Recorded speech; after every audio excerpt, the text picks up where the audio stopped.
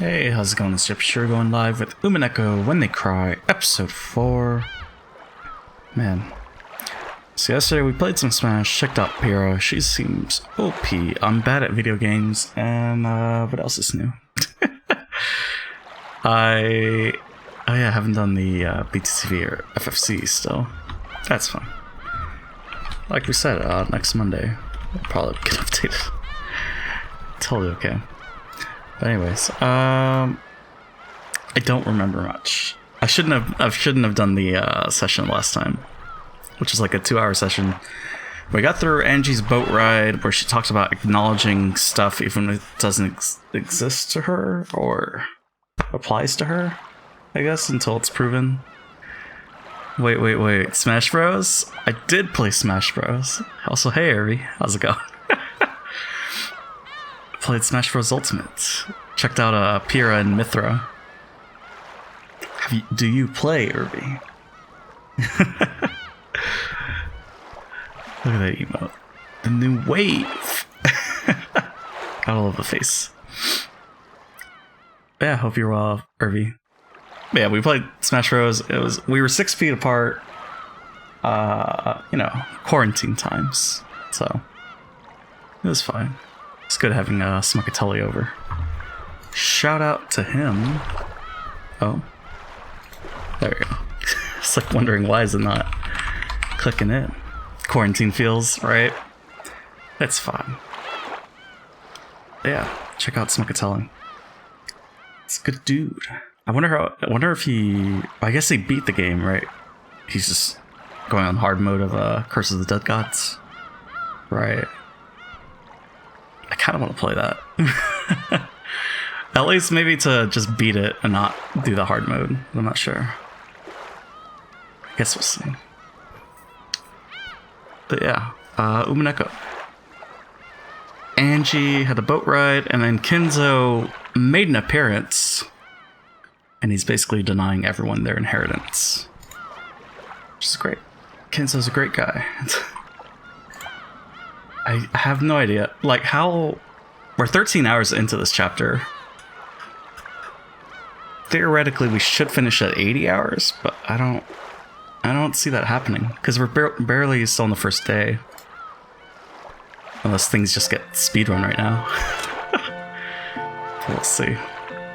Is the music a little too loud? Probably. 4:57 a.m. Yeah. We had a wacky schedule on Sunday.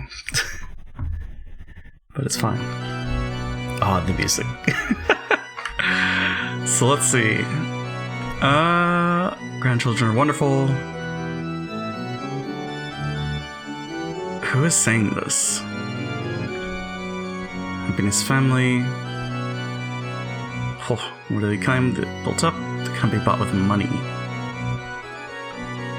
Remember Kinsa-san? Remember joy when you first brought back their grandchildren? Your children, your grandchildren will carry your great works on the future generations, setting an example that is something that an individual cannot accomplish no matter how much money they have. The siblings all nodded in agreement. Certainly, Kinzo had looked happy when his grandchildren had just been born. So, we did move things around. Because the other reason why Smuckatelli came over was he was going to give me his CPU that he wasn't using. And we had to move the wires and everything all around. Oh yeah, we got another follow.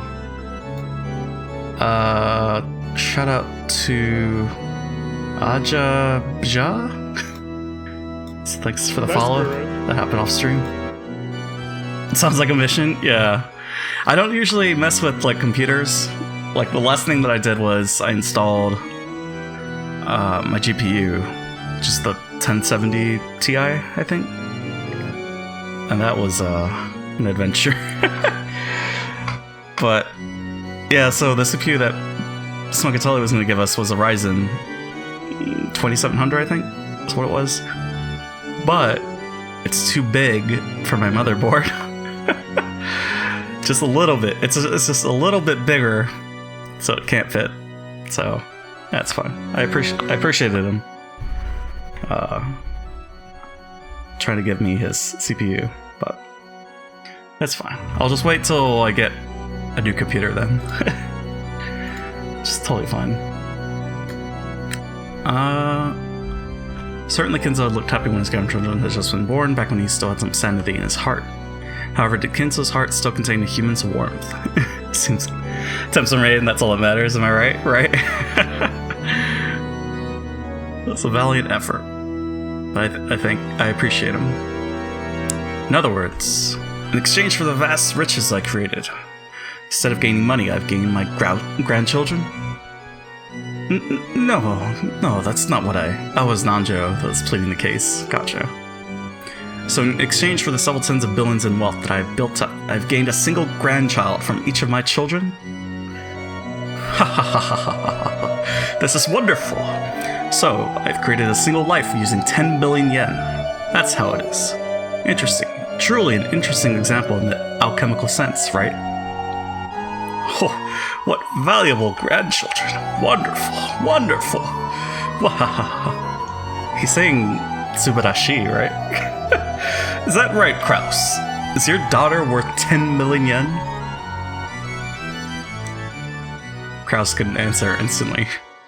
Wasn't that he didn't have confidence in his daughter, it was because he didn't have a clue what Kinzo was trying to test him with in this question.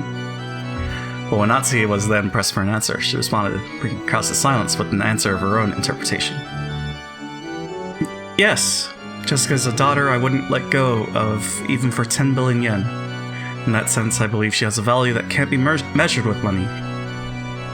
Oh, so you can say for certain that she's worth 10 billion. Ho ho. What about you, Ava? What about your George? Since Natsuki had answered that way, Ava naturally came up with their own answer as well. Even though Ava should have known better than to respond to a provocative question like this, she answered as well. Yes, father. George is worth 10 billion. No, even more than that. And that's not in the abstract sense of things money can't buy. George will certainly build up a fortune equal to his worth. He'll become a grandson worthy of carrying on your great works, father. Ava sent a glance at Hideyoshi and Natsuki as if she'd scored a point. When she heard what Ava had said, Natsuki was about to add more praise for her daughter, but stopped at a glare from Kraus. I see. Then what about you, Rudolph? What about your battler? Compared to George-kun, there's nothing about battler I can brag about. If he was kidnapped and we were threatened with a ransom of 10 billion, I'd feel like sticking a bow on the guy and letting them have him. Giggle, giggle. On top of that, he's an idiot and reckless. Talks about grand dreams and things that couldn't be done. Guessing that way, he's a super idiot, worth the equivalent of 10 billion normal idiots.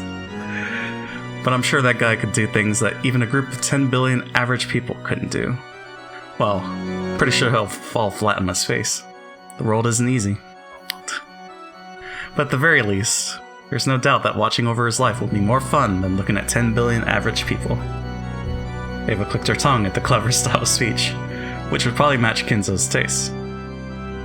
Apparently Rudolph had done that on purpose, so he grinned back at her. What of Maria?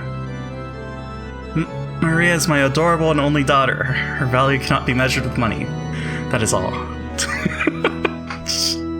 Just short to the point. I see. Dreams in the future, miracles and possibilities are the source of my magical power. No magic without hopes holds any strength.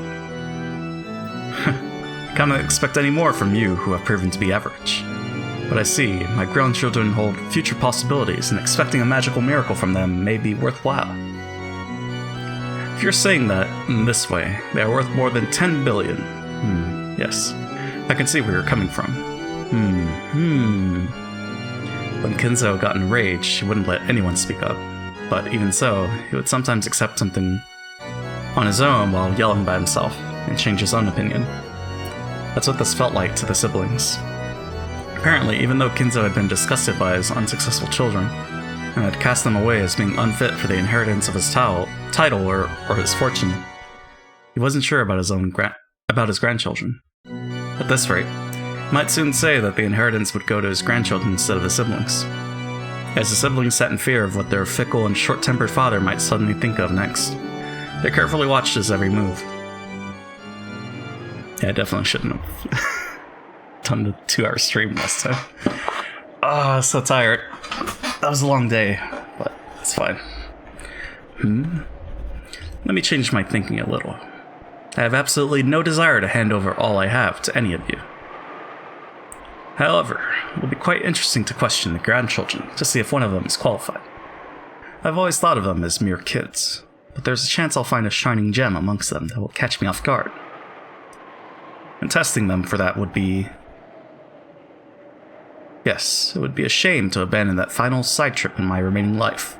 Well then, what shall I do? Go to the guest house, go say hi to Battler, and prove that you exist. I can, with confidence, recommend George as someone fitting to follow after you. Eva claimed that right away. Natsuki looked like she was about to follow along, but Kraus gave her a look, telling her to restrain herself. So she swallowed her words. How bold! Then, let us do this. I will individually question the grandchildren to see if they are qualified to succeed the Ushirimiya family inheritance and wealth. Father. However, that does not mean that one of you will indirectly receive the inheritance. I'm already disappointed in you all. There is no longer anything I have to give to you. Not a thing. The ones I will question are my grandchildren. And the ones who might succeed me are my grandchildren. Make absolutely sure that you do not mistake this. Understood? I shall obey Father's decision. Same here. I'll go along with what he decides. What about you, Neki? Of course.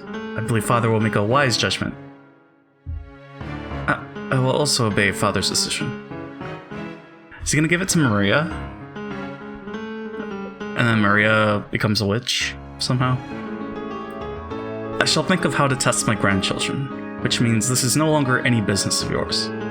After all, none of you are involved with the succession in any way now. So right here, right now, perhaps we should discuss a different matter that does involve you. So I'm gonna move the mic real quick.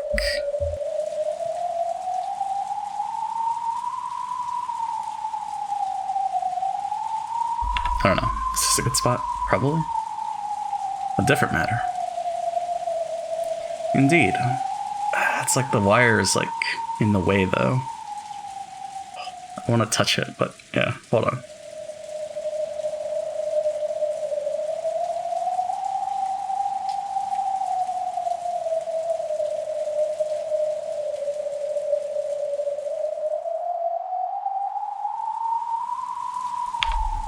Okay, is the mic plugged in? It is. Okay, we're good. Maybe this works. Indeed. That is tonight's true purpose, and the true purpose for this final Ushirimiya family conference as well. I have no desire to hear your thoughts and opinions. I demand only your assistance. Assistance in my ceremony. Your ceremony? Quiet. Father's talking now. Rudolph and the rest had automatically narrowed their brows at the occult-like word. Could he be planning to start some strange ceremony involving Beatrice's resurrection again? And he wanted their assistance? What in the world was he planning to do? In the past, he had carried out many eccentricities that he called by the same name, such as starting to burn a strange incense and filling the whole mansion with the stench. To the siblings, ceremony was nothing more than one of the aged Kinzo's obnoxious hobbies. Father, just what do you mean by that? If we can assist you, we'll do anything. Right, Rosa? Yes, but what in the world is it? Ceremony is inscribed in my epitaph. A ceremony to revive Beatrice and open the door to the Golden Land. That witch, who escaped her cage of flesh and sneeringly slipped through my fingers, I shall now capture, and force into submission with my greatest hidden art. For that purpose, I must offer 13 people as sacrifices. Gathering 13 people's worth of sacrifices is no easy feat, but tonight is a family conference. Many adults have gathered on Rakanjima. There could be no other day on which to carry out this ceremony. Taken literally, it sounded like he was telling them to become human sacrifices for his dark ceremony and die. Ridiculous. Was it some kind of metaphor? But they didn't have a clue what he was trying to illustrate. The siblings whispered together about what Kinzo was saying. What's Dad going on about? Is this his usual sickness? Probably. Listen silently for now. Sorry, Father. I don't understand what you mean by that. What is it you don't understand? I'm making this extremely simple. I told you that I'll choose 13 of the humans on this island and offer them as sacrifices in a ceremony to revive Beatrice. Even worthless people like you can be very useful as sacrifices in my ceremony. Wahahaha. Oh, is he gonna make it so Kinzo is the only one with the grandchildren? Huh. Listen. This is not a joke, or nor anything of the sort. This is my final bet. My final ceremony. The last one I will desire in my life. There are now more than 13 humans on this island. In short, that's a head count that could easily satisfy the massive number of sacrifices I require. Become the sacrifices for my ceremony. Kinzo-san, you weren't serious about what you said back then, were you? It wasn't a joke? Unusually for him, Nanjo's face changed color as he stood up and shouted. It seemed this wasn't the first time Nanjo had heard all this dark talk about 13 sacrifices. Sorry, my friend. That was no joke, nor anything of the sort. It is what I bet my life on, the final ceremony, the final game that I will attempt. Yes, this is a game. If gaining my fortune and leaving the island is your goal, then there are only 2 ways to achieve it. Will you escape being chosen as one of the 13 sacrifices and spectacularly survive by finally solving the riddle of the epitaph and stopping the ceremony? Or will you kill me and thereby stop this ceremony? Those are your only 2 options. By now, everyone wasn't just whispering, but chattering and muttering away. Even the siblings had noticed that Kinzo was beginning to act abnormally. Father, are you a little tired? Genji-san, has Father been drinking? No. The Master is sensible. Sorry, Dad. I don't have a clue what you're talking about. Dad's free to start up any weird ceremony he wants to revive the witch he loves. That's his hobby. But getting wrapped up in that, and being made into a human sacrifice is a little more than I can handle. Rudolph, are you trying to interrupt Father? What are you talking about, Neki? Expect me to listen to something that shady and say, oh really? Was the ceremony Kinzo had mentioned literally something disturbing? Or was it some kind of test to choose the successor? It seemed that Rudolph had taken it literally, but Ava apparently still believed that it was something like a test or examination to find the proper successor. But Kinzo responded with a clear smile. Well then, that is all I have to say. No objections or opinions are necessary from you. I will simply awaken from my dream of having 4 unsuccessful children.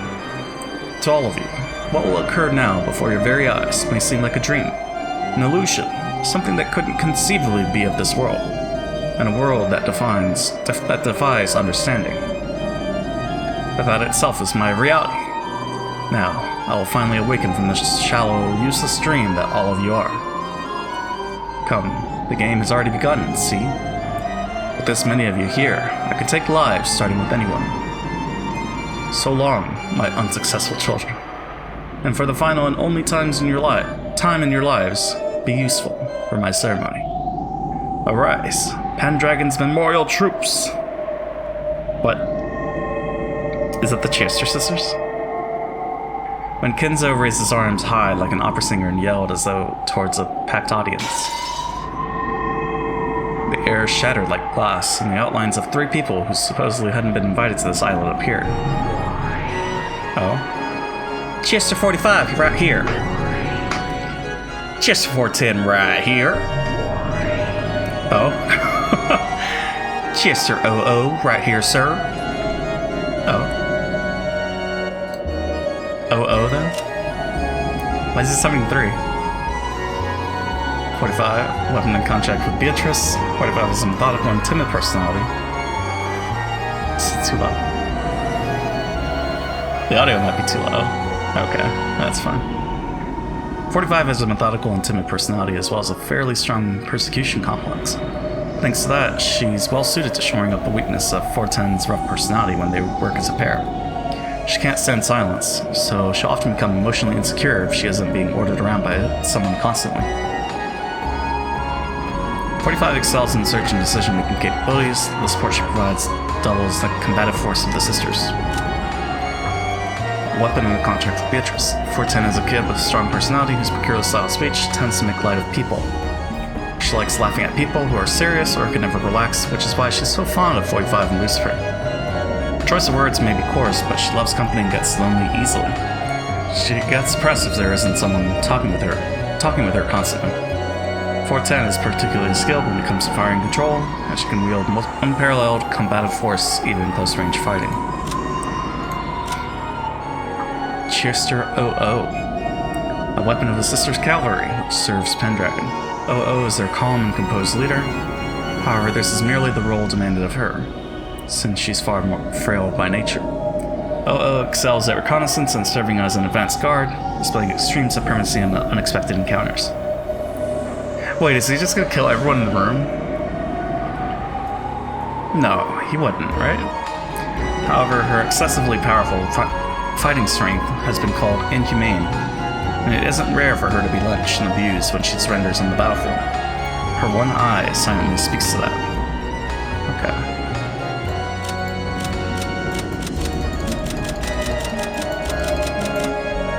I guess that's it. 3 girls with strange forms suddenly appeared behind Kenzo. Where from? When? Who? Who were they? The humans were thrown off balance and their minds went blank, because they spent all that time thinking they lost their chance to survive. You have permission to shoot 6 to death. I'll leave the choice of targets up to you. Begin your attack. Unrestricted firing, understood, sir. Thank you for granting us such excellent targets. Everyone, commence unrestricted firing. Mee-hee. First one in. Yeah! Ha-ha! When 410 scratched the air with her finger, a golden bow appeared in empty space and she pulled its string. The golden arrow that had been ready there was fired off without any hesitation. It flew around the room, leaving haphazard gold curves everywhere, and chose Natsuki from among those sitting at the table of the family conference, pulverizing the left half of her face. Damn.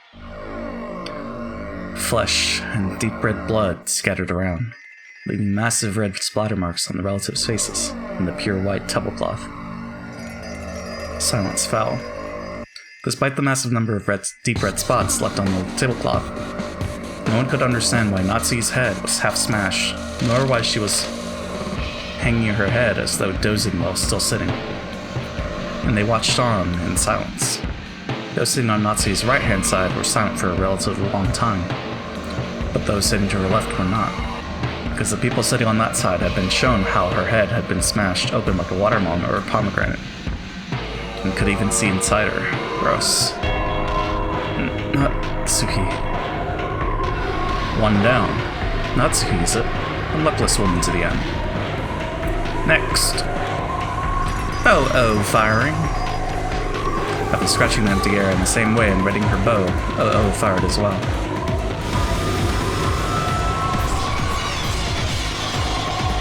After it flew round and around at high speeds like the golden arrow 410 had released, showing a convoluted curve in the same manner.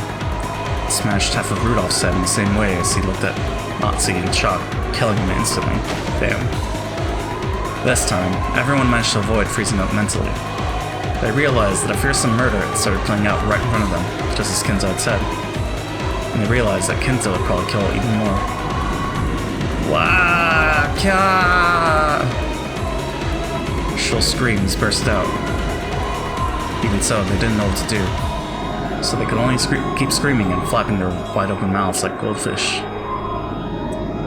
Father. What do you think you're doing? You fool! Run now! Zeba asked Kinzo with that in total shock. Hideyoshi had come to his senses faster than anyone else, had risen to his feet, pulled at her arm from behind. However, merciless fate's choice for the third sacrifice was Hideyoshi. Just like the two before him, half of Hideyoshi's head was neatly smashed, and the right side of his head, which had happened to be facing that direction at the time, had been blown away with its contents exposed like watermelon or pomegranate. So, still holding Eva, Hideyoshi slumped backwards and fell down. Still held by her beloved husband, Eva fell over backwards with him. Dear? Dear? Eeeeee! Eva screamed. It was only natural. The face she had been looking for had been half lost. And the crushed skull, the mashed brains, and the crushed jaw all laid bare. 45 impact, it's a hit. Spectacular. Fire again. 3 more remain. Father.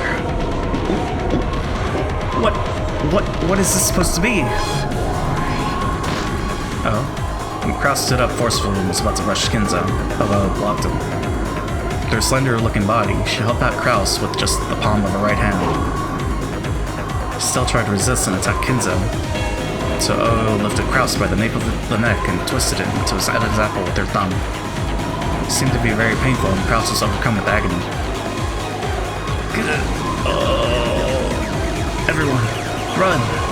Get the police! An ambulance! Quickly! Everyone, let's escape! Escape! Anjo's sharp words finally dissolved the spell that had been holding them down in their chairs. And Goda and Kumasawa each tried to escape from the dining hall first. Porten moved in an instant and appeared there, blocking the way.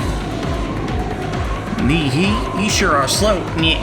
Did you think I'd let you escape? Nyeh.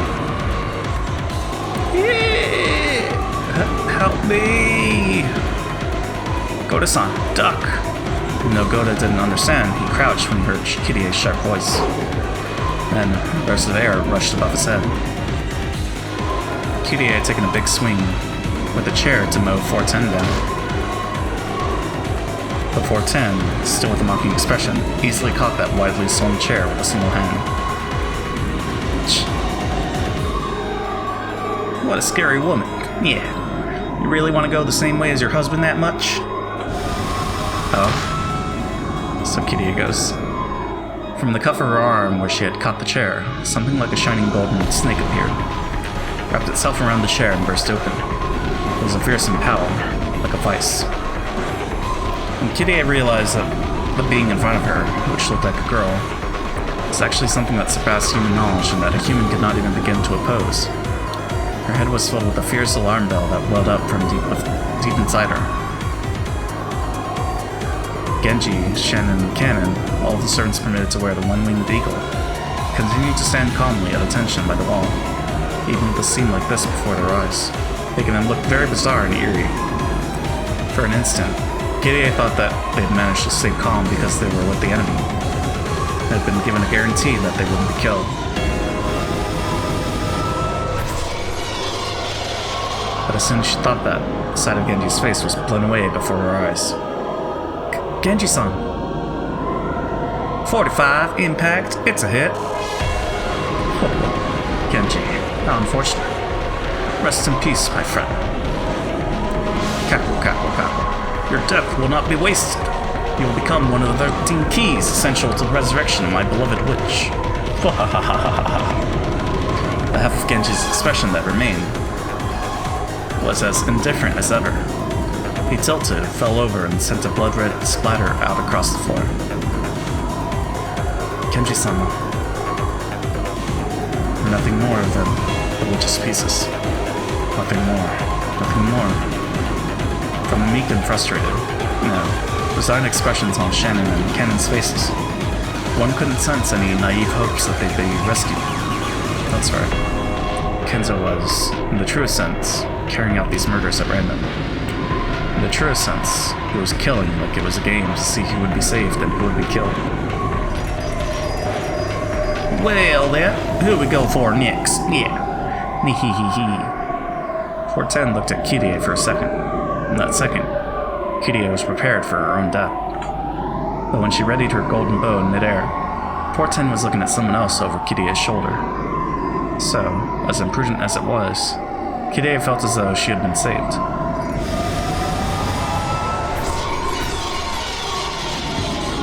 Again, an ugly, exploding popping sound rang throughout the room. Who was it this time? When Kirie turned to face the direction of the sound, she saw blood gushing like a fountain, and Ava lying on her husband's chest. Of course, her face had been half smashed just like her husband's. Poor Ten had mercilessly targeted Ava as she clung to her husband's corpse, sobbing. Let go of Nissan! Let go of Nissan! Just stop it, father! Just stop this brutality! Run away, Rosa! Rosa's objection didn't reach Kinzo, as he continued to laugh loudly in the blood-splattered dining hall. She wasn't able to lessen Krause's pain at being lifted up at the nape of the neck by OO. So, Rosa had no choice but to use force. She lifted up the chair beside her and gave a warning. Father, order her to let go of Nissan. Just stop them from doing this. I cannot. If that is what you desire, then prevent it using your own power. Cut a path through to your own fate with your own hands.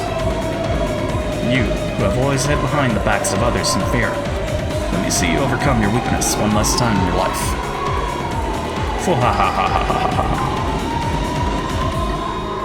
Father.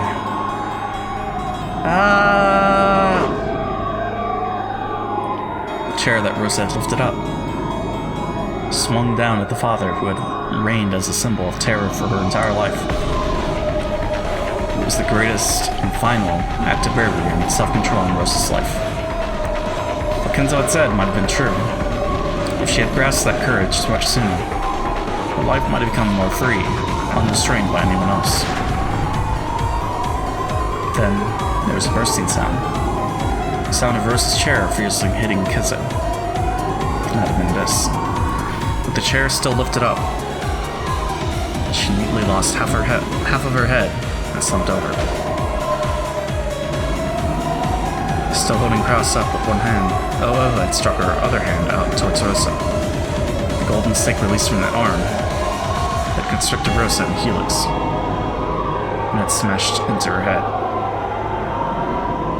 Defensive firing? I apologize for the discourtesy of shooting so close to you, sir. I care not. So this makes 6 people. Yes, Lord Goldsmith, this makes 6 people. And she indifferently communicated that OO let go of Krause, whom she had been lifting up this whole time. Indeed. So, the sacrifices of the first Twilight were Eva, Rudolph, Rosa, Natsuki, Hideyoshi, and Genji. Cackle, cackle, cackle. So we have Krause and Kirie left. That's cool. We haven't seen them. Well, I mean, I guess we saw them all last time. It was a massacre that happened in an instant. The interior of the dining hall had been dirtied by blood splatter, and the 6 unlucky victims lay with their heads brutally exposed. In a way that was fitting for that abnormal space, Kinzo's abnormal laugh alone echoed out.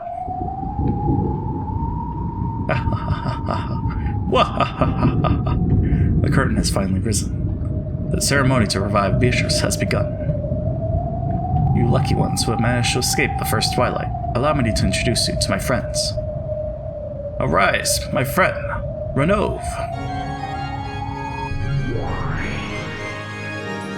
When Kinzo called Renove's name, the demon butler showed himself in midair, bowing respectfully.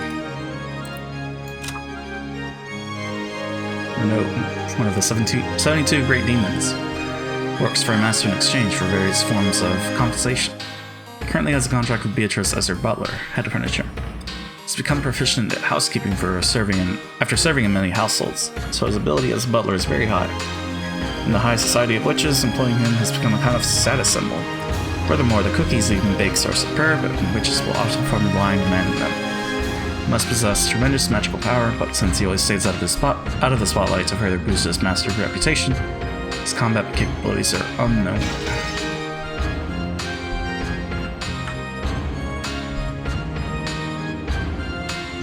Pleased to meet you, everyone.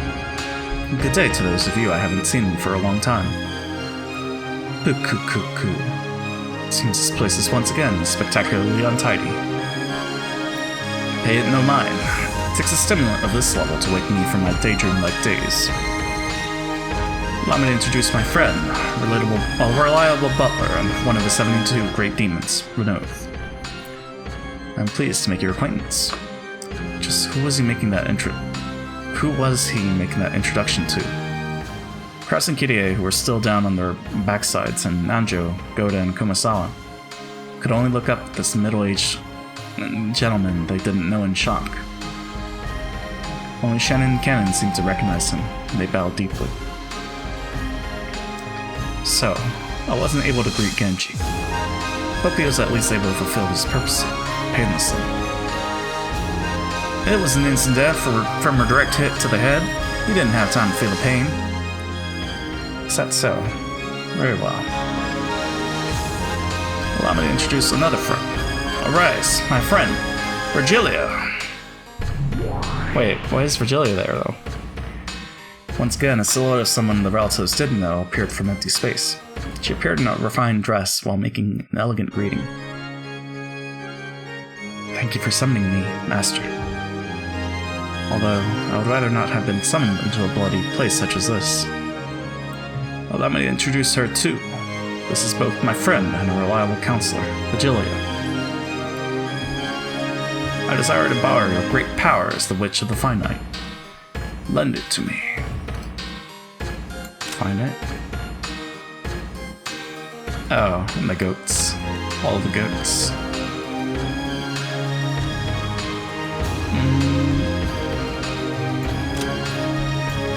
And the 7 sisters.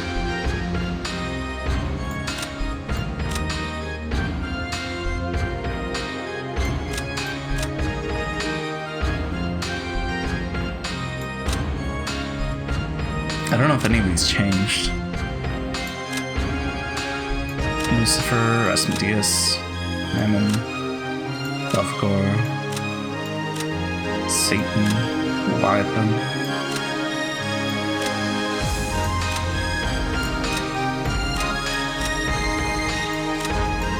I think that's all of them.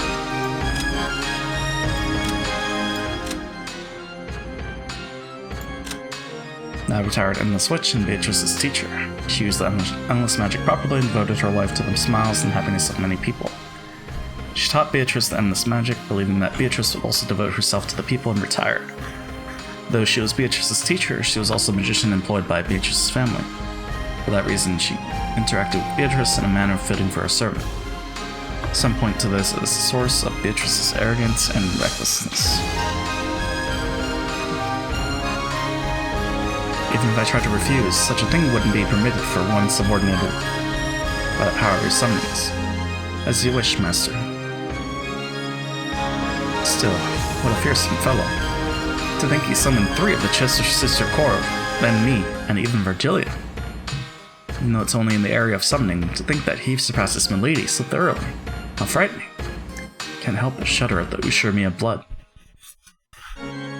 In order to carry out Beatrice's resurrection ceremony, I shall give it my all as a summoner. This still isn't enough. In order to perfectly succeed in the ceremony this time, I shall summon more.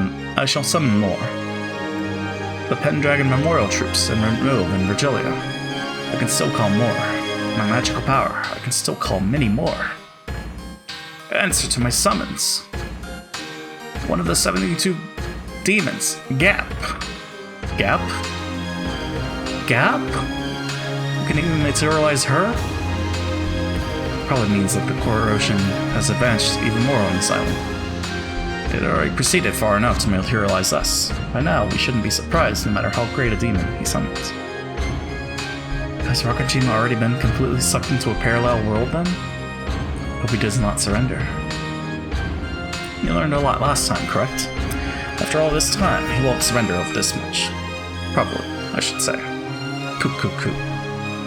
Well then, shall we enjoy the stage we now stand upon? It seems the main character is the master this time. Let us suspect a script of a different flavor than the latest. So who's this Gap? When Kinzo strongly concentrated his magical power, a pale light gathered in the empty air, twisted, and a magic circle was drawn there with a deep red glow. Oh. Okay. And with a sound like glass breaking, a new demon could be seen there. You did well to answer my call. Gap, one of the 72 great demons. Oh.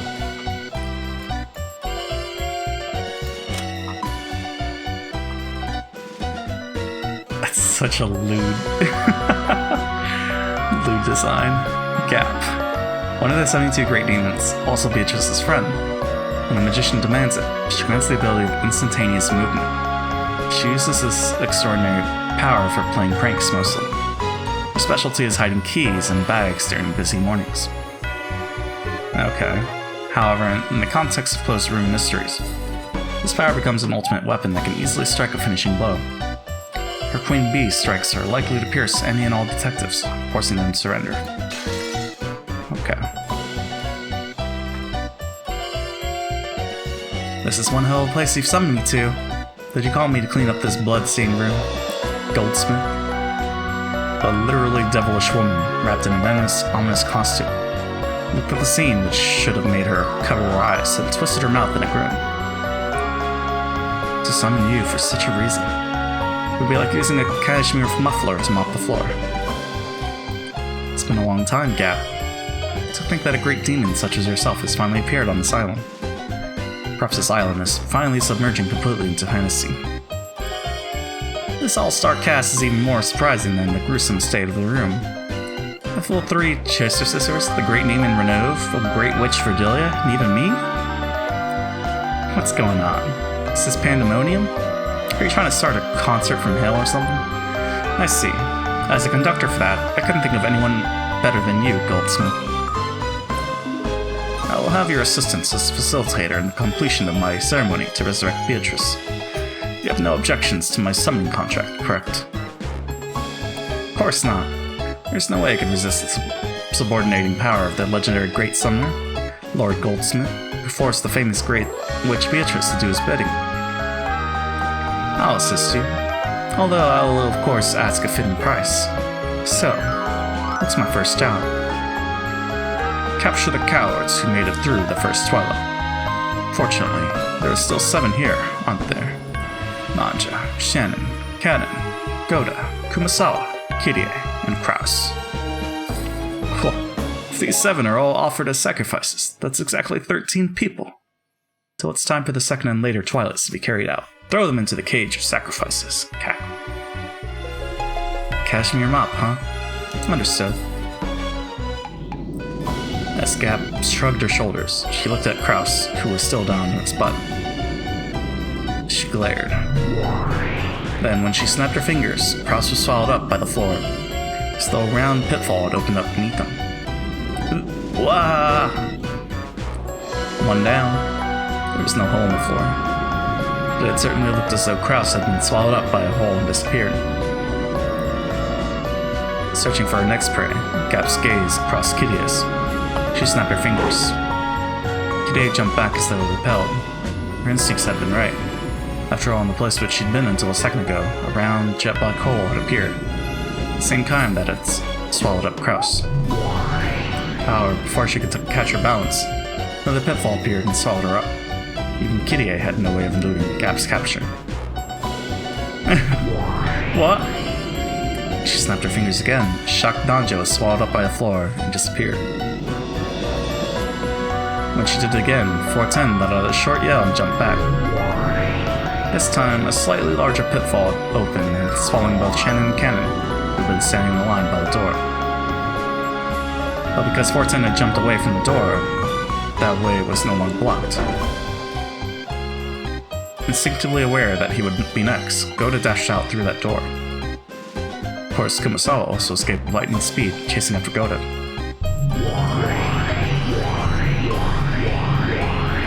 Cap snapped her fingers over and over. Round, jet-black pitfalls opened one after another behind them, chasing them. However, they did nothing but drive the recklessly fleeing pair away and couldn't swallow them up. Gauda and Kumasawa had escaped in a matter of seconds. I've gotten slow. Let two get away. Don't worry, we are currently locking on to the escapee targets. Data link ready. Need heat? Shall we snipe? No, cannot authorize that. They are precious sacrifices. Wait for the Master's authorization. Great Lord Goldsmith, we await your orders. It is still too soon for the coming of the second twilight. That's what the source of my magical power is whispering to me. It must not be now. Let them do as they please. It isn't as though they can escape from this island. The source of the Master's magical power is noise and risk and tests of luck. In other words, it means being fickle, it seems. Cackle. Perhaps you could also put it this way, that way. Good work, Gap. Let us steadily advance the ceremony from here on. Well then, that is that. Next are my grandchildren. I will test them to see whether they are qualified to become my successor. Let's see, how shall I test their qualifications? Cackle, cackle. If you decide that they're qualified, do you intend to abandon Beato's resurrection? Of course. Despite that, I will test them. Perhaps a woman cannot understand that contradiction, nor my madness. Cackle, cackle. Well, apparently men are as weird as ever. I don't get the very concept of playing around with risk. Oh my, I thought you loved that sort of thing. Of course. If a man whispers to me about dangerous risks and love, I'll go head over heels. I go head over heels. But only if he's hot. Why that sound effect? Poo-coo-coo-coo-coo. Be quiet. Try to refrain from whispering. Truly noisy women. At least they are boring. This is what makes summoning so pleasant. All of you will bear one side of the scales of noise and risk in my ceremony. That is the work I expect of you. 6 brutally murdered corpses lay in the dining hall. It was contaminated with red, gruesome decorations. It was now unimaginable that, until just a second ago, 13 humans had been arranged here in a well-organized manner. Kinza lined up the famous demons and their subordinates, loudly declared the beginning of a night of overwhelming mass murders, and swore to himself that he would certainly revive Beatrice and open the door to the Golden Mile.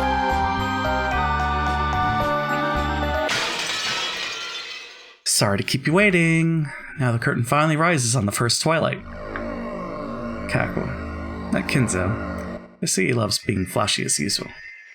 So, even that man who can be more persistent than anything when he follows you around, can shine so when on the stage. Damn. Always killing in a grotesque way as usual. Smashing half of their heads? Bad tasty witches and demons have always pisses me off. Smashing half of their heads. I see. So she's realized that, in the games up until now, that's been the most ideal method of killing. Ideal?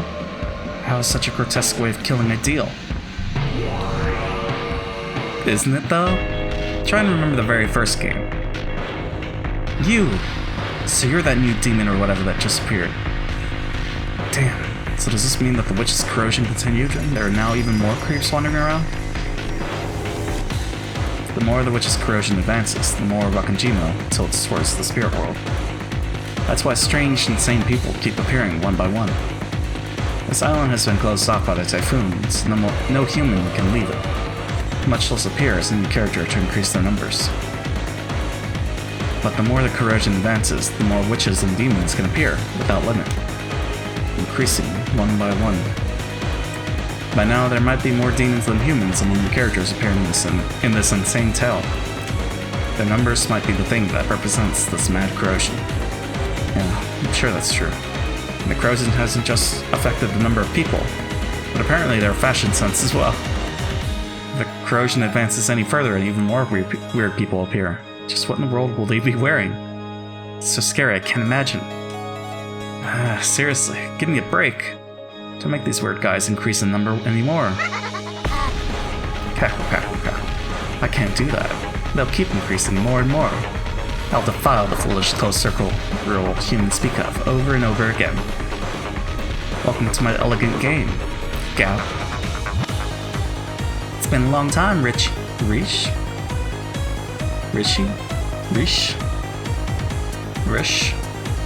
Have you been well? Why do I ask? You look great. Have you gotten younger? You look 200 or 300 years younger than when I last saw you. Ah, I see. The demon grandfather had summoned and introduced this Gap. Took a glance at me, and then grinned as though she figured something out on her own. That smile felt openly obscene. Guess she's Beato's friend, which means she's gotta be a creep among creeps. By the way, they were saying something about a closed circle or whatever. What does that mean? Serial murder mystery novels that occur in places isolated from the outside world, like Rakanjima is now, are sometimes called closed circles. Since such a place is isolated from the outside, it's like a circle that's closed. Therefore, in general, the characters and suspects are limited in number. Having new suspect candidates added on one after another from outside the circle goes against the etiquette of mystery novels. In other words, the witch is probably trying to desecrate humans and the mystery genre itself. You're Gretel? I see. You look like a wise kid, Giggle. I love kids like you. You taste so sweet and tantalizing. Gross. Keep the jokes to your clothing. It's Devilish Pretty's newest Jack the Ripper Christmas blood. Sorry for having a style that a country bumpkin from the human world couldn't understand, okay? At least we know it's well ventilated. Why don't you add a gap to the head part as well? Let a little air into your brain. Gap is always sensitive to the fashion of the spirit world. This year's fad truly is bold. I think I'll order one sometime. For you, Rish, I'd recommend Valley Gray, Analyst in the Graveyard. Let's go to 666 sometime soon to look at the clothes. You really should drop by the spirit world every now and then. When this game is over, I'll be sure to do that. Cackle. Still, your two opponents are pretty cute, Rish. Looks like this kid has figured out the meaning of the corpses with their heads half smashed. You know what that is, girl? Just now, she told me to remember the first game. What did that mean? Just what it sounds like. Remember the first twilight of the very first game, when the adults' corpses were found in the gardening shed with the magic circle drawn on it. Remember?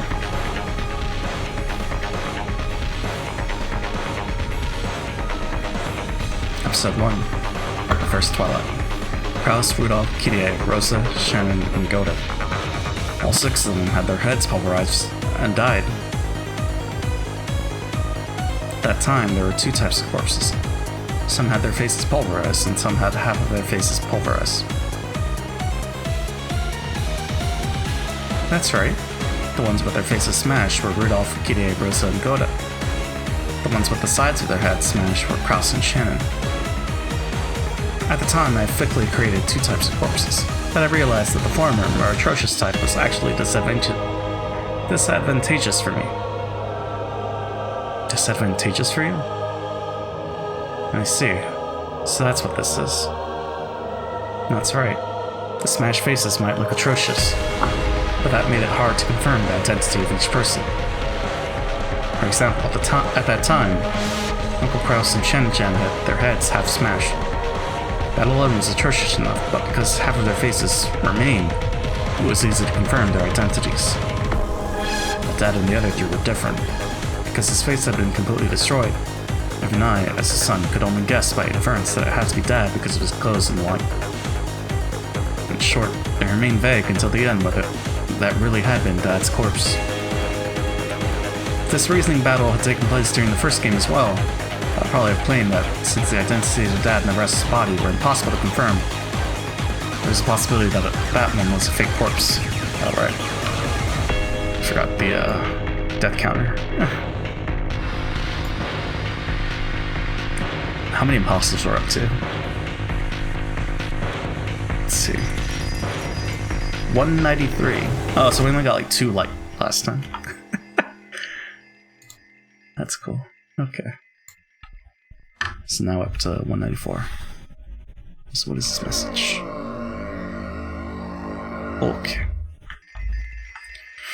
After all, Beato didn't state anything in red during that game. Well done. Correct. A fake death is one of the basics of the mystery game. Genre. Mystery genre. Even if you make a doctor examine the corpse, you can't trust the results if you suspect him of being the culprit's accomplice. Therefore, corpses that can't guarantee a death for certain are always disadvantageous for the witch's side. You can suspect fake deaths for all corpses, hypothesizing that one or more of them is the culprit for the crimes that follow. It's a move Battler doesn't like, but it's the most elementary move to use against a witch. Yeah, that's right. That's why Beato started using the red. With the red truth, you can carry out a perfect autopsy. Cackle cackle. That's how it is. Normally, for the first Twilight, I would use the red truth right away, confirming the deaths of these 6. However, as you know, my battle strategy this time is the complete opposite of previous games, and I'll use red truth and starvation tactics. Since you use it as a grounding from which to counterattack, I will not use the red easily. I'll make it come apart at the seams by using red in just a single place, as rarely as possible. In the end, it means I will permit all rants regarding your guesswork for all the closed rooms. And I only have to smash one of those once with the red shirt. Let someone get comfortable. Even though you've always teased me, once I start counterattacking you, now I'll hole up back inside your shell. Quit kidding around. At any rate, I do not want to use the red. I want to be stingy. I want to bully Battler. But how could I guarantee a death for certain without using red? I worried and worried over it. And then Gap gave me an idea. It truly is a simple method. Cackle cackle. I just pointed out something obvious and you hit upon the idea, Breach.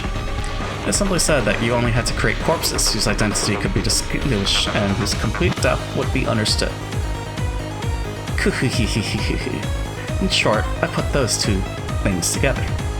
The face, which is necessary to distinguish their identity, and the pulverization of the head. The vessel for the soul, which is the perfect symbol of death. When I put those two parts neatly together, wonderful. I came up with the perfect answer of corpses with their heads half smashed. I bet you love 2-colored bread and 2-colored ice cream. You're just like a greedy kid. At any rate, even if half of their heads are smashed, we shouldn't assume that they're dead at this point in time. I get it. Since Beato is trying to act tough and is refusing to say anything red, I've gotta suspect everything. Of course, definitely not gonna swallow the theory of magical mass murder by the Chiser Asnichans. Gable, sure I've gotten prudent. If this were the first game, you would have swallowed everything. Cackle cackle. That wouldn't have anything less from a rival. Since there is fortunately no red now, he can imagine whatever he wants and reason over and over again as he likes. At the very end, at this very sweetest spot, I'll cut him down at once with the red truth.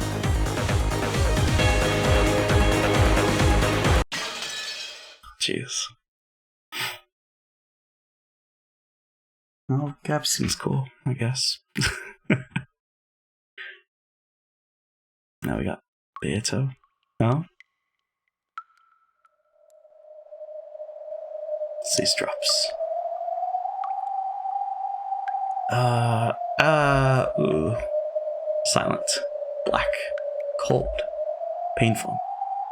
Ursa regained consciousness bit by bit, and the first thing she thought was that it would have been better if she hadn't. After all, with her body this cold and hurting, the pain grew the more her consciousness returned. Felt like she'd been sleeping on ice-cold marble in the darkness, lying face down for a long time. This is why I always tell myself, if it's just for a nap, I've got to at least grab a sofa.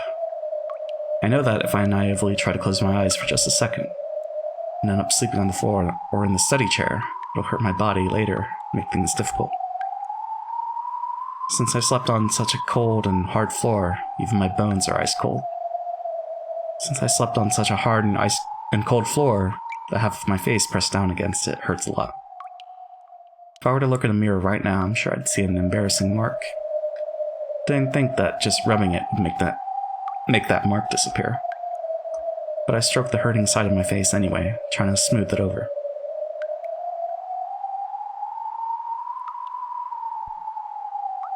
I wonder where this is. I thought it was pitch black, but it looks like it isn't. After all, I can faintly see my own body. Without a doubt, there was some source of light. But even if I looked up at the ceiling, or else the sky, there was only an expanse of blackness, and I couldn't see a proper light. My body alone was slightly lit, whereas everything else was sunk in darkness. That's what this world was like. It was almost as though Rosa alone had been abandoned in a forgotten world. As her mind grew clearer, she started getting nervous about why she was all alone in a lonely place like this. When she was about to call out, asking if anyone was there, she heard the patter, patter of footsteps coming towards her. They were light footsteps, so she thought it was probably a kid. She didn't sense anything disturbing, so she wasn't afraid. But they also weren't Maria's footsteps. So, wondering who in the world would be in a darkness like this, she stared in the direction that the footsteps were coming from. As she did, a faint, approaching silhouette came into view. Oh, what? Wait, what? It looked like a child much younger than Maria. Who is it? I don't know this kid. But the expression on his face was like a lost child separated from his parents. As a parent with a daughter herself, Rosa felt as though her chest had been torn apart. Who are you? Ah! The instant the kid muttered that infantile word, she felt pain in the half of her face that had started hurting from the cold floor, as though it had been pierced by long, thin, hard needles. Without thinking, she pressed her hand against that side of her face. Are you alright? Does it still hurt? Thanks, I'm fine, little guy. Where are we? It's really cold. Come this way. You mustn't stay here. The child took my other hand and pulled with a grim expression on his face. Rosa didn't have a clue what was going on. However, a single honest expression on a child can often tell the truth better than 100 words from an adult. She didn't know the situation, but even so, she dashed along with him, still being pulled. But this was a world where nothing could be seen in the darkness except for their own forms. It didn't even really feel like she was moving forwards. Even though she was running, she couldn't even feel any wind. It was as though she was still inside a nightmare, that kind of unreal sensation. So even though I ran, I couldn't maintain my sense of balance, and my legs got tangled and I fell. Even in a world that didn't feel real, the pain of smashing my face against the cold, hard floor was reality itself. Uryu, are you okay? I'm sorry, my head hurts. When the kid said that infantile word, Uryu, pain like being stuck with needles ran through my head again.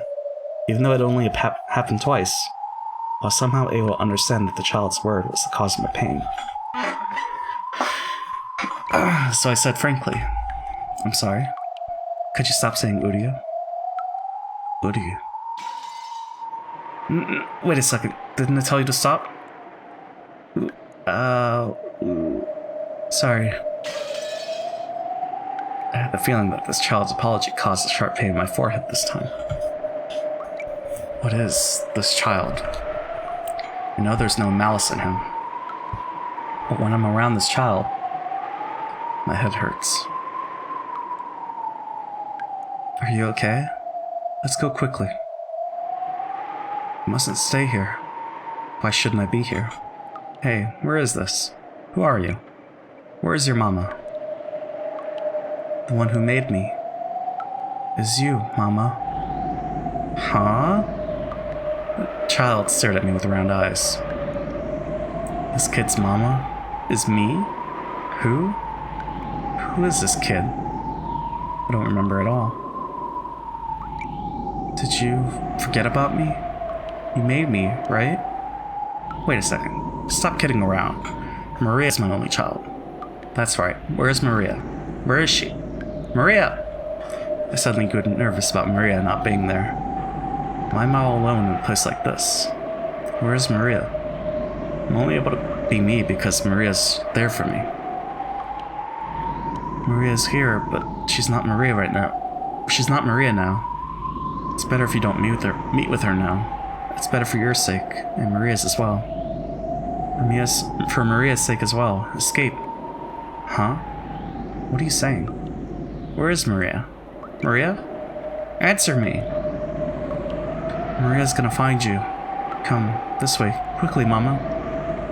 That child pulled on my hand again. It was probably pulling me in the opposite direction from Maria. So I stopped walking. Let go! Just who are you? Who gives you the right to call me Mama? Mama's the one who made me. Did you forget? For Maria's birthday present? You made me with your own hands. Did you forget? You couldn't be. Maria's Sakutaro? Yes, the lion stuffed animal Mama made. Yeah! A fierce, sharp pain struck me. It came from the palm he had grasped with his hand. When I knocked his hand away without thinking and looked at my palm, a hole the size of a thumb had opened there, and deep red blood gushed out. It was a hole so big that I could see through to the other side.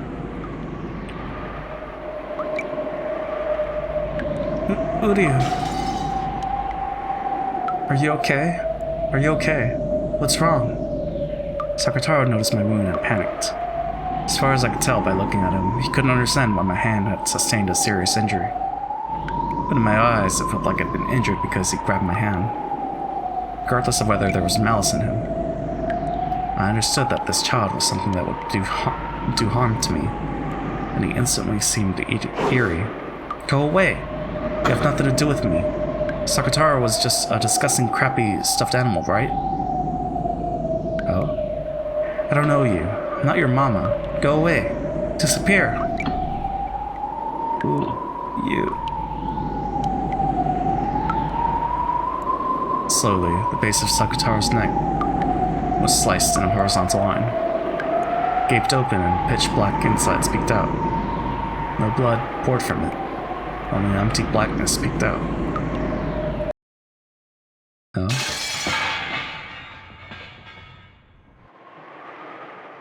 Then, from the insides of the gash, cotton snow poured out, and as bits of cotton scattered, he slumped over. Then, all that remained was a crumpled yellow cloth, and bits of cotton that looked like sticky, crushed cotton candy. The lion's stuffed animal. Without a doubt, these were the remains of the Sakutaro stuffed animal I tore apart on that day, while overcome by my emotions. The instant I realized that, a long, sharp shriek that could rupture an eardrum tore the world apart.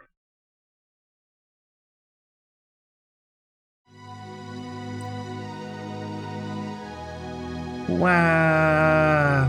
Sakutaro! Sakutaro! Ah! Wow! Like a flood from a broken dam, or like a broken TV, Mira cried out in a high-pitched voice. Her voice, which made the ears throb, brought up two emotions in me. One was regret. Yeah, I was overcome by my emotions and went overboard. It was a mother's desire to kneel down right away, hold Maria's head, cry with her, and apologize. In actual fact, I did that right away. I held Maria's head and apologized, crying. But Maria didn't stop crying. On the contrary, she rejected me. The one who had torn her closest friend apart and pushed me away forcefully with both hands. I had been on my knees in an unnatural position, so I fell backwards easily. Maria scraped together the yellow scraps of cloth and cotton bits, buried her face in them, and cried even more. Watching that, another emotion welled up rapidly, and then it burst. After all, she refused to make up with me, even though I'd apologized. And there was nothing else I could do now anyway, and it was all Maria's fault in the first place. Since she's too busy playing with stuffed animals all the time like this, she can't make any friends. That's why people treat her like a freak. This is a perfect opportunity to give her some instructive guidance. After all, it's not like I was pampered all the time. Everything eventually breaks, is stolen, is destroyed by someone. Even I had lots of toys and treasures stolen, broken, mocked. and thrown away by my brothers and sister and father and mother. But when I cried about that, while I might have shed a few tears, not once did I sob like this and trouble my parents, throw a tantrum, get mad, hit the floor and kick and make a racket. Even though I always wanted to, I thought I'd get in more trouble if I did, so I always held it back. It's because I held it back that I was able to become the wonderful adult I am now.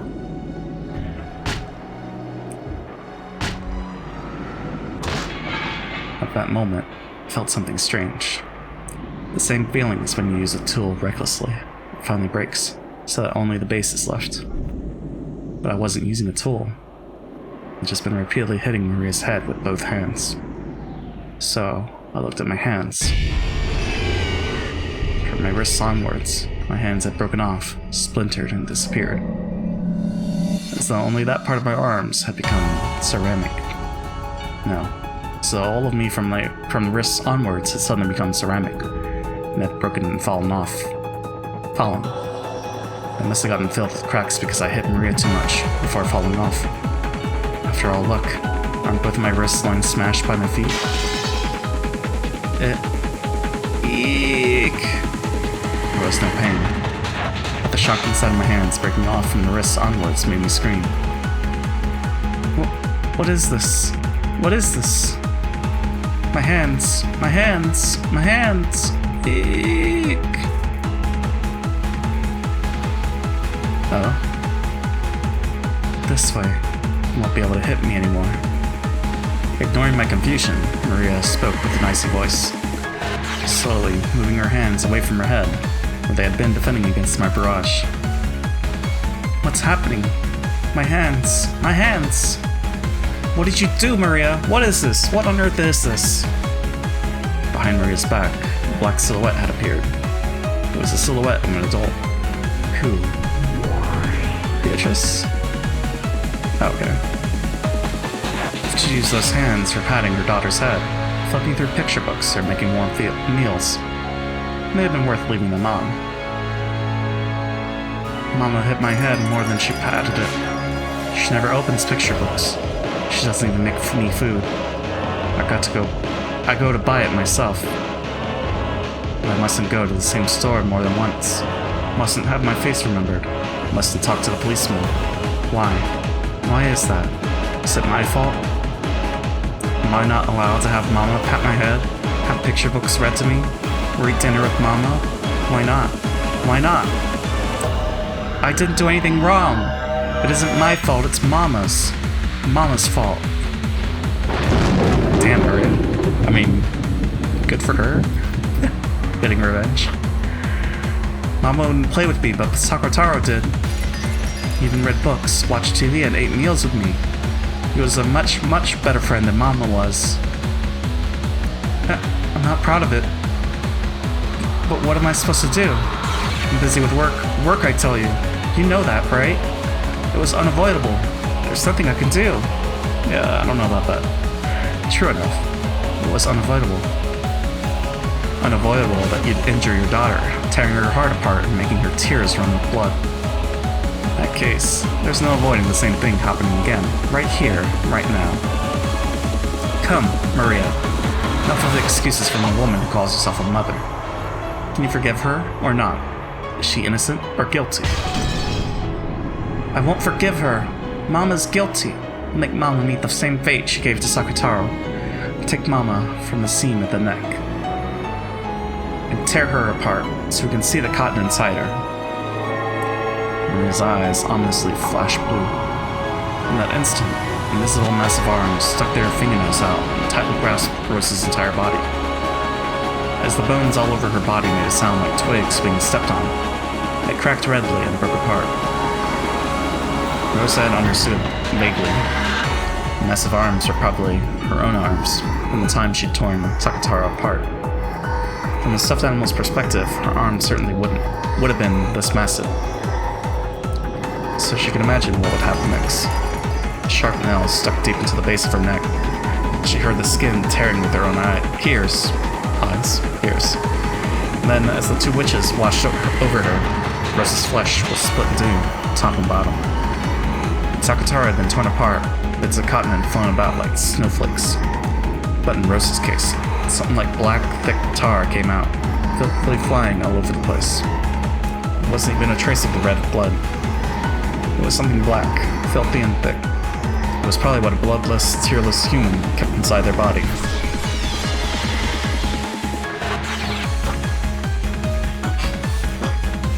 This is incredible, hideous, but filthy insides. Splendidly done, Maria. Well then, is this enough for your revenge? Can you forgive your mother or not? Innocent or guilty? I can't forgive her. Still can't forgive her. She's guilty. And Beatrice brandished her pipe cane. Gold fireflies seeped up and restored Rosa's broken flesh in an instant.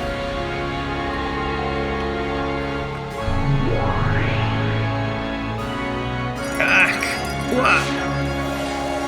Cough, cough. Feel the depths of your sin, which cannot be repaid by a single human life. Remember your own great sin. Come, try and remember. Remember the scale of your sin.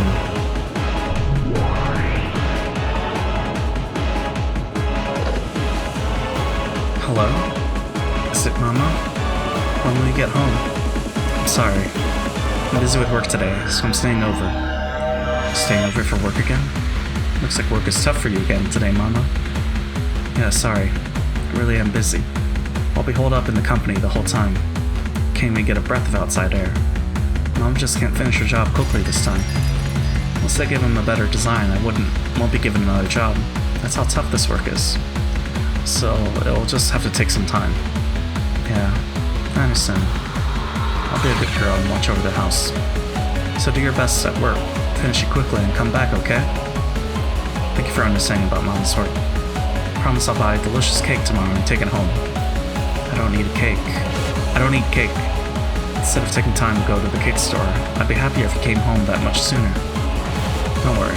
I'll come back quickly. I promise. So let's have some delicious cake together. Let's drink delicious tea together.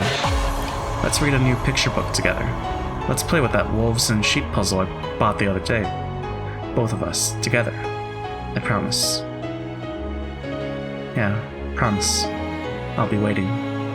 Do your best at work, Mama. It's a lonely story, but isn't this mother-daughter love wonderful, with both looking out for the other? Do you see any problem with it, Maria? Rosa? I kept that promise, didn't I? The next evening, didn't I do as I promised, buying a cake and returning earlier than usual? That's not it. I knew. That evening, the pay-on-delivery package came for Mama, but there wasn't enough money in the wallet, so I called Mama's company to ask what to do. I was told only to call at special times. But I thought it'd be bad if the package was something important for Mama's work, so I called. Then, I was told that Mama had the day off. I was told that it had been decided long ago that Mama would have had the day off, would have that day off, that she'd gone far away to play. I knew. The whole time. I knew Mama was lying. Oof. But you know what? Sakataro scolded me, saying that it wasn't true. Every day, Mama was very busy with work. There was no way she'd abandon Maria and play. Said that the person who told us Mama had the day off must have made some kind of mistake. That's what Sakataro said. So I believed it. I believed it! I love Mama. Love her. Of course, Mama says that she loves me. Loves me. Yes, me too. I love you, Maria. Rosa let out a deep sigh. Maybe she felt the weight of her words. Then she set the receiver on the bedside phone down. The dark room made the starry sky on the ground below the window stand out even more beautifully. On the table in front of the terrace was a very cold wine cooler, and the one she shared a glass with was gazing at the scene below. You didn't tell your daughter you were on vacation? I told her once, but she was so noisy that I decided not to tell her anymore. It's less work that way. If you're worried about your daughter, you don't have to force yourself to put this in your schedule, right? But that way, we'd never get our schedules so much. Didn't I say not to worry about that? That slender, middle-aged man, clad in a white robe, gave a small sigh. Rosa reacted instantly to that slight action. Come on, let's not talk about my daughter. It'd be a waste of this precious wine. I find you fascinating as both a woman and a human being. But for that very reason, I feel bad about taking so much of your time that it strains your relationship with your daughter. Don't I always tell you not to worry about my relationship with my daughter? I'm trying to talk about her when I'm alone with you, okay?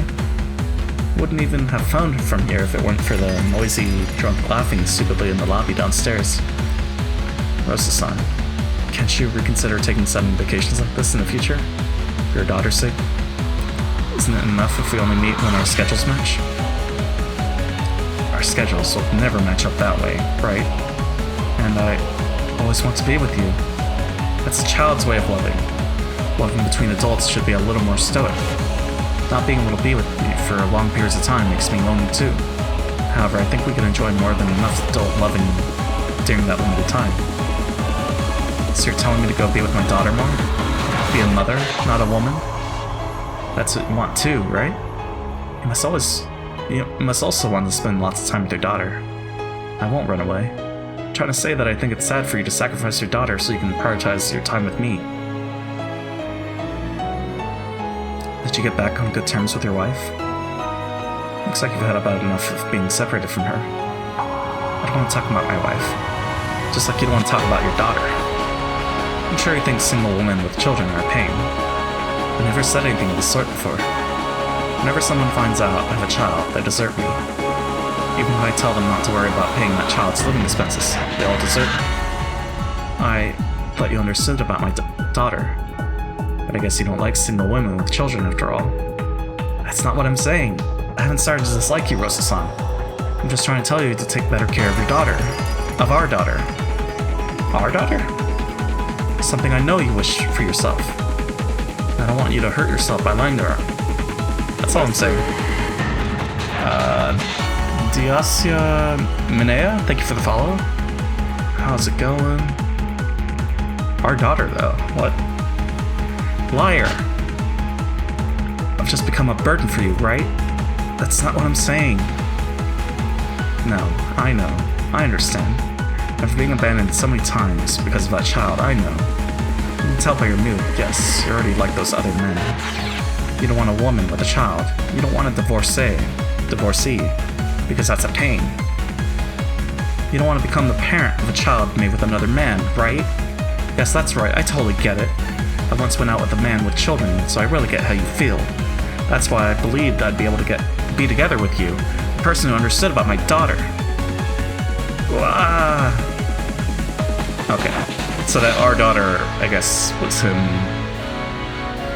imagining, I guess? Like, trying to be more. Still though, he has a wife, so that's scummy. That's scummy. Cough cough. That's right. You were always in the way. If only you didn't exist, I would have been able to grasp my happiness as a woman long ago. Because you exist, you were always in the way of my happiness. No. Even I didn't want you to be born. No, that's not it. I thought I might be able to build a happy family together with you. But that man disappeared right before your birth.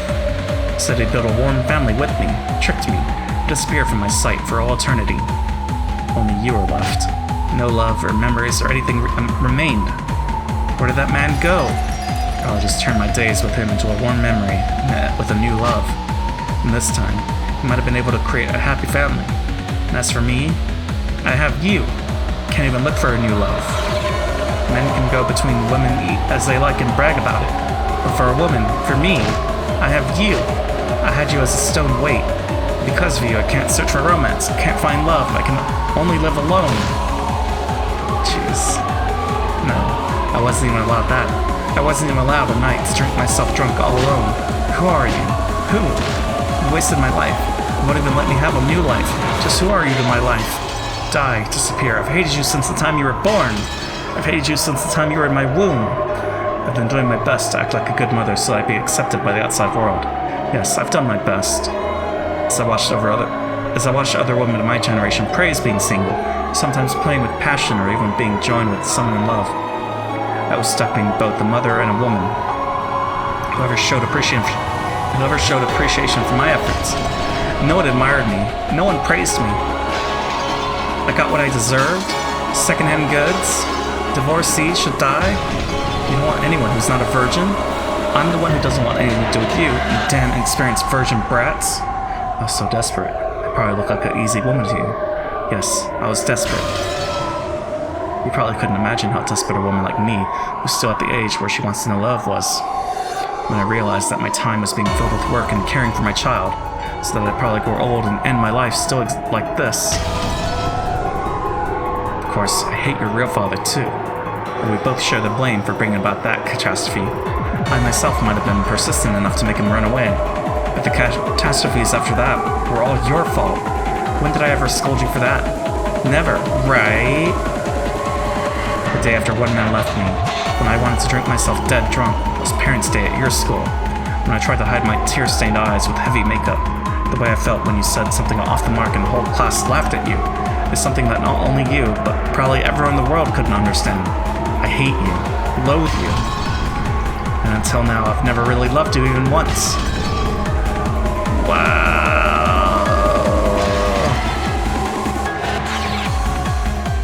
Mother of the Year, everybody. Jeez. Maria's face was still stiff.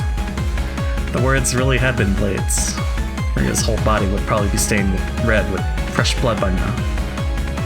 Even after gaining the power of a witch and resolving herself to take revenge for Sakataro, she couldn't stand these curses coming out of her mother's mouth. Mama. Whoa. Ooh. Ugly. How ugly is a woman drowning in lust. Now you see this woman's true nature. Even I, as a witch who has explored the depths of evil, find this most difficult to watch. Maria, now is the time to part from her. Smash the ugly lump of meat that calls herself your mother. It would be pointless for your pure soul to be bound by the chains between mother and daughter any longer. With your own hand, release your own soul now. You have now gained a tooth and claw to protect yourself. Ooh. Now you'll taste the pain I had to go through. Now I'll take revenge for those days of suffering.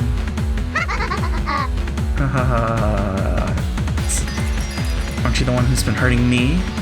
I'm the one who wants revenge. I should have done that before you were born. If only you hadn't been born. Disappear!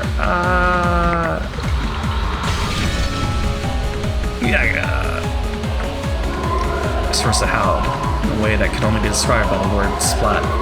Her upper body was crushed. In an instant, it became something similar to a wronging blood-stained towel. Be crushed. Can't forgive you. Can't forgive you. What filth.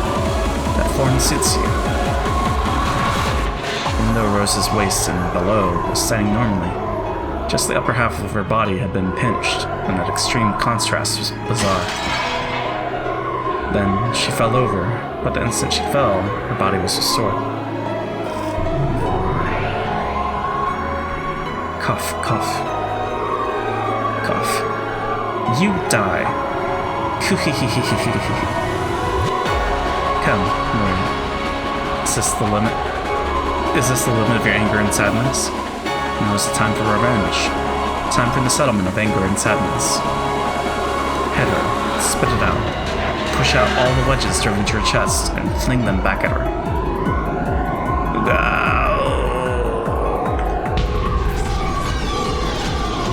Maria's howl was adorned with the ugly sound of flesh and bone being crushed at the same time.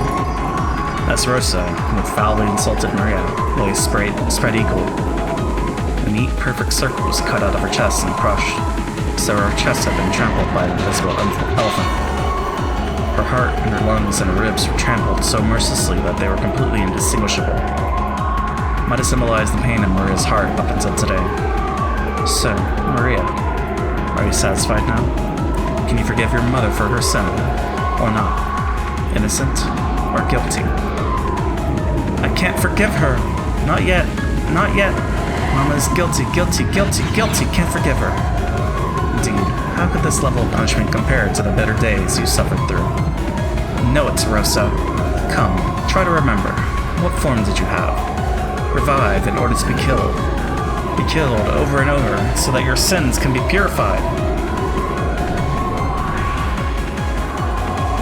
Beato waved her cane, and the body was restored again.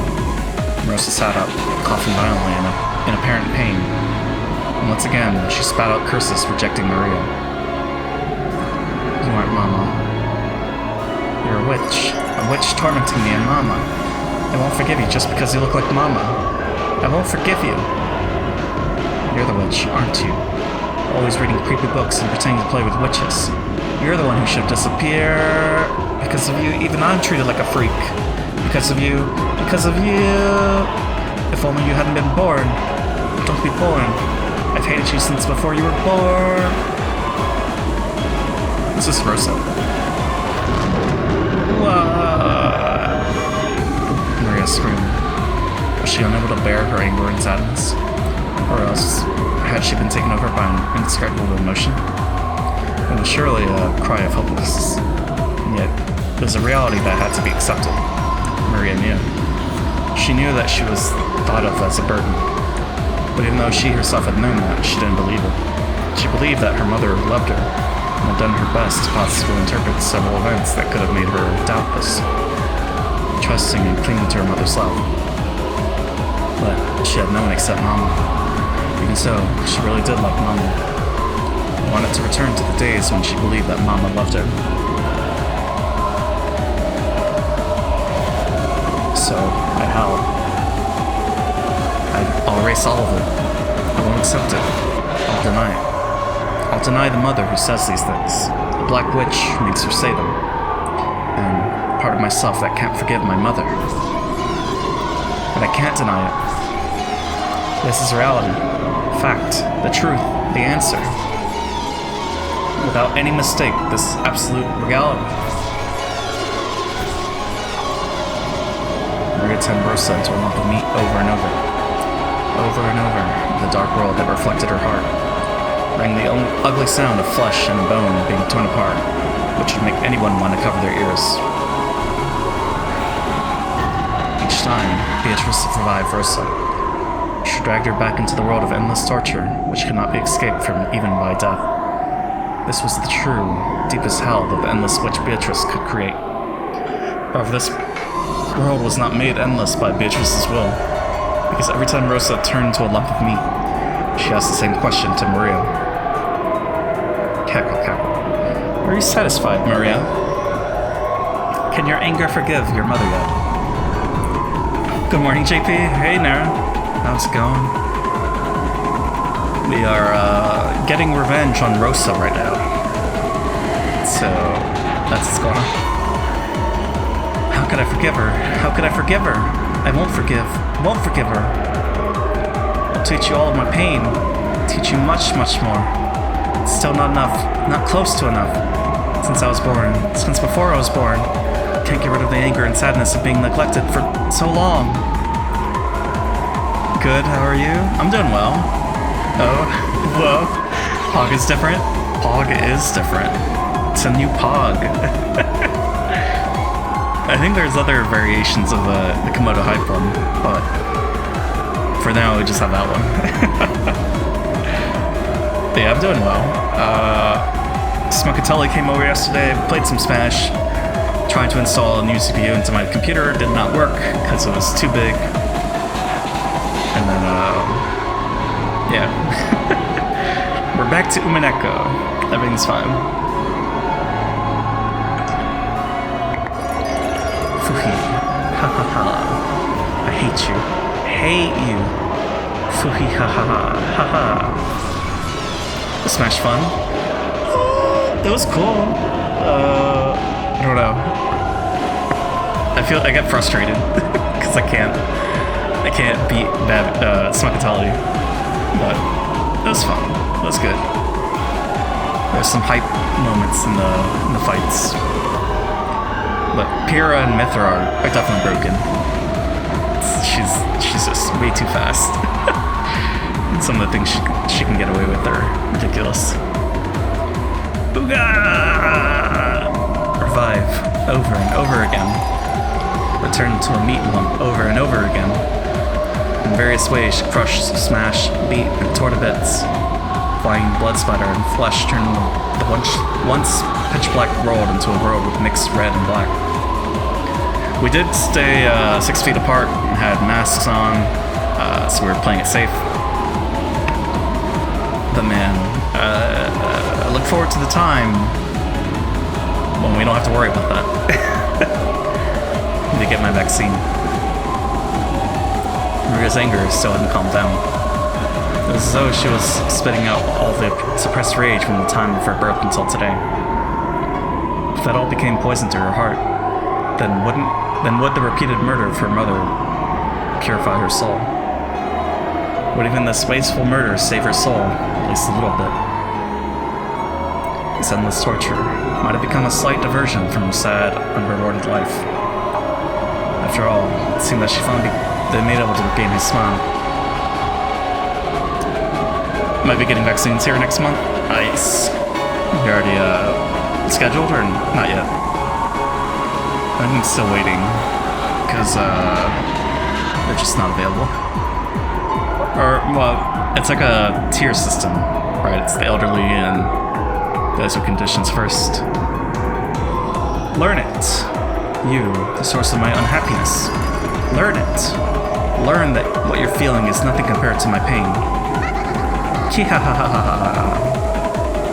What's wrong? Why'd you stop laughing? Try and laugh. Fuhi, fuhi. Yeah. Not scheduled yet, but I'm eligible to get it first because I'm a frontline worker. Okay, that makes sense. I think Zyko's the same because of his work. Well, that's good. Hope you can get it soon. Half of her skull collapsed. Eyeballs flew out and black cranial fluid gushed. Gross. Fragments of teeth scattered. Come on, revive. Try and laugh. Come on, come on.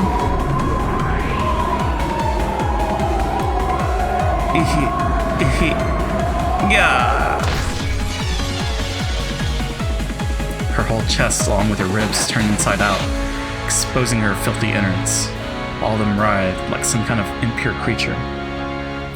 Otherwise I'd be getting it in like September? Oh no. It's way too far away. But at least next month. Hopefully.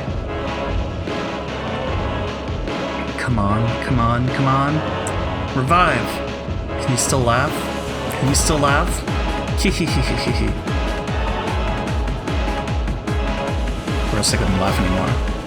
But her face is laughing. It was filled with a twisted laugh and covered with a malice that rejected her unwanted daughter. I erased that laughing voice. Next, I'll erase that laughing face. I'll erase it. I'll crush it. I'll tear it to bits. Oh god. Okay. Laugh. Try and laugh, mama. What's wrong, mama? Let's wake up, read a picture book, and go take a walk. Let's say we love each other. Make a promise for next Sunday. Let's go shopping. Let's go to the movies. And of course, you'll break that promise. Let's get a better look at that. Okay, I'm done.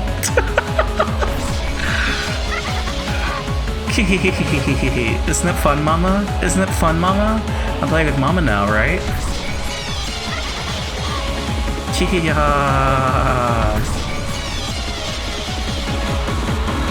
That's right. You are now playing with your mother, having fun with her. Tell him how you feel right now. I don't believe it's anger or sadness or pain. Yeah, that's right. I get it, Beatrice. I'm having a lot of fun now. I'm playing with Mama, so it's tons of fun. And even though I'm killing Mama over and over again, she can be revived with just a single bit of magic. I took care of my toys because I couldn't fix them if they broke. But if the toy could be fixed, I'd want to break it over and over again.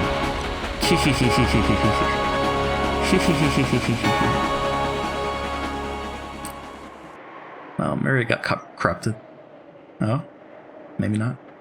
But Takatara won't be fixed. He can't be fixed. Because Mama, who made him, Mama, who gave birth to him, won't acknowledge him. I wasn't acknowledged by Mama either, was I? So the broken Maria won't be fixed either. Hehehehe.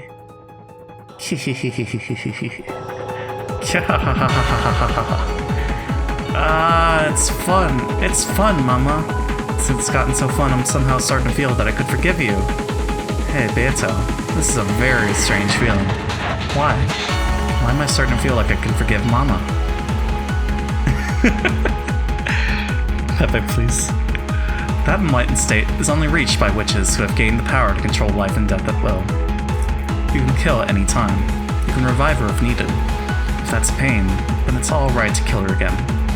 Once you've learned that you can do this at any time by simply snapping your fingers, all nonsense spoken in the world of humans becomes a chirping of insects that isn't worth listening to. You didn't begin to think about forgiving your mother because your eyes were open to your mother's love. It was because now, you stand at the entrance to the world of true witches. Welcome, Maria, to the profound and sweet world of witches. I've done it. Maria is no longer Maria. I may still be an apprentice, but I've surpassed the human world. I am now the apprentice witch of origins, Maria! With all caps. There's nothing to frustrate me, nothing to make me sad. Mama, I'll forgive you. I'm sure I can forgive you. I think I'll be able to forgive you after doing just a bit more. After all, I'm a witch.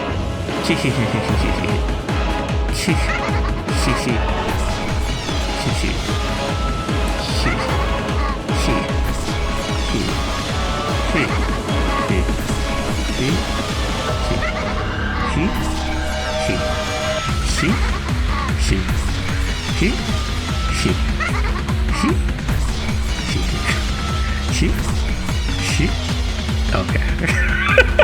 We're done. Oh, God.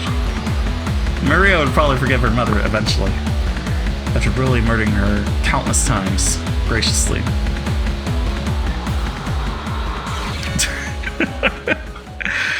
Thank you for saying Ichi. No problem. Oh, God. Alright, so she's actually corrupted now. Now she's a witch.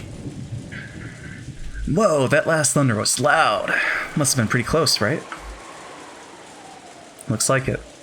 Oh yeah, and the so before that Maria Rosa thing, Kenzo is a sorcerer, and he summoned all the demons, and he killed Natsuhi, Genji, Rudolph. Who are the others? Ava, Hideyoshi, and shit, who's the other one? Rosa? No. I don't think Rosa died. Or no, did she? I can't tell. It's 1, 2, 3, 4, 5. Was it Rosa? Because I thought Rosa was captured. Maybe it was Rosa. Anyways, we'll find out. Yeah, 6 people died already. Looks like it. No matter how old you get, thunder still makes you jump. Grandpa Cray, yeah. And his sorcerer name is Goldsmith. He's got crazy eyes. Battler was looking at the dark night through a crack in the curtains. Every once in a while, a pale white lightning bolt would shine. He seemed to be enjoying it.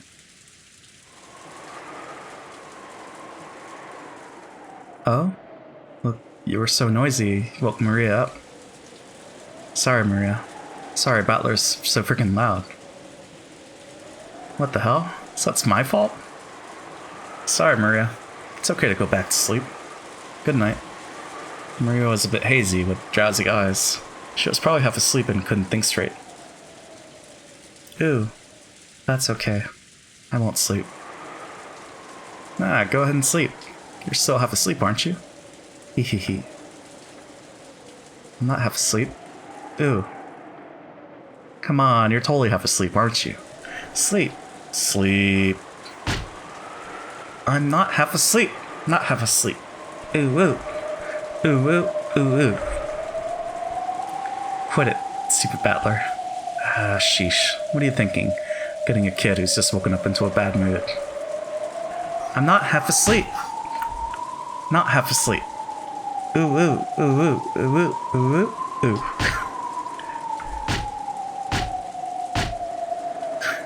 Calm down, Maria. I understand, Maria-chan. You aren't half asleep. So calm down. Not half asleep. Not half asleep. Ooh. Ooh, ooh, ooh, ooh, ooh, ooh. Your dedication is impressive, JP. Thanks, Vlams. How's it going, Vlams? How is the loop hero? Maybe it was because of her delicate mental state after waking up, but Maria suddenly threw a tantrum. Battler had only been trying to tease her a bit, so was confused by this extreme overreaction. George held her head, trying to calm her down, but Maria's tantrum wasn't going to be quelled easily. Battler and Jessica were trying to push the blame on each other, saying, it's your fault too. Hey, be quiet, you two. Jessica-chan, there was still some hot water in the pot, right? Could you make some tea for her? Did you calm down, Maria-chan? It's a well-crafted arcade game? Feels like something that would have been fitting as a Warcraft 3 custom game. Ah, okay. It's kind of like a strategy management game, right? Or like an... Is it automated? Like you set things up and then let it play out? Or am I mistaken? Let me check some things. Okay. Ooh. Looked like her tantrum was dying down a bit by bit, but she still glared at Battler, who had made fun of her with sharp eyes. Battler-kun was just kidding around. He doesn't really think you're half asleep, so calm down, okay? Tilting her head. It's like a deck building roguelike RTS, yeah. Oh, okay. Interesting. I'll have to give it a shot. Because it's also published by Devolver Digital, and they're known to publish good games. A gifted sub? Okay.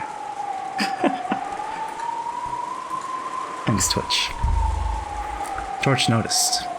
Maria was staring at Battler with incredible eyes. Despite having just displayed all that emotion, she laughed in a small voice. Instead of a laugh, it seemed more like she was muttering while thinking about, or else counting, each he. As though each time she said he, something brutal would happen over and over.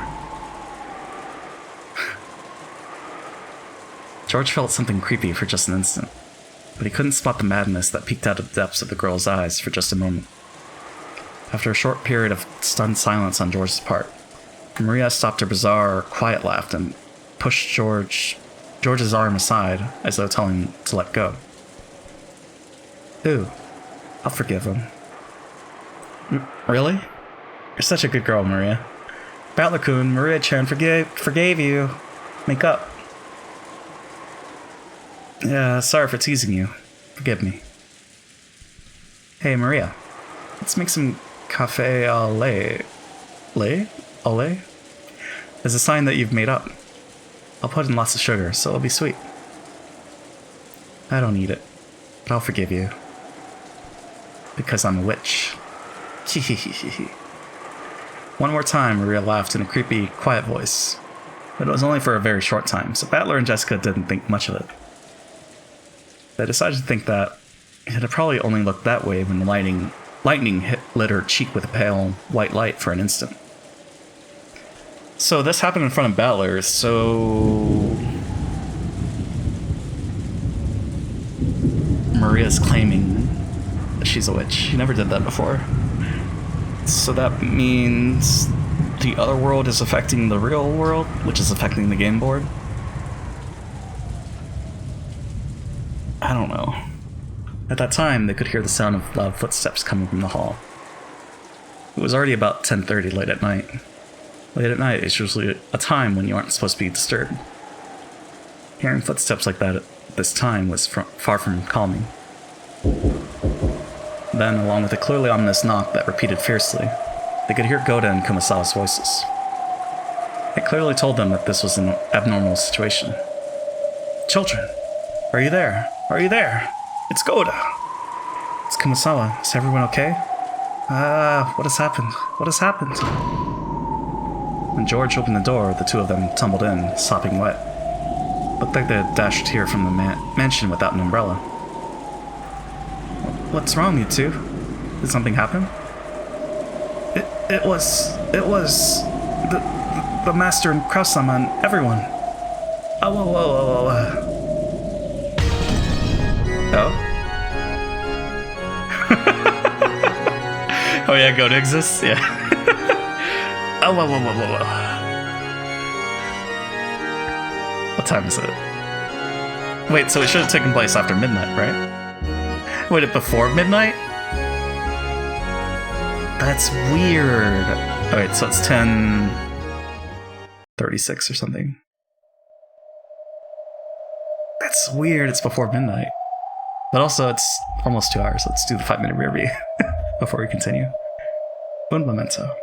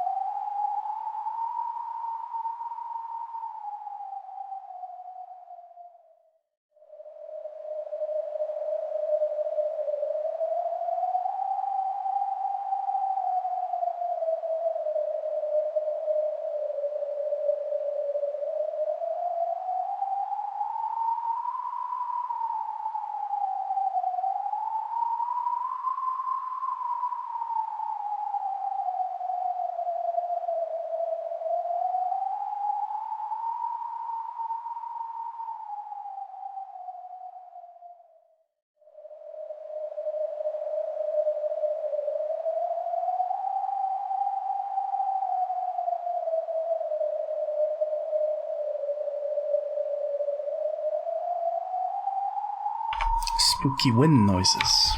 Okay. I gotta go check back and see. Whoops. If the was the last thing. Because it was, right? Look like the dash here from the mansion with that umbrella. It was, right? Welcome back. Thank you, Nara.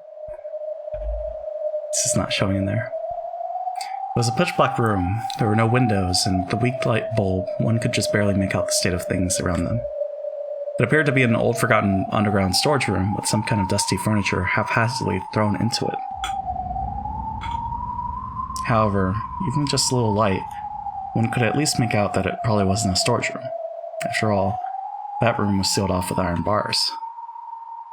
I think it was the last thing. Right, it's just not showing up for whatever reason. I guess for effect. Where is this? I don't know. Could this be underneath the mansion? Has there always been a room like this, directly underneath the dining hall? They had dropped into what had appeared to be a pit, falling into this room. Therefore, it was natural to assume that this room was directly under the dining hall. However, not even Kraus could bring himself to believe that there are pitfalls rigged in his beloved dining hall, where he had enjoyed his meals for years. That this dungeon-like room lay directly beneath it. But the ceiling above was of crude stone craftsmanship. They couldn't understand how they could have fallen from somewhere up there. No, all 5 people who had been dropped here thought the same thing. Although they had had the sensation of falling into a pit. How many episodes are there? There are 8 total episodes. So after this, we should be halfway done. But this one seems longer, because I don't know if we're going to finish this today. We're reaching the 20-hour mark on this episode, but it seems longer.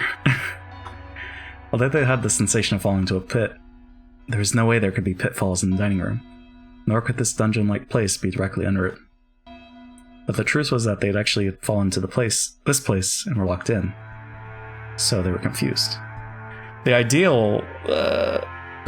was I was finish this by the 15th. I don't think that's happening.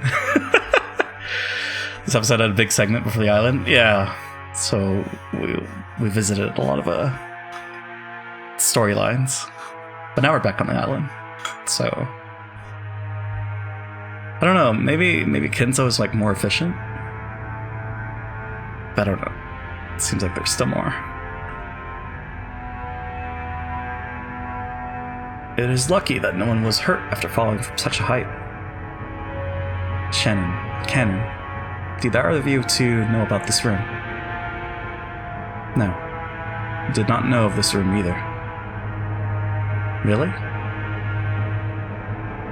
Really? We really don't know about a room like this. Despite their age, Kirie apparently wouldn't have found it odd if they, as servants allowed to wear a one-winged eagle, might know of the mansion's secret tricks. There was a long silence as if Kraus was validating their answer. No, it's probably true they don't know. After all, this is the clean freak Shannon we're talking about. If she knew about this room, she'd probably scrub this place until it was sparkling. The filth of this room is proof that you two don't know of it. More importantly, I think we should worry about what to do next. Now, does this room exist, or does it not? I don't know. Exactly. We need to call the police, or rather administer first aid as soon as possible. Nanjo's words were hollow. Obviously. 6 people had been killed in the dining hall. Everybody had seen the exact moment when they had been killed. And since half of their heads had been destroyed, anyone could tell that the deaths had been instant with just a single glance. Everyone understood that first aid no longer held any meaning. Thank you, Dr. Nanjo. We already understand that our partners are no longer alive. Thanks for trying to console us by mentioning first aid. Natsuhi. Once again, a gloomy silence dominated the atmosphere. Kraus shook his head harshly over and over, and for the time being, decided to forget the pain of losing his wife and to dedicate himself to figuring out where they were.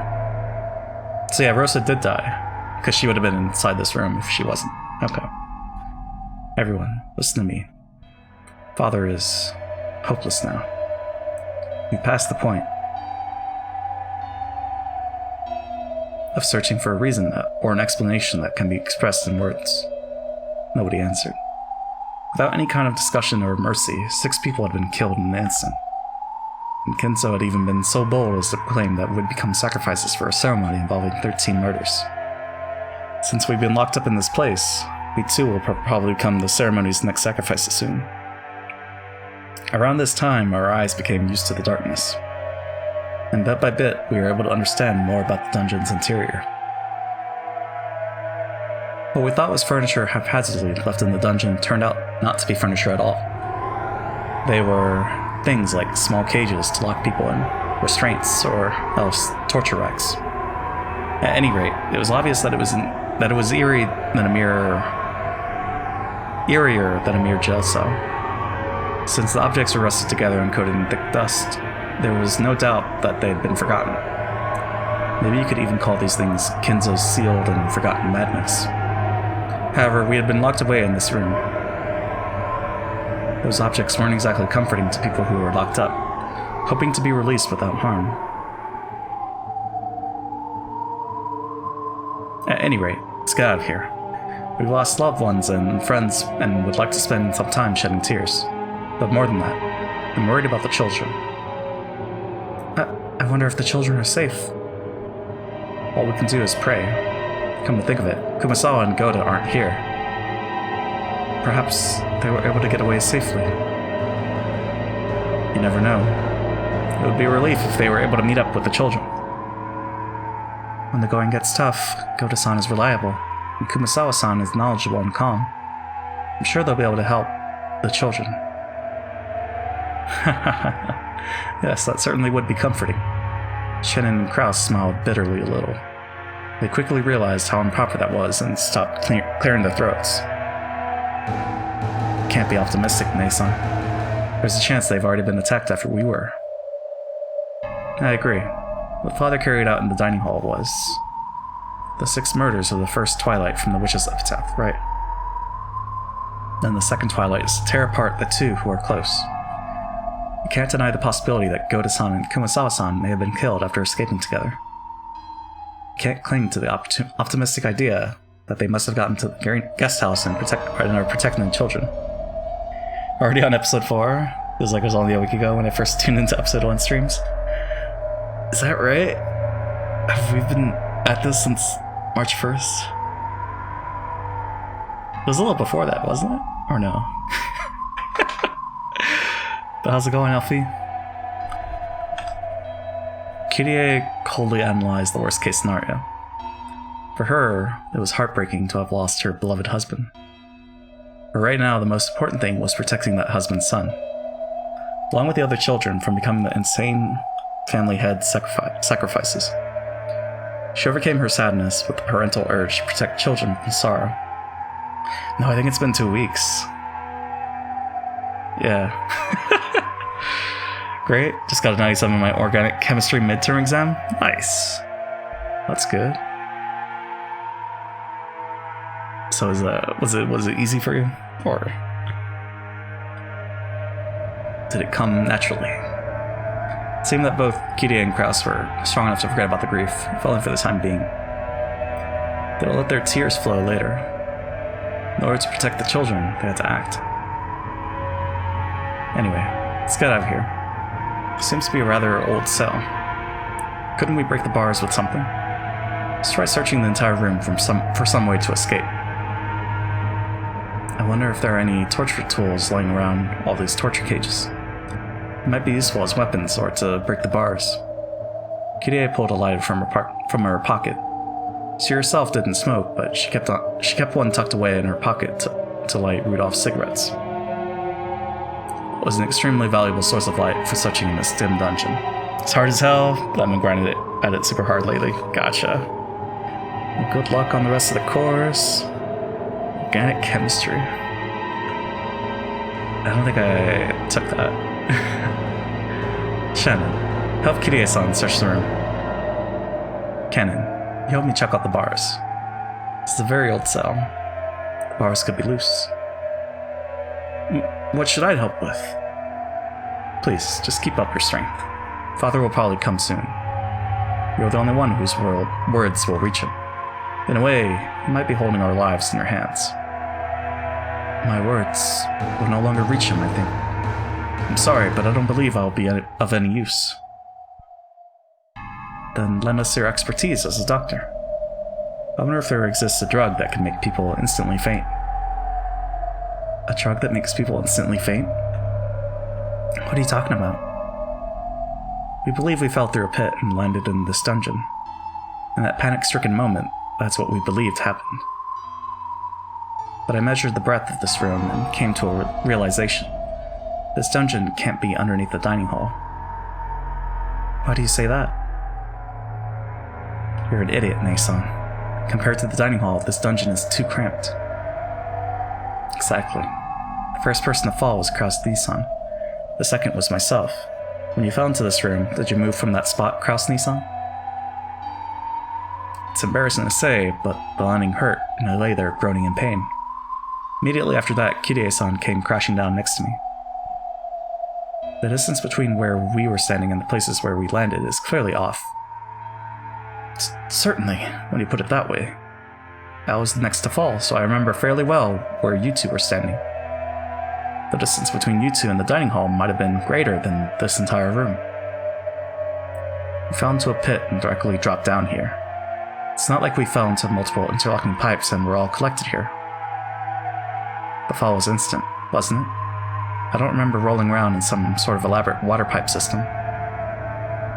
True. Can't explain it with a pitfall. What a strange tale. What does that have to do with a drug that makes people instantly faint, like Kirie-sama was talking about? Kirie-sama was probably thinking that there were no pitfalls in the dining hall, correct? But in reality, we did fall. More accurately, it felt as though we fell into pits. That was only natural. After all, we experienced something that couldn't be described any other way. I see. In other words, this is what you want to say. We did not fall into pits. We were attacked with something like a blow dart, for example, and lost consciousness instantly. It could be that we just remember the instant we fell to the floor as though we were falling through a pit. I see. That's a much more persuasive argument than there being numerous pitfall traps in the dining hall that we've never noticed, even after decades eating there. Nason, do you have a watch? Huh? Yes. I have a pocket watch. It's about 2240. Yes, my watch says the same. In short, it's only been a bit more than 10 minutes since the uproar in the dining hall at most. My watch has the same time. That's much too short a time to knock us out and carry us somewhere. Judging only from the time, it's reasonable to assume that we did fall through a hole leading directly underneath the dining hall. I could have tampered with the watch hands as much as I wanted. While we were passed out, they may have wound everyone's watches back. We're incapable of proving that this possibility doesn't exist. Whether it was a pitfall or a drug that induces fainting, does not change the fact that we need to be on guard. Well then, Dr. Nanjo, is there a drug that can do that? Well, it's the same as your reasoning, Kirie-san. I cannot prove that there isn't a drug with the effect that I don't know about. As I say, you can never be too careful. Sorry, it was a useless question. Just thought that with my hypothesis I could suggest that this dungeon might not necessarily be directly underneath the dining hall. I see. There's always the possibility that we were carried off to the hidden mansion they say Father built in the middle of the forest. If we can escape from here and get outside, then we'll know. We'll save worrying about that until after we get out. But that's like far away. That's like 2 kilometers. Exactly. I'm truly sorry. I've only been asking about and prying into useless things. No, it's quite promising. If you notice anything else, please tell us. That become a hint to escaping from here. Rudolph was always talking about you. Said he was always surprised by your ideas and they would sometimes give him valuable hints. The fact that you're here is a blessing within a tragedy. Thank you. I heard something from Rudolph's-san as well. He said that you usually just swagger about, but when things get serious, you overflow with a sense of responsibility. You can be a very dependable older brother. That's too kind. Damn it. At any rate, these iron bars won't even budge. How are things on your end, Cannon? No, this side is no better. Kraus and Cannon tried wiggling the bars in various ways. There are a few bars that could be twisted, and a few had enough space to rattle a little bit around in, but they couldn't be broken with human strength alone. However, there was still hope if they could use some kind of lever-like tool. It was still far too early to give up yet. The children's lives were hanging in the balance. Even if there was no hope, they couldn't stop their struggle. And it was better for them to act this way. If they were to stop, there was no doubt they'd once again be overcome by the grief of losing their loved ones and curl up, clutching their knees.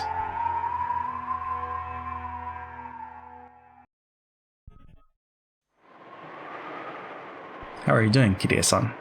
Find anything? I found some small stones that we could hold onto and hide. Something like this could probably be used as a weapon, though probably be impossible to whittle down those iron bars with them. How about you, Shen-chan? No, nothing.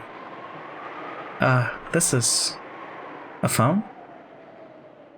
I doubt it's connected. But we might be able to use the cord as some form of string-based weapon. If we break it, we could take out the metal parts. Cross-Nissan, there's a keyhole for opening the bars, right? Yes. It's a pretty large hole, quite old-fashioned. If we twist some wire into it, we might just be able to pick it. Might be able to use the metal parts of the phone as a substitute for something. This phone will become our weapon. It's just like investing. Our weapon is information. Cross and Kirie laughed together at how they hadn't even thought of using the phone as a means of communication. What are you doing, Nei-san? I just wondered if maybe the phone was working. You dummy, Nei-san. Whisper. Huh? What? At that point, Shannon let out a small, surprised cry. Kirie-san? This phone. It's connected. What did you say? It was like when people move out of an office, taking everything with them, leaving only the telephone behind. That's the feeling the phone gave off, having been left in the corner of the cell. The cord was wound to a coil, the tip of it being swallowed by the wall. And just looking at it, there was no reason to assume that it wasn't hooked up. But to think that it actually was. Kirie took the receiver from Shannon and pressed it to her ear. Certainly, the electric hum of the phone was a familiar sound. This phone was certainly alive. Certainly alive. What good luck! Let's contact the police. Hold on. This is too good to be true. Could it be bugged? If they were planning a trick like that, normally they would cut the telephone line. There's actually a good possibility that they overlooked this. If they noticed, they might actually cut the line this time. There's nothing we could tell the police that would be problematic for us if they overheard. Surely that was true. The point of a wiretap is to overhear some important piece of information. The way things were right then, she couldn't think of a single thing that would come up in a conversation to the outside world that might be troublesome to have overheard. Kirie instantly concluded that it was more likely to be a mistake on Kinzo's part than a trap. You do have a point. I believe you start with 0 to make calls through the external line. Kenny-kun, I'm gonna make a phone call. So you watch how things are out there for me? If you send somebody coming, let me know. Yes. Cannon raced off towards the iron bars, silenced his breathing and strained his ears. As everyone present watched her, Kirie dialed 110.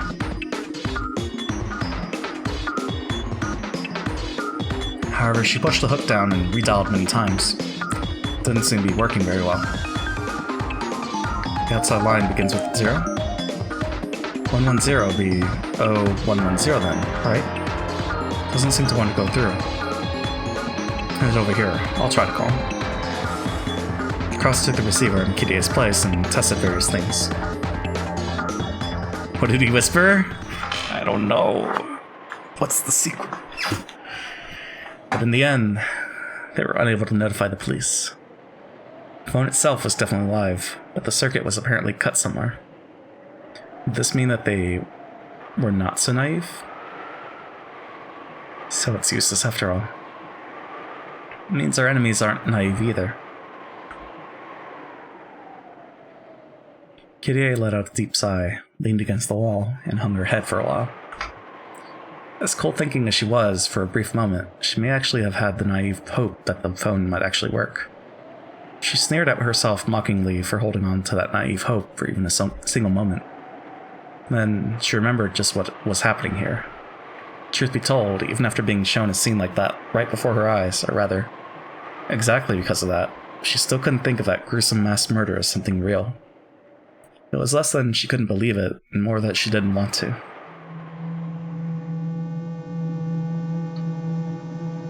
Ushirimiya Kinzo killed 6 family members. Oh yeah, these are 2 new characters. We have Gap on the right, and then Sister 00 on the left. If you want a better look. There's Gap. And then there's 00. Gap is the one that sent them down to the jail cell. He summoned strange, witch-like, demon-like people right out of thin air, and with something like magic, began to kill people one after another. Ew, Gap's outfit is ugly. She's got gaps in her outfit. It's just all so screwed up. Even though she definitely saw it, there's no way she could accept that spectacle. There's no way that's what happened. Those are obviously Father's friends or something.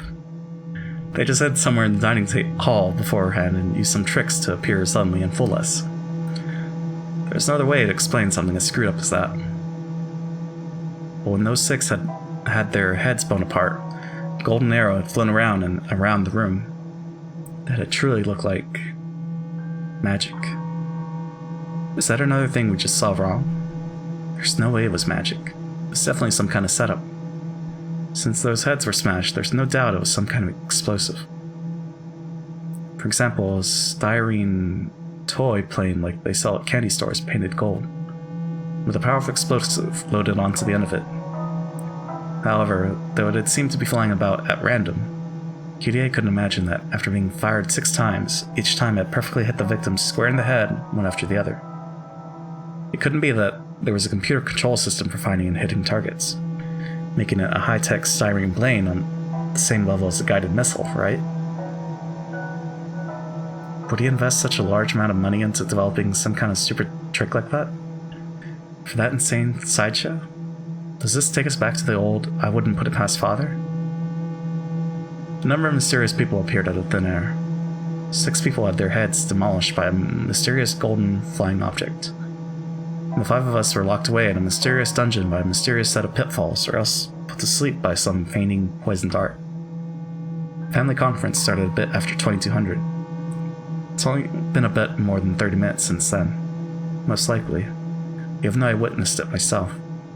That event took place in such a short period of time, so I still can't understand it. I still can't come to grips with it. For argument's sake, even if we did get a hold of the police, it would probably be impossible for anybody to accurately explain what we saw. Even though I saw it just now, my brain's fried, and I have no confidence in what I saw myself. Kyrie tried her hardest to cheer herself out of her overwhelming confusion, to just hold on to her sanity. Damn it, what's going on here? Damn it. Kraus started to become desperate, hitting the hook multiple times and resetting the dial. Kraus had also been feigning composure, but he was unable to hide his panic. The more he retired the dial, the more the pretense of serenity peeled away. I don't know what's going on anymore. Kyrie couldn't help but pray that the events that had just occurred were a dream. At that time, the look on Kraus's face changed. I got through! It's ringing! Really, Kraus-san? I see. How shallow, old man. Since we can't contact the police, the external line has probably been cut, but he failed to sever the internal line. The internal line? Kraus-san, what did you call? the guest house. I'm calling the room where Jessica and the rest are staying. Ah. Hello? Hello. It's me. You're... Goda? It's Jessica there. She's safe. I mean, this has to be true then. If Battler... Well... Cross that one. I'm so glad you're safe. Yes. Lady Jessica and the other children are here as well, safe and unharmed. Dad. Is it Dad? I'm so glad you're okay. Is Mom okay? Is she there? Kraus choked on his words. Kraus had clearly seen Nazi's head crushed, had seen her killed right before his eyes.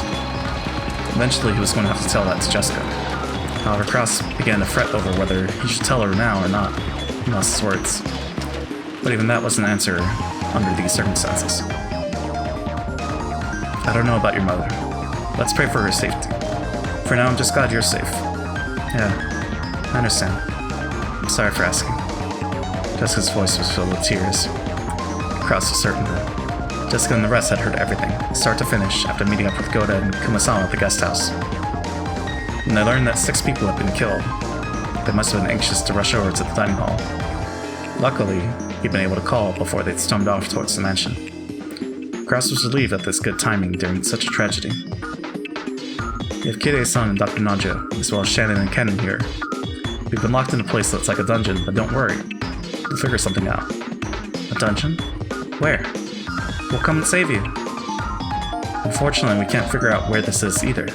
We think it might be under the dining hall, but that might not be true. Anyway, Jessica, you must stay where you are. You've heard about what happened from Goda and Kumasawa, yes? Yeah. Grandfather. Everyone. Grandfather isn't in a sane state of mind right now. If you encounter him, you'll be in danger. Might be killed. You mustn't even think about trying to come and save us. We'll take care of ourselves. Then what should we do? Damn you, Grandfather. How dare you do that to Mom and the rest? I'm gonna kill that undying bastard. Jessica, if you talk like that, you'll sadden your mother. Those aren't the words of a lady. Ooh. Anyway, put your own safety first. Lock all the guest house doors. But you mustn't overestimate how safe that will make you. A large window in the first floor lounge might get broken. Stay in your room and use a bed to make a barricade. There's a toilet and fridge in there too, right? You should be able to stay holed up until tomorrow morning. Listen up. I'll say it again. Don't think of doing anything violent. Don't even think about trying to take revenge for Mom. Only think of hiding, of getting through this without provoking our enemies. Yeah. I understand, Dad. Ooh. After that, Goda took the phone and was firmly told to supervise the kids well as an adult. Goda, with his face covered in a cold sweat, repeatedly replied, "Yes, sir. Yes, sir," in an excessively tense voice. From there, Kirei took the receiver and spoke with Battler, and when Shannon and Kennen got their turns, George and Jessica answered. Following that pattern, Nanjo and Kumasawa picked up as well, so that all members of both sides took the receiver in turn, confirming that everyone was safe for now, even if their location was unknown, and encouraging each other, coming to an understanding of the current situation for both sides. They wanted to talk forever, but now was not the time to chat. Cross explained that they would be hanging up for now, and those in the guest house consented. If anything happens, we'll call. Wait by the phone so you can pick it up quickly. Again, be careful. Mustn't do anything rash. Yeah, I understand. As long as you and Ken-kun and the others are okay, then that's good enough for me. We'll do our best. Stay safe. Yes, of course. Well done. I'm hanging up for now. Be on your guard. With that, the phone call ended. So Battler does talk to them? It seemed like he talked to... I think it said that he talked to Kirei. And then Shannon talked to George, Kennen talked to Jessica. And then Kumasawa talked to Goda? Or no, Kumasawa talked to Nanjo, right?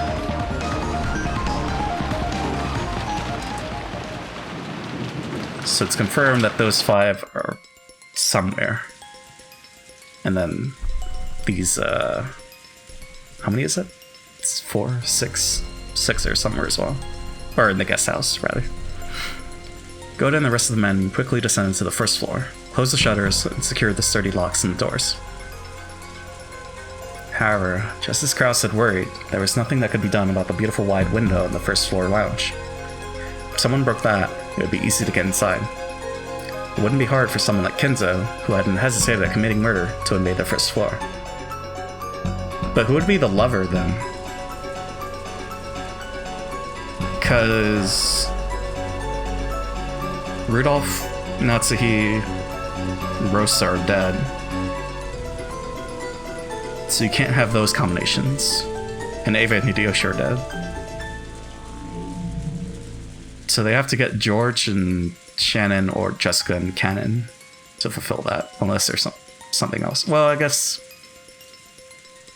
Kitty and Battler would work, but that's weird. Killing Battler early. It's likely that Grandfather and his followers will be armed. Locking ourselves in our room is our best bet, and moreover our only method of forming a barricade. It's painful that we have no choice but to hold up in a sealed room, but if our enemies are carrying guns, that's the only method we have left to us. I've heard that the Master has a collection of working guns. That's right, guns. That was a gun. If so, it must have been a horribly powerful gun. We can't contend with that at all. Yeah, it's probably Jessica Cannon or George Shannon. Yeah. So they're gonna leave at some point. Or something. It takes a lot of force to smash someone's head open, right? So, might be a magnum bullet or something like that. That'd probably go through a flimsy door like it was nothing. If so, then that's even more of a reason to hold out in our room. Let's slide a bed in place and block the window too. If we do that much, then no matter how many guns they've got, they shouldn't be able to raid us. Crap, all we can do is this passive one-sided defense. Damn it, dealing a finishing blow to Dad and even capturing Kirie. Okay. That's gonna cost you, you damn geezer.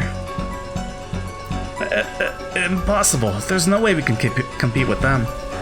Besides, it's not just the Master. He has his underlings too. There might even be more of them.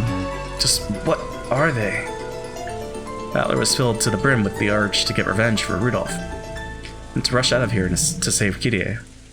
But just by looking at how terrified Goda was, there was no doubt in him that this would be reckless. It's gotta be hard on you too, right, Aniki? And yet, you gotta stay holed up here. Damn it. Wait, so not even George and Shannon didn't do the engagement, because this is before midnight. But I mean, I guess that doesn't matter. Of course, turn up about it too. It's not like I can remain calm with both of my parents murdered. But specifically because of that, I have to remain calm. Do you think our dead parents would want us to die in vain? There's no way they would. They'd want for at least their children to escape. So, I will survive. And I'll report this to the police and uncover everything. I'll leave my enemies to the courts. That is my revenge. There's no way our parents would want us to die taking revenge for them. Right? You're right. It's just as you say. Damn it, you old bastard. What's this about a ceremony? If we're supposed to be sacrifices for something like that, then we'll escape no matter what it takes. Ruining this precious ritual of yours. That's right. Besides, you still have Kirie-san, Battler-kun. And I still have Shannon. Anyway, let's be cautious and wait for our chance. Any careless actions on our part might just end up causing harm to those who have been captured.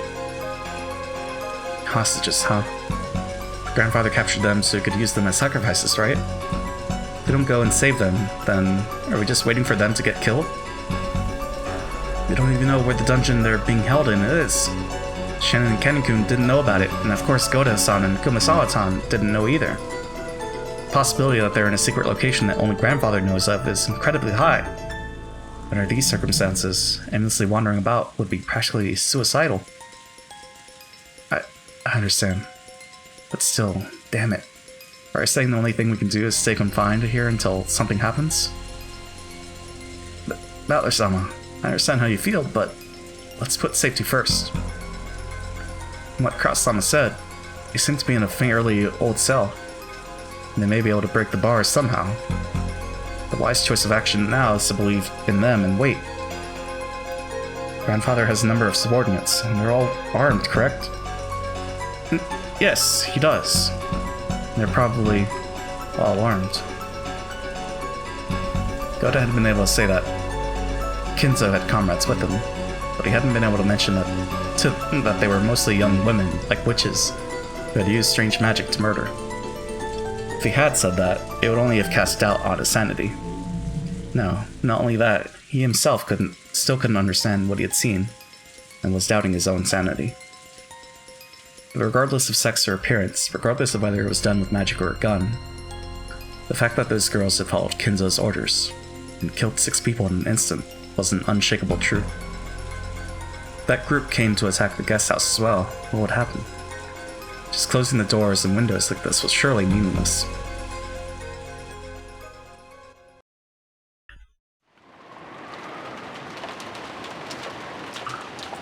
Goda and Kumasawa. The only thing left for those two, who had witnessed that massacre in the dining hall, was to cradle their heads without knowing how to interpret what they had seen. Kumasawa-san, are you okay? Want some tea? Thank you very much, thank you. I'm sorry, but may I be left with my thoughts for a little while? Maria tried to be nice, but it seemed that Kumasawa still hadn't been able to clear away her confusion. Maria, thanks for being so considerate.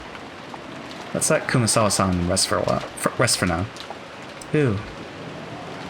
Jessica is also worried about the shock that those two must have received after witnessing such a tragedy. But her wildest dreams couldn't even come close to the unbelievable scene Kumasawa had witnessed. Nevertheless, with her mother murdered and her father captured, it wasn't as though Jessica could stay calm either. She stilled her anxiety and sadness, using her anger towards Kinzo, and walked irritatedly around the room.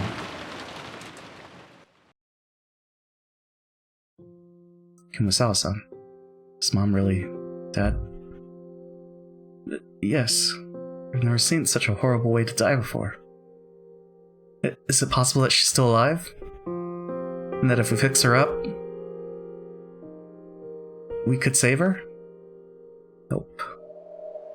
She was the first one to die, right? Yeah, we saw her brain. Well, we didn't see that, but it was described that we could see her brain. It's not possible for a person to have something like that done to their head and live. Yeah, you're right. There's no need for first aid. Once her head's smashed, usually. When Goda had come flying into the guest house, he had, overcome with agitation, told about the massacre in the dining hall without concealing anything. Except for the part about witches and magic, which they themselves still couldn't believe. Ew, yeah, that was kind of gross. In other words, he hadn't even sugarcoated the cold-blooded way in which Natsuki and the others had died. It's too late now, but Kumasawa regretted the fact that they'd obviously said too much. However, while lightly shaking her head and with a slightly painful laugh, Jessica spoke. Actually, thanks to what you told us, I was able to stay level-headed. If you'd avoided mentioning the part about her head being smashed, I would have thought she might still be alive, and I would have run off towards the mansion, met Grandfather, and I might have gotten killed. That sliver of hope could have been fatal in the end, so I'm grateful. I'm truly sorry. I'm so sorry we didn't choose our words more carefully. Don't worry about that now. There's nothing we could do for Mom, but Dad's still alive. Kenny-kun and Shannon and Aunt Kirie and Dr. Nanja too. I want to save them somehow, so we shouldn't do anything unnecessary that might make things worse for them. The most helpful thing we could do right now might be to wait by the phone. They might receive a phone call asking them to create a diversion while the others escaped. Or the others might discover the location and call for rescue. Jessica understood that in order to act promptly when that time came, the only thing they could do for the time being was to wait in this room. It is a little convenient that Shannon and Cannon are watching the others, Kumasawa and Goda are watching the kids, So that kind of works perfectly for Kenzo. Because they might be wolves. Once they had finished inspecting the downstairs area and locking up, George, Battler, and Goda returned. Each was holding various objects. George had things like drinks, canned food, crackers, and other types of snacks he had found in the lounge in his storage room, as well as a first aid kit. They were all consumables that would be essential during a siege. Goda had a large folding ladder and carpentry tools. Those would seal the door from the inside just in case. If it came to that, the ladder was for escaping out the window. Battler had brought up objects that could be used as edge weapons or pulls. In addition to the obvious kitchen knife, there was a disassembled table leg that could be used as a club, and a pole roughly the size of a person, which he'd apparently made by taking apart a hat stand. Even though the pole had no point, it could surely be used like a spear. There was a good chance that their enemies had guns, so it was dubious whether these would be of any use. It was still better than not having them, and if having these could give them at least a little peace of mind, then they'd be useful for their calming effect. Then, the bed and sofa were placed up against the door, barricading it. They didn't go so far as to seal it up with nails. There was still a chance that Kraus and the others would escape and come to meet up with them. They had apparently set up a barricade at the top of the stairs as well. It had been set up in a way that would create a racket, so it would serve as a warning alarm as well. That had apparently been Battler's idea. For that reason, they turned the TV off. This way, if the first floor window were to be broken, they would hear. Once the switch had been turned, all that was left was an eerie silence.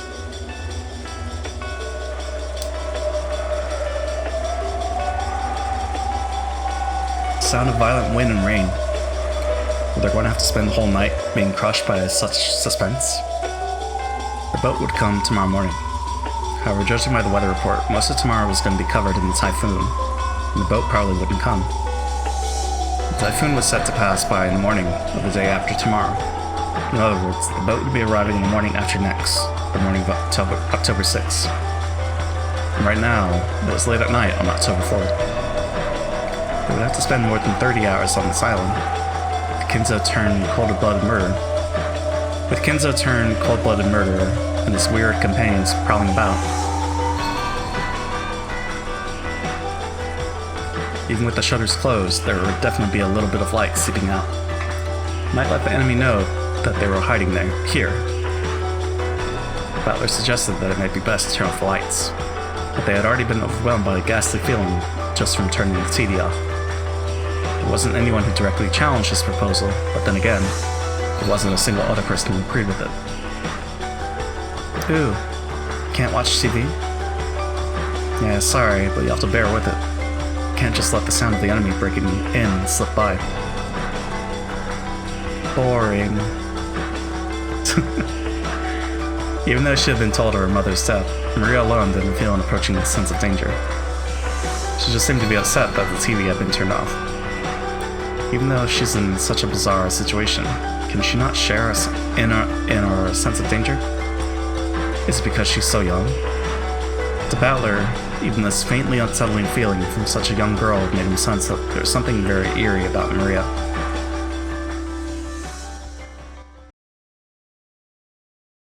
I mean, Maria already said she's a witch. Is she gonna be an attacker this time? That said, we've already done all we can. Do you think you'll be able to do anything about the bars? Unfortunately, they're tougher than expected. I don't know when these were made, but there's no problem with their lifetime guarantee. These truly were built rather well.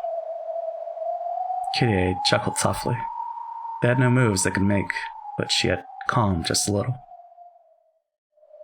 This place is just like the capture pile of a chess game. So, are there no remaining moves left to us? Not yet. It's still too early to give up. If we stop thinking, we might as well stop breathing, right? Exactly. Chess pieces in the capture pile may serve no purpose, but in shogi, they can be quite significant. Just one captured pawn should be able to put pressure on the opponent. I see. But still, there's nothing that can be done about these bars. For us, maybe. But if we can figure out where this is and contact Goda-san, might be able to come and save us. I see. But that would mean putting Goda-san in danger. And if that happens, I would also be worried about the children in the guest house, without a full-grown adult male. Alone without a full-grown adult male. When you're afraid of risk, it's alright to bide your time until the price starts to go up. However, if you're too afraid to cut your losses, you might end up with just a scrap of paper. Though in this case, that represents our lives. And our dignity as parents, right? After talking big like that during the telephone call, telling them that they should behave because we'll manage something on our own. Can't just start asking for help right away. That would be very uncool. Giggle. By this point, I've long since thrown out such useless pride.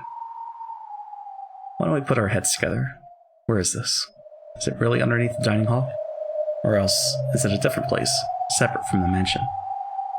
Kraus, Kitty, and Nanja began to discuss this further. Cannon was squatting by the bars, silently trying to sense anyone's presence. Just as he had been ordered.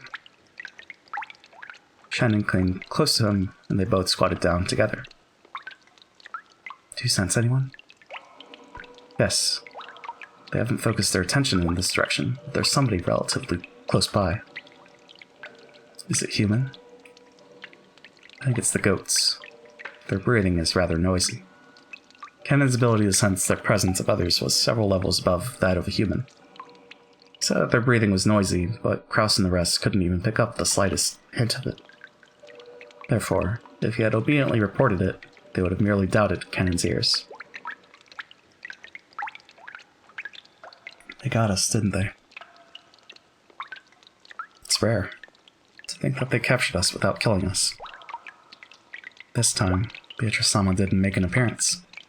And the master left to study. I don't have a clue what's going on. I know. Whatever happens or changes, it's all for that witch's fickle entertainment. In the end, nothing will change. I wonder if we'll be able to go to the Golden Land this time. Who knows? We have a high rate of losing. Come to think of it, it's very rare for us to survive the first twilight together. I get the feeling that it's incredibly unusual for us to be able to talk together like this, even though the ceremony has already begun. Is that right? First twilight, Shannon. Second twilight was all parents.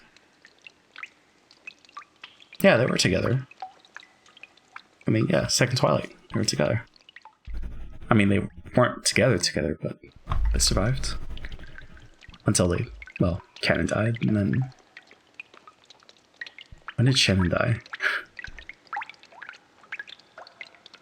Shit, when did Shannon die? Because it was Jessica and then Cannon. Nanja and Kurosawa. Was it George, Shannon, and then Goda? Is that right? Because Maria survived, didn't she? Yeah, she survived. That's fine. We'll figure it out later. That may be, but even that's just for the witch's entertainment, I'll bet. Can't think of it as anything other than letting us live just a little longer to ridicule us, since we usually drop out right in the beginning. I wonder if we'll be unable to reach the Golden Land again. I'm sure we won't make it there. If we hold on to any foolish hope, we'll get taken advantage of again. Giggle. That's right. Last time you got taken advantage of, didn't you? I'm an idiot. Cannon made a sour look and turned his head. Shannon laughed softly and apologetically leaned towards his shoulder. But I'm glad my lady is safe. She's only escaped from the first twilight.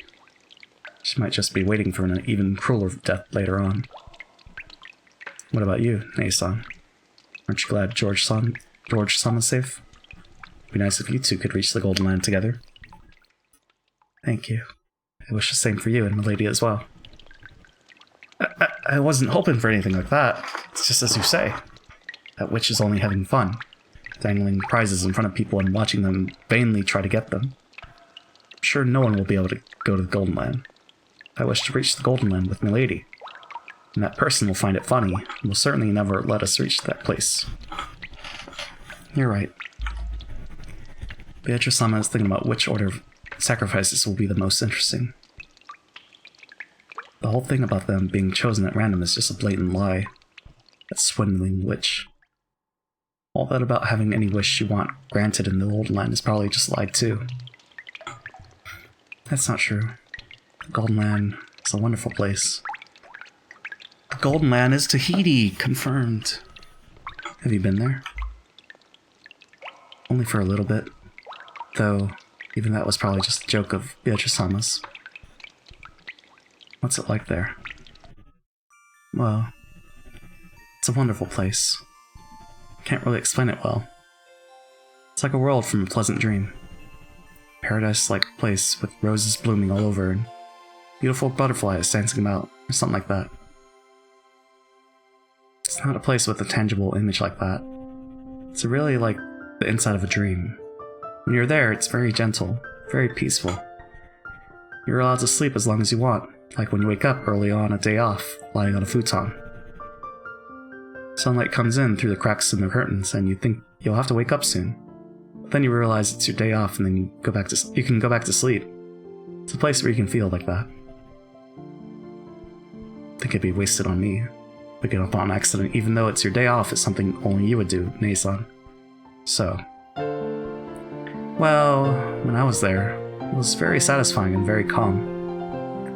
When I returned to this world, even though I'd just been there a second ago, I couldn't remember it well.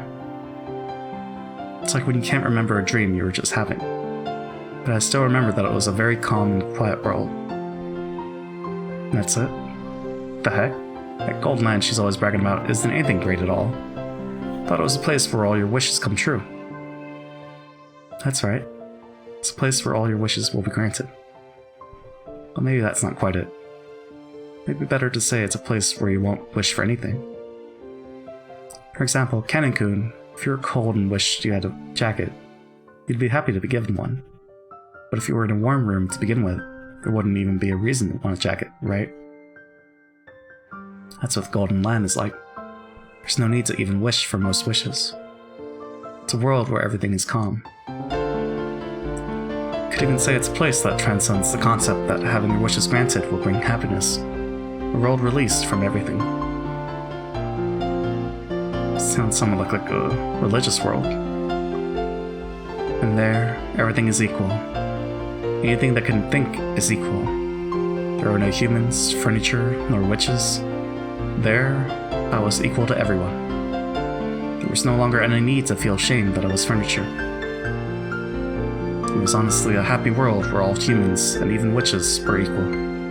I can't really remember it well, but I have the feeling that when I was there, I was equal even to Beatrice-sama, and we were good friends.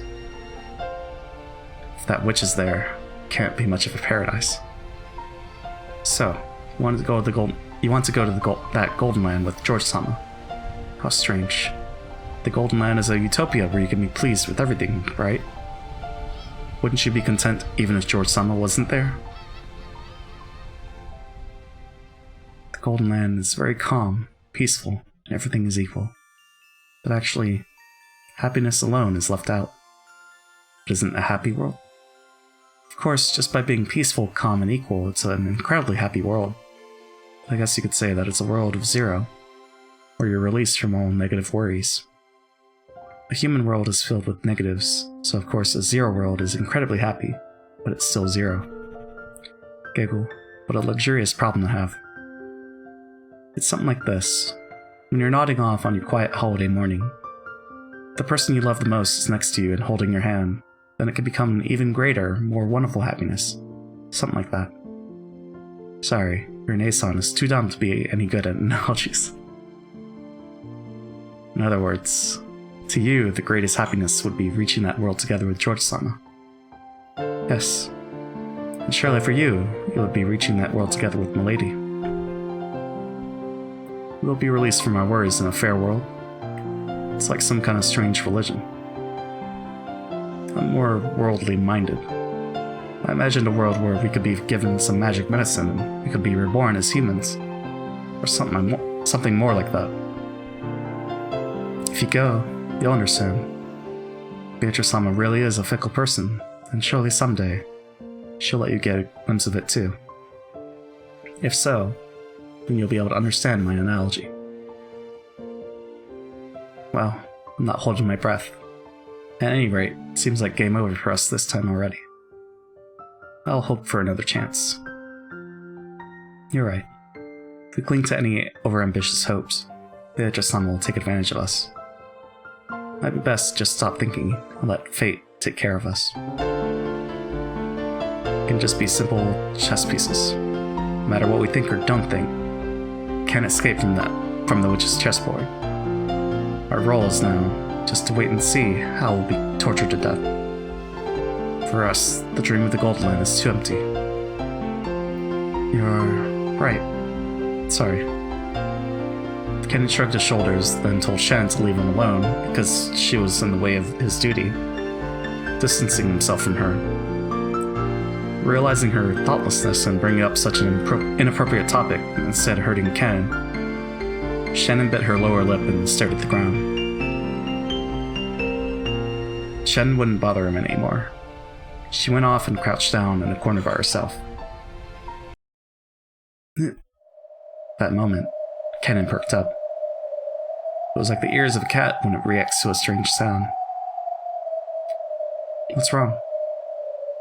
Shh. Kraus-sama, someone's coming. What? They ended their conversation and strained their ears. For a while, they couldn't hear anything. Then eventually, they were able to hear the shuffling sounds of a large group of people walking. So they've come. Lol, Kraus. What? Time to play the piper. Perhaps this is our first and last chance. I shall talk to Kinzo-san. I'll try to somehow find out where this place is. Counting on you. During the last phone call, Kitty had asked what the time over at the guest house was.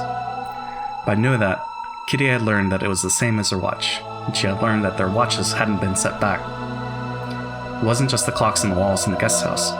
Several people's watches, including George's and Goda's, had matched.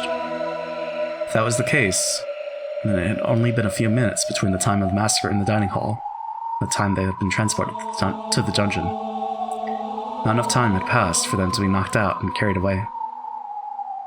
Then, were those really pitfalls? Meaning that this was the area directly under the dining hall? All that they could do was pray that Nanjo could find out where this was. They're coming. There's probably 4 people. The master and 3 of those who appeared in the dining hall. That's enough. Come back here as well. We'll deal with the rest.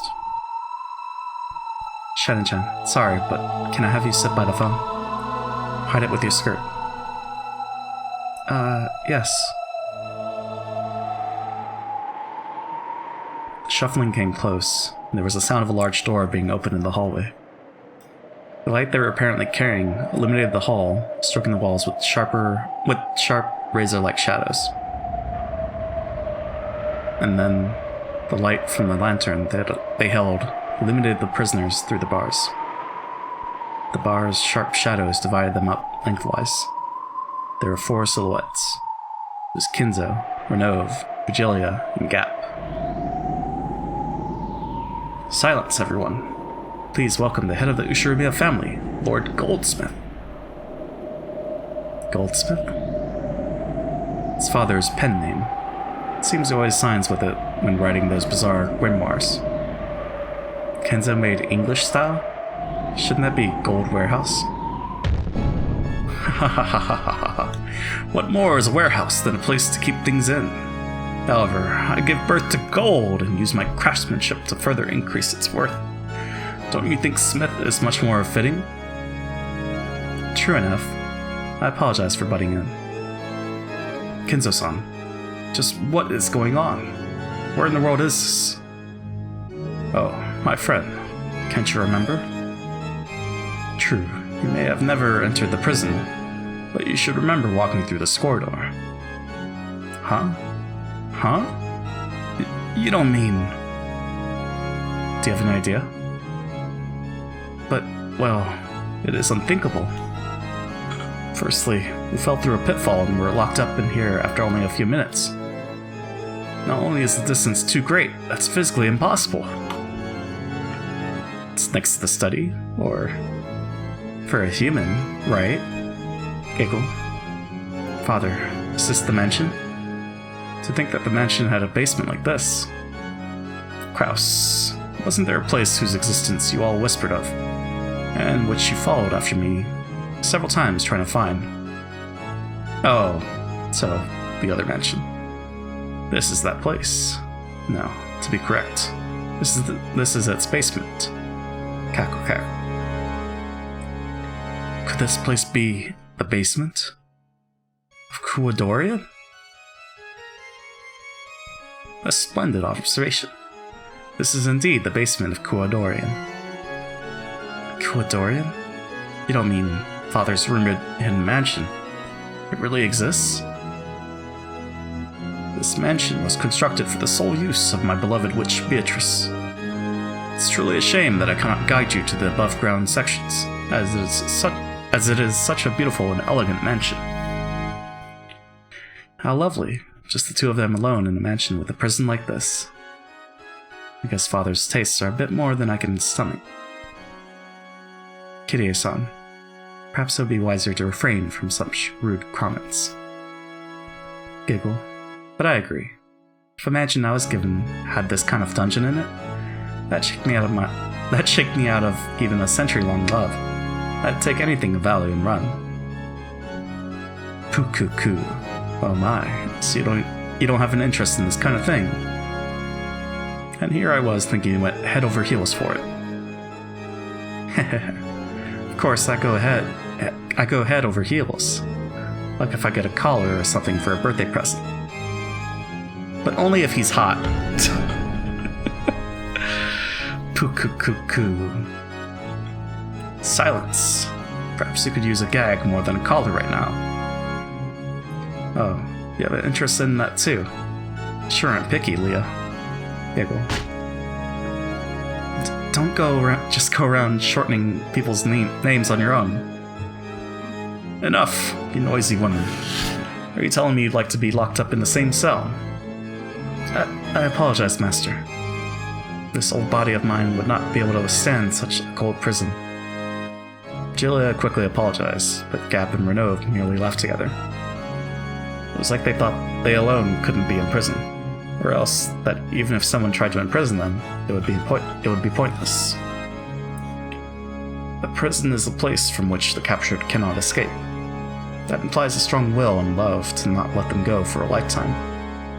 It's not even worth speaking of love to a woman you could give up on if she ran away. A woman who makes you so insane that you don't want to let her escape to the point of binding her in chains. Because she was worthy of that. She was a love worth sacrificing my life for. I will not ask you to understand. Grandpa Cray. No one can bind me. I will not be bound. Don't want to be loved. I want to love. I feel the same as Goldsmith. That's why I understand the madness of your love. Love and madness are two sides of the same coin, or so they say. How bothersome. But learning where we are so easily was a big step. We'll ask the details later, but it seems you know about this place, right, Dr. Dancho? Yes. If that hallway is the underground passage beneath Kuwadorian, that if it goes straight down it, it'll become a long tunnel. And if we stay on that, we should be able to return to the mansion. And if we could just do something about these bars, we could go home. Father, what are you planning to do with us? As I've already declared, you'll become sacrifices for the later twilights. There are conveniently 5 people here. It's likely enough hostages for the 5 gougings. I see. Then it's time for us to pay the piper? Eventually. That's not why I've come to visit you this time, so relax. Besides, I believe I have said it already. If one of my grandchildren is deemed suitable to inherit everything from me, then the ceremony will be called off. In other words, your lives will be spared. What are you planning to do to the children? I shall give them a test. A test to see if they are suitable to be the successor or not. If even one of them can surprise me, I'll call the ceremony off. And if there isn't anyone suitable, what are you planning on doing with the children? Cackle, cackle, cackle. There's no need to worry about that. After all, you all will be sacrificed first.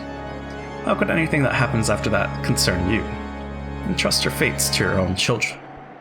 Your children, the embodiment of what you've born, taught, and raised. They should be the most suitable ones for you to entrust with your fate. Cackle, cackle. Don't look so worried, Kraus. Believe in the daughter that you brag is worth 10 billion yen.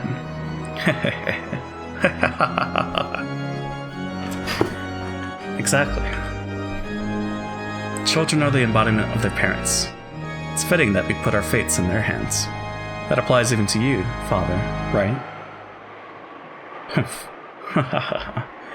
This girl has guts. What a waste on Rudolph. Kirie-san, it would be best not to aggravate him too much.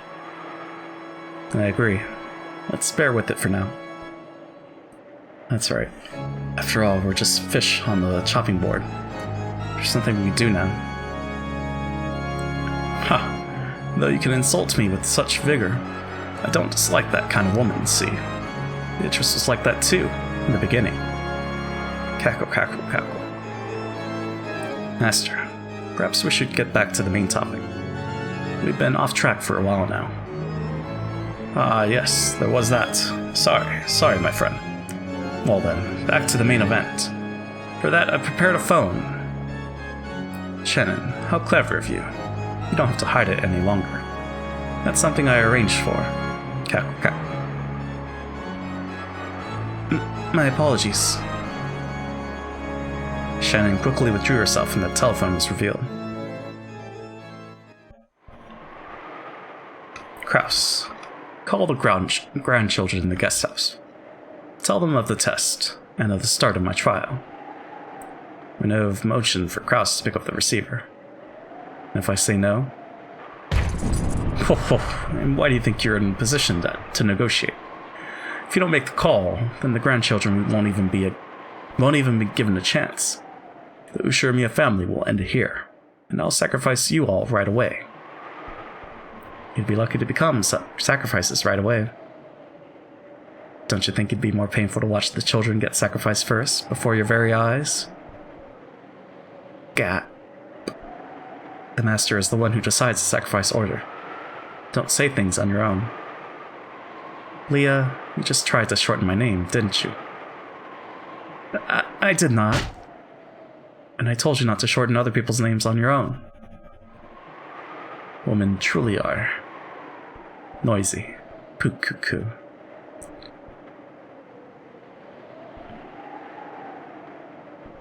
Oh? Okay. Chapter break.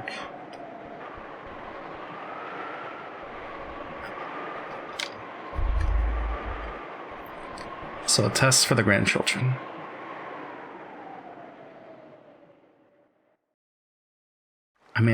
Well, okay. We're in the future now.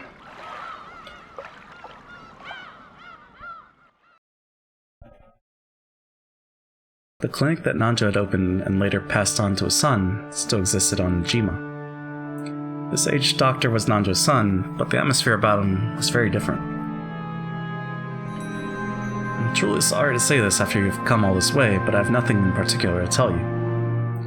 Nanjo's son said that very indifferently. So who's this? Masayuki. Nanjo's son inherited the Nanjo clinic Unlike Nanjo, he seems to be a more sober, indifferent person. After the rampage surrounding Rakanjima, he grew to completely despise the press, and he never spoke again of what happened around that time. He once had a daughter afflicted with an incurable disease, but unfortunately, she wasn't able to live out her natural lifespan. Damn.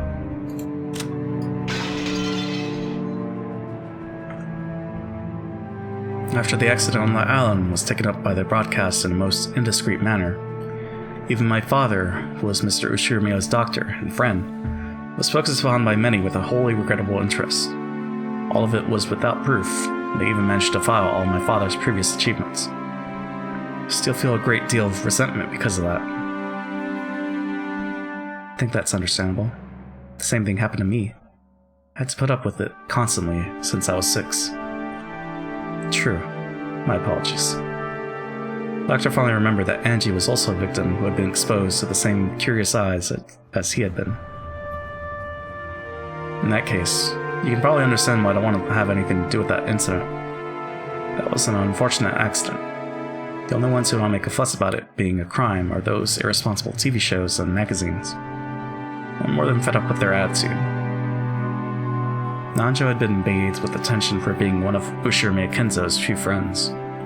Because of that, there was probably an aggressive and persistent rush among the witch hunters and the press to use Nanjo's son as well, a surviving relative, as a source of information. The doctor went on, criticizing the press indignantly. I really understand how you feel, for a person like me, who observed even in her personal life, whose privacy, likeness, and even human rights might have been violated. It's really easy to pick up on the anger of someone in your position. And for that very reason, I want to know, more than anything else, what in the world happened in the incident that so thoroughly ruined my life. So I came here. I'm a related party just like you, not a magazine columnist or an interviewer. Please, don't get the wrong idea. I didn't come to do this for fun. Quit looking down on me. If we're gonna argue over whose life was most screwed up by that incident, you're no match for me. Angie spoke sharply. The doctor, who hadn't imagined that he would be talked back to in such a forceful manner, couldn't help but fall silent. From Angie's perspective, the doctor really was whining over nothing. She really didn't want to be looked down upon. It was about time to let him understand how many days had passed for her before arriving on this island. The doctor realized that he'd said something wrong and remained silent for a while, looking uncomfortable. I know it's probably painful to remember what happened at the time, but if there's anything you do know, please tell me no matter what it is. Of course, I'll keep quiet about it. I visited here today to bring some resolution to my life. I'm 18. That incident took away 12 years of my life. It'll probably keep on taking. Since that day when I was 6 years old, I've remained shut away in darkness. Are you saying that despite that, I still don't have a right to know? No, how rude of me. It seems that since all the others who came were ill-natured folk, I instinctively put up my guard. I apologize for my rudeness. I understand. If you'll swear not to breathe a word of this to anyone, I'll tell you everything. Thanks, Doctor. Then, if you would, please tell me anything you can. As you know, my father was not only Mr. Ushirimiya's head physician, but his friend through the game of chess. That relationship was very long, stretching back to the time Mr. Ushirimiya moved to Rakanjima. Just how close were they? Very close, it seems. It seems that their connection through chess led my father to stay at Mr. Ushirimiya's mansion quite often. Although I may not be one to talk, Mr. Ushirimiya was extremely moody. My father was an extremely magnanimous man who excelled at interacting with humans like him. It's not hard to imagine that he was a rare friend for the isolated Mr. Ushirimiya. That day was the day of the family conference. At the Ushirimiya family conference, inheritance and how it be distributed were rigorously discussed. Making it almost like a financial conference, which means Dr. Nanjo must have gained a trust so great that he was asked to attend even that night. Even that, right?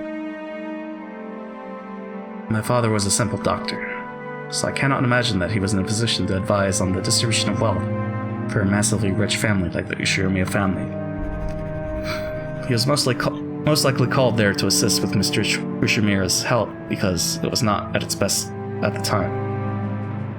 As Kenzo's close friend, I'm sure my father would have kept his mouth shut, and that he was trusted not to leak the secrets of the family conference.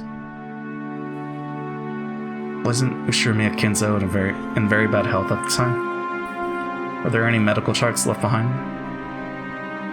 Perhaps he brought the medical charts with him on the day of the accident. I'm afraid to say that the entire folder of Mr. Ushirimiya's medical charts has been lost. He was my father's patient, so I do not know the details.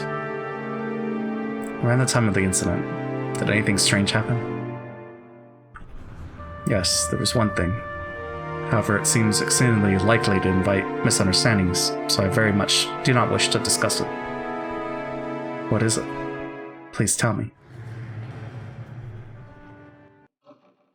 For a while, the doctor beat around the bush. After saying that much, he wouldn't be able to fool Angie by dodging the subject.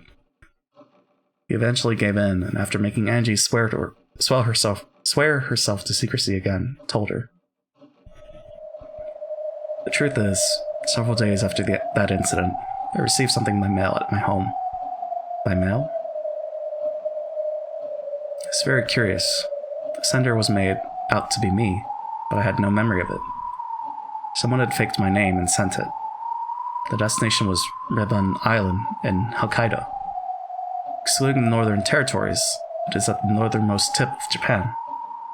The recipient was apparently a resident on Rebun Island, but the name was my father's.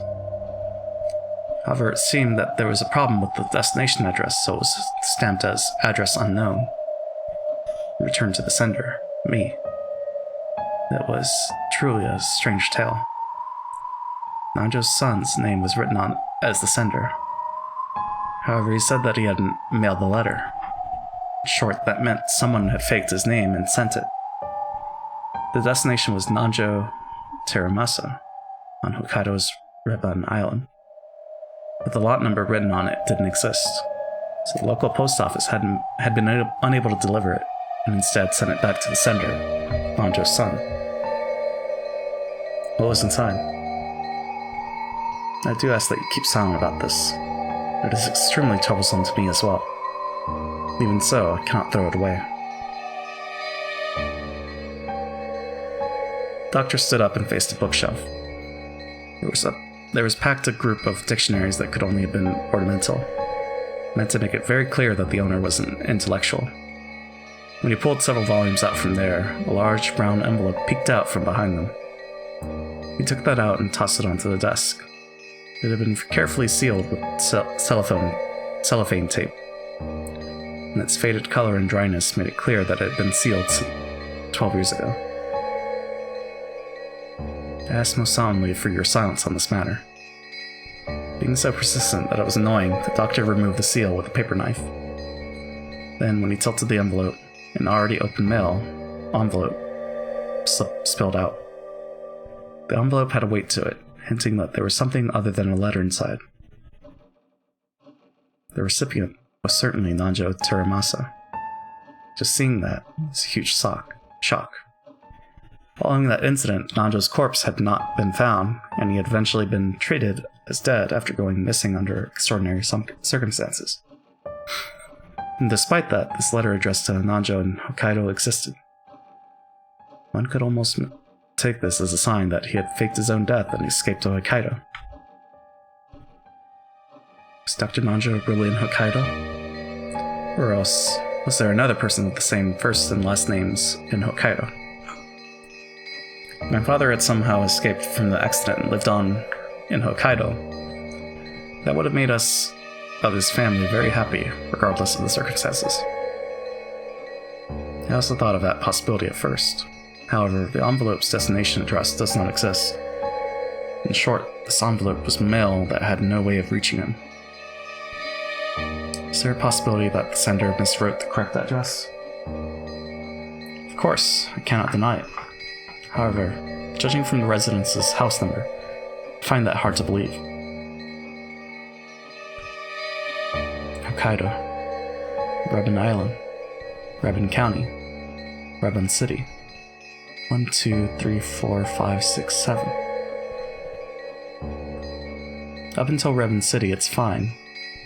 I just couldn't wipe away the feeling that the sequential numbers after it, 1, 2, 3, 4, 5, 6, 7, was a little insincere. Felt like a fake number that some kid had made up. Whoops. Oh, there it is.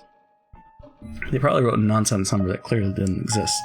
I think it's natural to assume that, from the very beginning, this envelope was sent to a non-existent residence to which it had no chance of being delivered. If the destination address doesn't exist, the mail is generally returned to the sender. But even in the case of an incomplete address, the local post office will often curiously, and to the best of its ability, research to find whether the sender's intended destination exists. When they still can't find it, the mail is sometimes returned after an investigation of several days. It seemed that the same thing had happened with this envelope, and its stamp was postmarked on October 3rd. It was postmarked on Najima. Najima was a long way from Rebun Island. On top of that, the destination was also nonsensical. It had taken more than a week for the mail to be returned. In other words, there was probably a high chance that having the envelope returned to the sender after an unfixed amount of time had been the goal from the very beginning. Why do something like that? Even before asking what it was that had been sent, this envelope was already wrapped in mystery.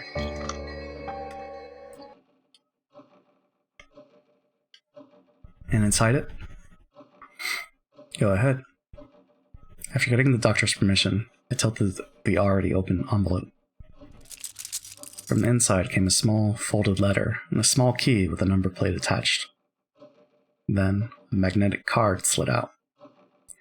A112 was engraved on the key's number plate. I didn't know what it meant. The magnetic card was pitch black and had gold characters engraved in it. Members was written in English. The jet black, gold-lettered card design made it feel like something very high class.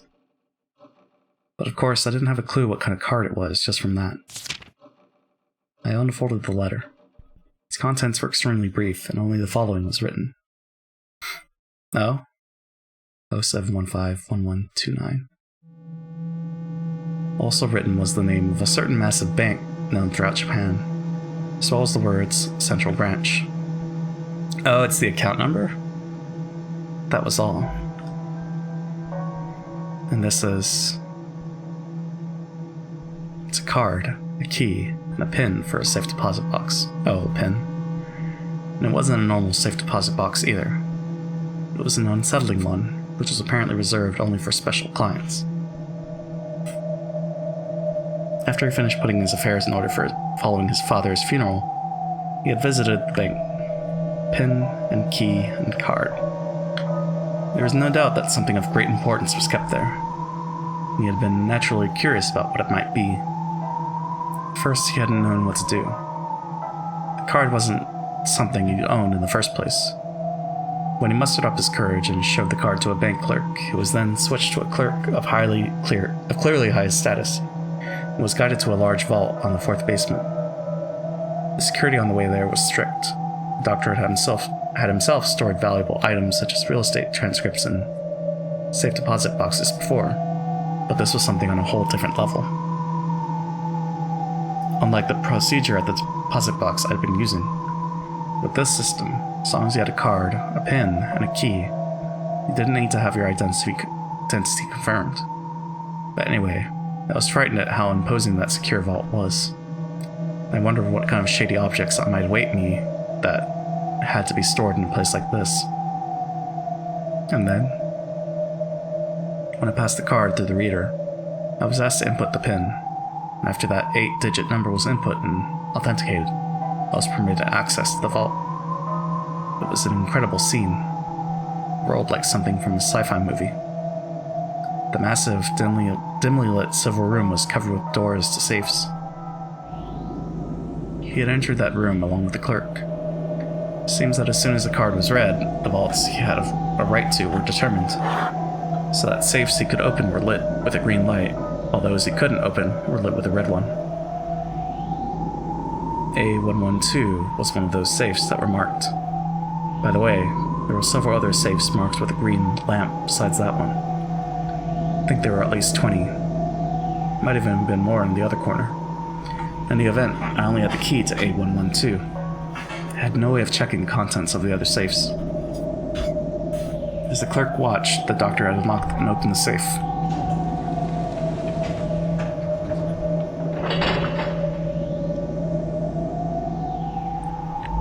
When he did, a safe drawer like a large cabinet had opened, and an expensive-looking duralumin case peeked out.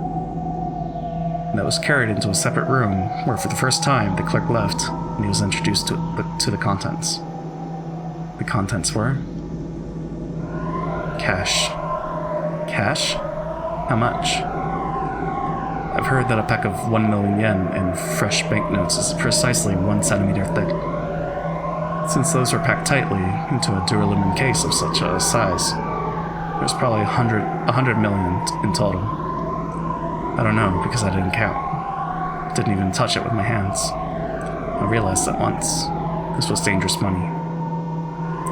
It isn't normal to store a whole 100 million yen in cash in a case in a safe like that. It's much easier to deal with if you put it into an account and turn it into numbers. When someone is unable to do that, then it's clear that there's something wrong with that cash.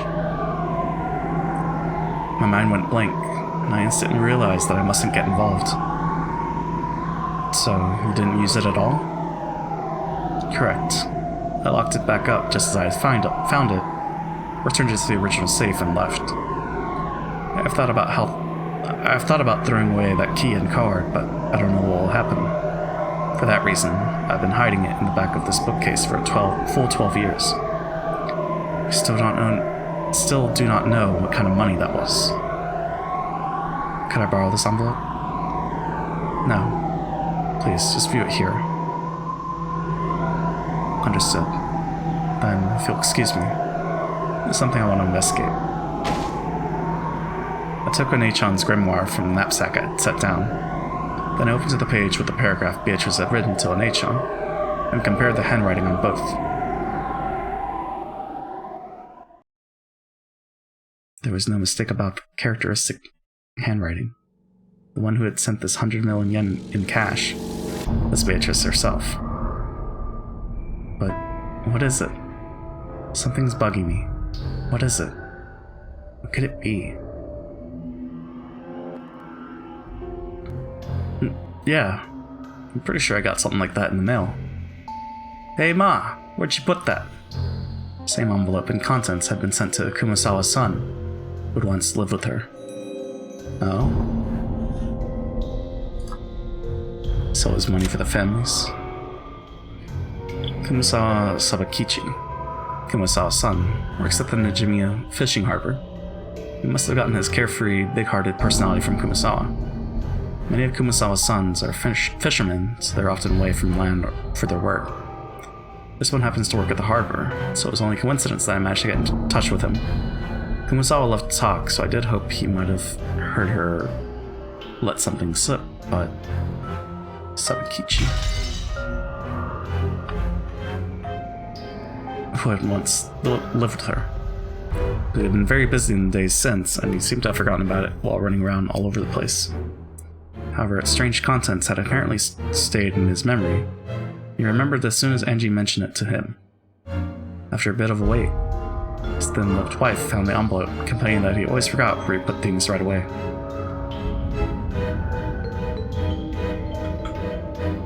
The modus operandi for the sender and recipient is the same as Najo's sons. The sender was made out to be Kumasawa's son, and the recipient was Kumasawa Chiya. And the destination address was in the Okinawa Prefecture, Yayama County, Yonaguni City, 1234567. Yonaguni Island was at the westernmost tip of Japan, and the lot name was the exact same sequential number that had apparently been chosen without much care. Now it was certain. This envelope was definitely sent with the goal of having it be returned to the sender. Its contents were exactly the same. A letter with a pin and the bank's main branch written on it. A magnetic card. A key with an attached number plate. The inscription on the number plate was A113. The number right after the one on the key that had been sent to Nanjo. Most likely, inside the vault was the same kind of duralumin case, packed with 100 million yen in cash.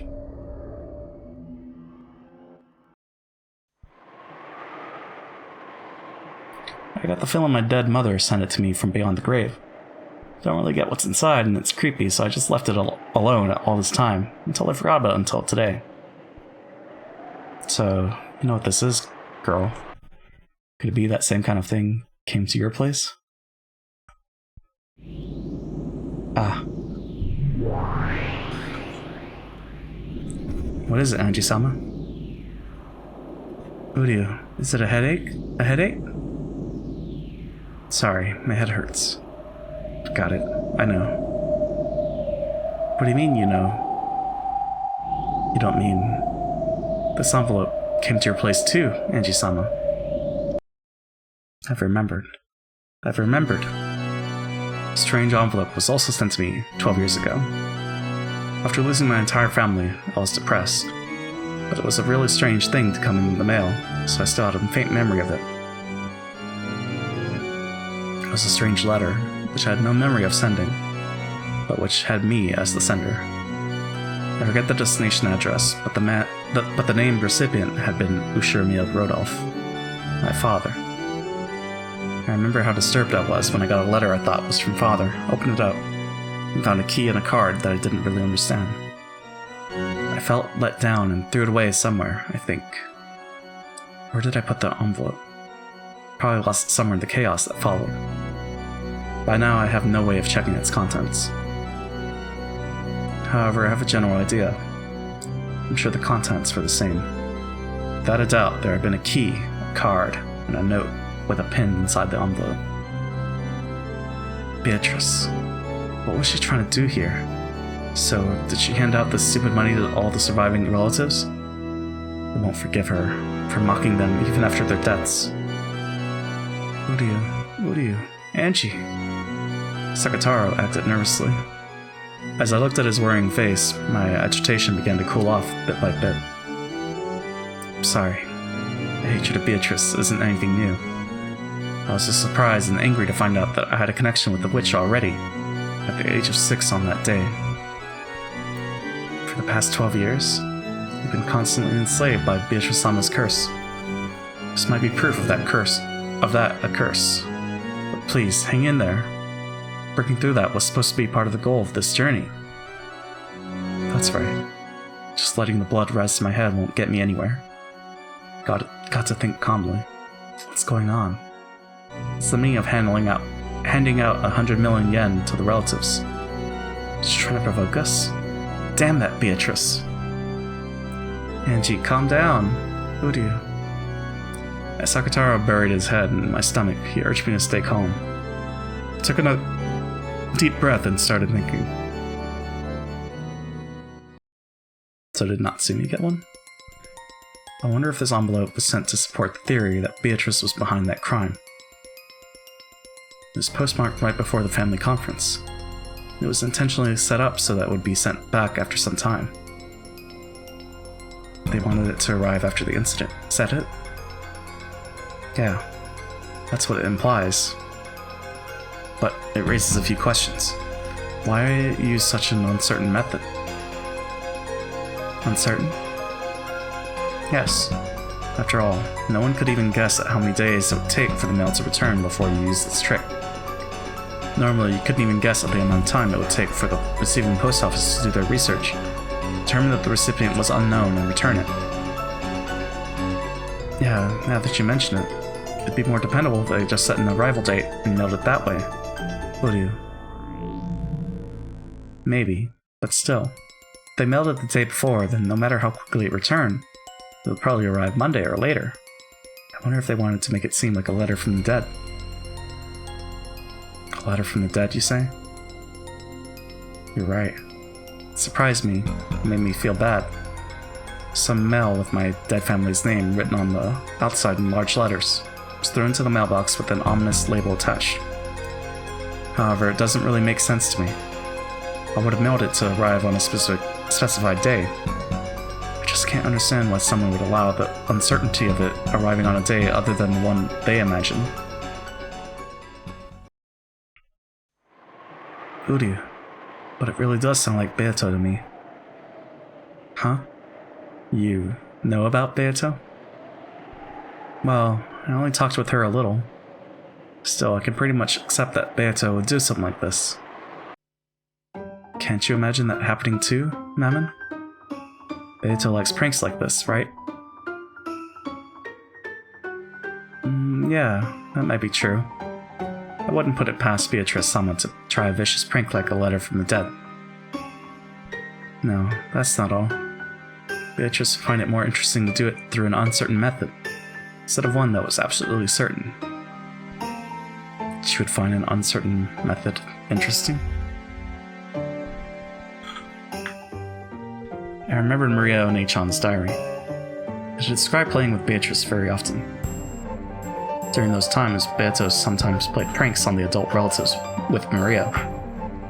But those pranks always had a touch of witch aesthetics, which was that they were more interesting when they were uncertain.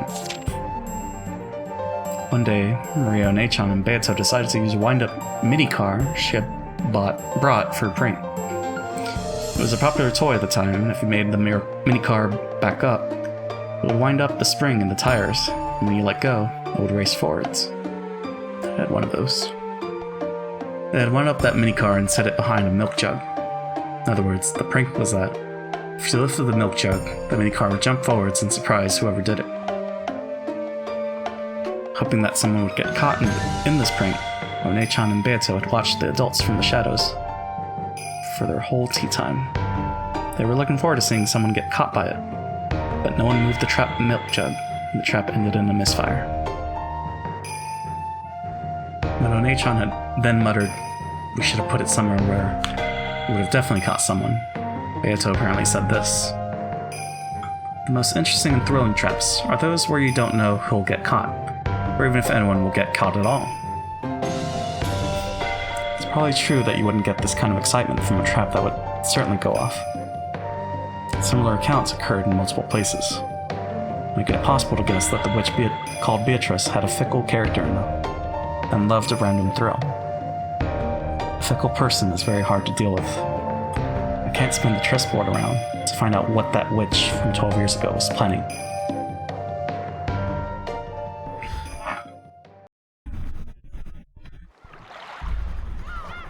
As Angie examined these, her gaze darted from place to place. Then she suddenly showed interest in the wall. There, several framed pictures were hung. Many of them were commemorative photos from when the relatives of the Kumasawa family gathered or went somewhere to play, and Kumasawa was in several. And she still wore a smile that made it so you could almost hear her light-hearted ho-ho-ho laugh. It's part of my distant memory, but I definitely remember that she was this sort of cheerful old lady.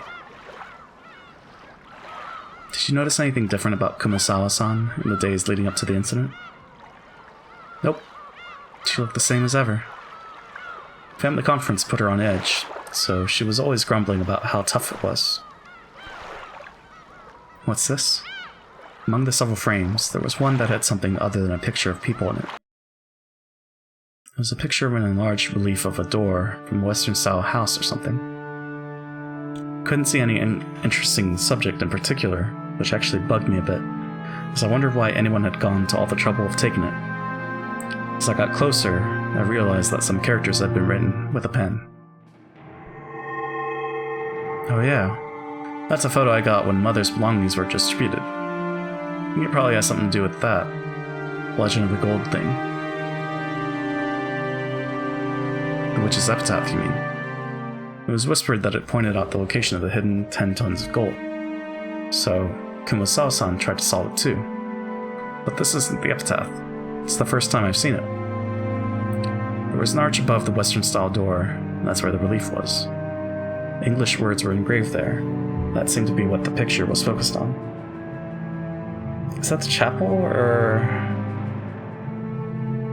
can't tell. The pen writing appeared to be a translation into Japanese.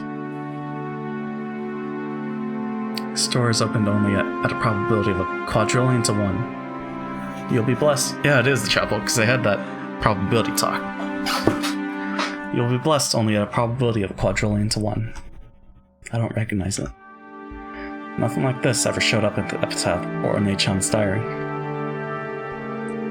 In Mother's belongings, there were quite a few photos and notes that looked like her trying to solve the riddle of the epitaph. Mother was actually surprisingly fond of that kind of thing. There was that rumor that 10 tons of gold bars were hidden somewhere. It's no surprise she got so absorbed by it. In both Maria Nei-chan's diary and in her grimoire, there was a description of the witch's epitaph. They talked about how it was a ceremony to open the door to the Golden Land, Beatrice's resurrection ceremony, Beatrice's succession ceremony, on and on. Maybe the most interesting one was the last part, about it being a succession ceremony. According to Beatrice, if you were able to solve the witch's epitaph, you would receive not only the 10 tons of gold and the Ushirimiya family inheritance, but her own magical power and name, as well as the title of Golden Witch. Among the Ushirimiya family household at the time, the witch's epitaph was thought of as a difficult quiz, which the family head, Kinzo, had arranged for it to choose a successor. But with the mariage associé interpretation, the questioner was Beatrice herself, and she had posed the question in part to choose her successor. There were slight discrepancies in the details of the two interpretations. Either way, its ominous contents brought to mind a bloody serial murder, and both of the message bottles drew a tale of a crime following that pattern. If I could solve the witch's epitaph now, 12 years later, I wonder if I could expose some plot made back then. I tried to solve it many times myself, but I never did have a clue what it meant. It seems that many witch hunters tried as well. I also found theories like the La Plata theory and the Enura theory in certain books. However, neither of these theories were conclusive. Are there any other materials? I think so, but they were all split up between my siblings. I don't have a clue who has what. Sorry.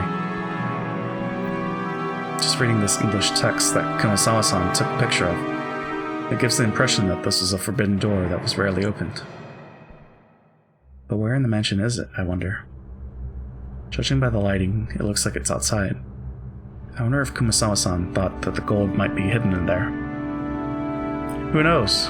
Either way, I do wonder where in the Rakanjima mansion it was. I hate to say it, but there wasn't enough money in Mother's bank account to make me think she found the gold.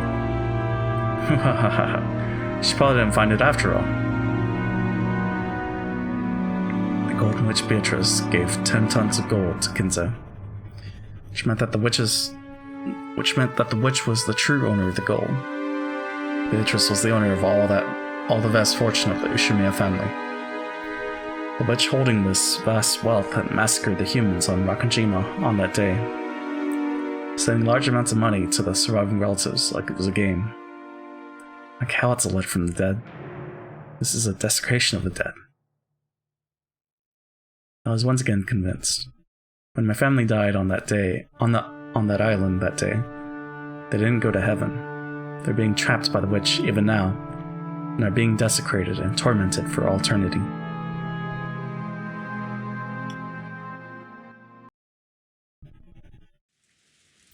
The last place Angie visited was a store in the region between the housing district and the retail stores, with a signboard saying Marufuku Sleep Shop.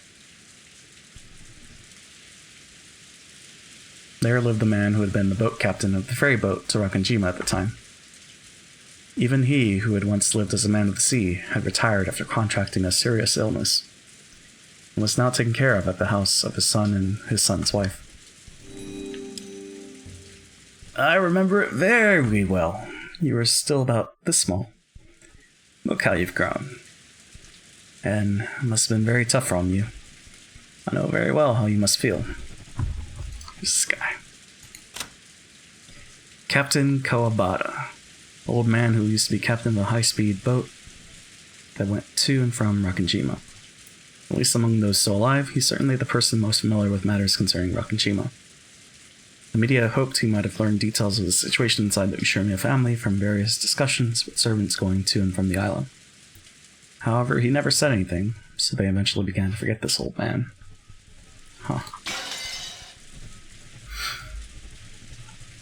The former boat captain was in such high spirits that you couldn't really tell why he had retired in the first place. His memory seemed clear too. He could remember the events of more than a decade ago. Well, apparently even about how Angie had been at the time. The way he chatted on was very helpful for Angie. At the same time, he also remembered the final family conference very well. The fact that he remembered even details like Battler's fall madness on the boat was actually painful for her. It had been so back then as well, but even now, there was no public way to cross to Rakanjima. It was necessary to make an individual request to an owner of a boat to make the voyage. I had been unable to arrange for a boat to Rakanjima, so if he refused me, such a voyage would probably become hopeless.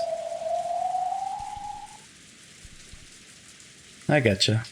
It won't be easy to find a boat eager to go to the island. By now, there are even some who call it by its old name, Akujikishima instead of Rakanjima. It's understandable why the sailors around here would turn down your request.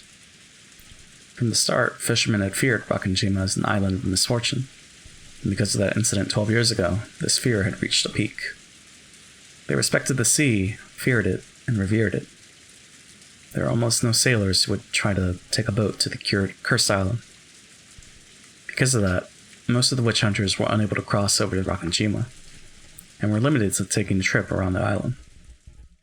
Ironically, this had caused the sense of mystery surrounding Rakanjima to increase even more, which had resulted in the propagation of the bizarre witch stories they loved so much. Would you take me in your boat? Yep. They're supposed to give it back to me just for tomorrow. Though it seems its engine has been in a pretty bad mood lately. I'll knock it into shape. The former boat captain promised that tomorrow he would go back to his previous job and take his boat out to Rakanjima. Now my method of transport to Rakanjima is ensured. This is probably all I can do on Najima. All that's left is tomorrow. On Rakanjima, I'll reach the final destination of a journey that stretches back 12 years. Isn't that great? This way, looks like you'll be able to go to the island. It sure does. I'd heard that it would be hard to find a boat, so the boat captain's helpfulness really saved me. Although, it may not be the same as it was for you, Angie-sama. I'm sure the incident 12 years ago has been a thorn for the boat captain as well. One that he still hasn't been able to pull it out. One that he still hasn't been able to pull out. Uryu. Even the boat captain wasn't able to sort out his feelings. This whole time. That's probably true. If that guy had taken his boat out on October 5th as promised, there's a chance that he could have saved a lot of people. If he hadn't been hesitant to go out just because of a little wind. Uryu, you shouldn't say things like that. I'm sure that's pained the boat captain constantly until today. Apparently, they truly had been right in the middle of a typhoon on October 5th. According to the boat captain, he had known for certain that they'd be trapped by the typhoon if they headed to Rakanjima on October 4th. But the family had been very persistent about the date of their conference, which had been determined beforehand. It was only natural. All of the relatives had been very busy at the time. They came to the family conference only after arranging their schedules beforehand. It was probably a situation where they couldn't easily push it back to the next week just because a typhoon was approaching. It wasn't the boat captain's fault. But perhaps you could say that he wasn't so irresponsible that he could place the blame wholly on the typhoon. Certainly, just as these two said, there's no doubt that the boat captain has been dragging the events of 12 years ago along with him this whole time. And by taking me, the last member of the Ushirimiya line, to the island, and bringing me back safely, he might be trying to find some resolution for his past. The boat is supposed to return this afternoon. I'll guide you to Rakanjima after that, so we should arrive before evening. It's an island without electricity or lights. We won't be able to stay long. Will you be satisfied with the landing that short? There's nothing that would make me more satisfied by staying longer. I'm grateful just to have you take me there. Yep, don't mention it. If I hadn't parted with my boat, I'd be able to guide you to the island as much as you liked, without being stingy. It's not like I have a goal of doing something in particular on Makujima. So I'll be there during the evening. The evening, which straddles the two different worlds of day and night, seemed almost like a borderline between this world and the next, or possibly 1998 and 1986. It felt like the most fitting time to visit Rakanjima. It's not like I have anything in particular to do there. Just staying there for a few hours should be enough for me to find some closure. At that time, there was a small knock on the paper sliding door, and Amakusa stuck his head in, tapping his watch. I nodded back and told him about how I had succeeded in reserving a boat for tomorrow. That's great. It's about time for us to go. We'll be counting on you tomorrow, Captain. Sure, leave it to me. I've heard all about what you guys gone through. I also watched the talk shows at the time and was disgusted by the people who stirred up that incident just for fun. I'll help out any way I can. Thank you very much. And we'll see you noon tomorrow. Here. The fare for the boat. Angie took a warped wad of 10,000 yen bills from her pocket. The boat captain should have noticed its thickness as well, but he paid it absolutely no interest and shook his head. I'm grateful to you. This is a sign from the heavens. I've been given a final chance to take you to Rakanjima and bring you back safely. Now, I'll finally be able to finish the final job Kinzo-san entrusted me with. So I'm grateful to you. I got more than enough money from Kinzo-san back then. Can't accept yours. Thank you very much. You're a nice guy. Watch your step on the stairs. It's steep. Went down the steep staircase that was the exact opposite of accessible. It was getting hard to believe that there was actually a chest of drawers and a TV in the room upstairs. Most of the first floor was a bedding store, with many futons piled up on each other. We weaved our way through the cramped futon shop. After cautiously checking around outside, Makusa dashed out first and started up the car. The grandchild's room is empty. Really wouldn't mind if you stayed there. As you see, we've got plenty of extra futons. Thanks a lot for the offer. But this way, even if the unexpected happens, you won't be bothered. I don't know the details, but it seems you've been caught up in a lot of trouble. There's a rumor that some suspicious people are searching for someone. That wouldn't happen to be you, would it? Who knows? Angie played dumb, but it looked as though the boat captain had guessed. My job is to take guests to Rakanjima and bring them back again. That job was put on hold 12 years ago, and it still hasn't ended. So thanks to you, I'll finally be able to finish it. So listen, let me finish this job, okay? Do you understand me? Poor boatman, yeah. Yeah. It's not like I'm going there to die. What if Angie does die? Part of me does feel that, if I could die on that island, I'd surely be able to go to where my family is. Finally become aware of it. I might have been planning to die on that island. Might have come all this way, heading towards Rakanjima in search of a place to die. The boat captain had guessed that as well. That's why he repeatedly told me not to die. Don't go back to the island. Yeah, I won't die. I promise. After all, still not sure if there's any reason why I need to go to Rakanjima. No, I'm sure there's a reason. If there isn't one for you, there is one for them. That one called you. That's why you came here. Ultimate twist, everyone's alive? That would be something. That might be true. I might have been called. Then we can't believe the red truths anymore. Damn you, Beatrice. That might be true. I might have been called. I was called. For what reason? For them? Father? Mother? Battler Oni-chan? And Maria One-chan? Or maybe the Golden Witch, Beatrice. What is on Rakanjima? And what will I achieve? Even though tomorrow is finally almost here, I still haven't been able to understand my own mission.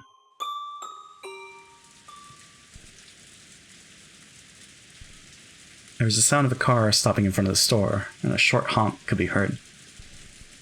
Then I'll see you tomorrow. If you'll excuse me. Yep. Winding between the stacks of futons in the cramped store. I was about to go outside. Then my feet stopped. What is it? What is that? That? What? What are you talking about? Trembling all over, I pointed at it. But no matter how much the boat captain squinted, he noticed absolutely nothing in that direction that should have surprised me. That must mean...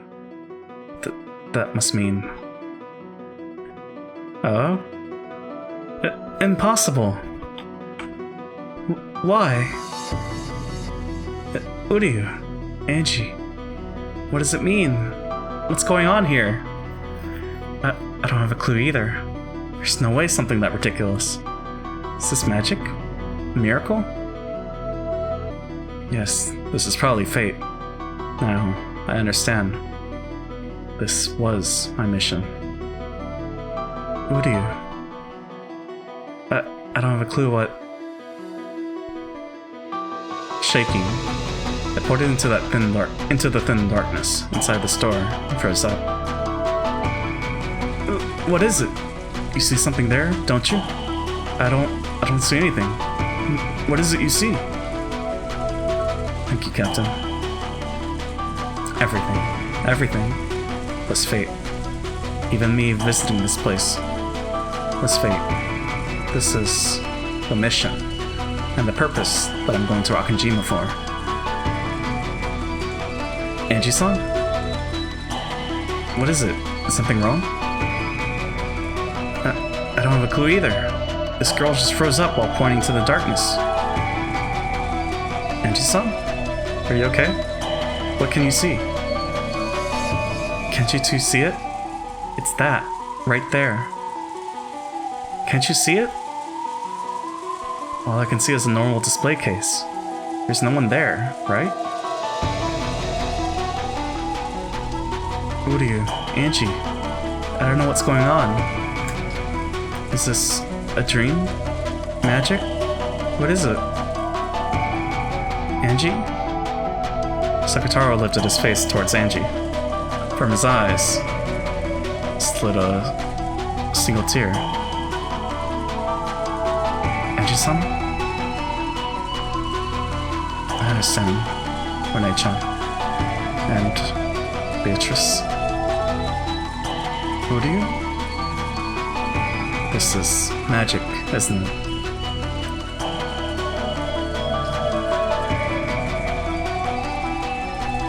I don't understand. I don't understand either. No! Cliffhanger? Come on. What did she see? What's in the display case? It's also 11 at night. Okay.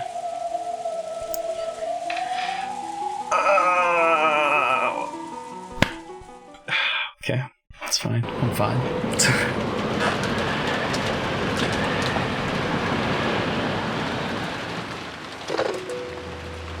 But also, it's like close to 4 hours.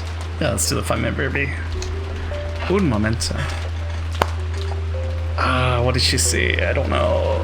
Yeah, BRB.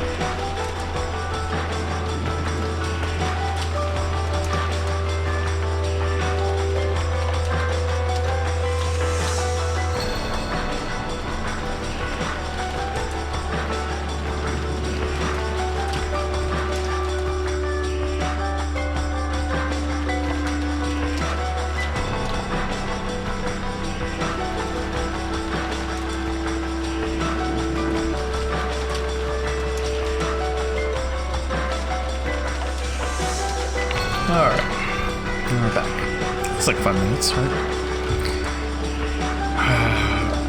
Like, I'm imagining it's a photo of someone.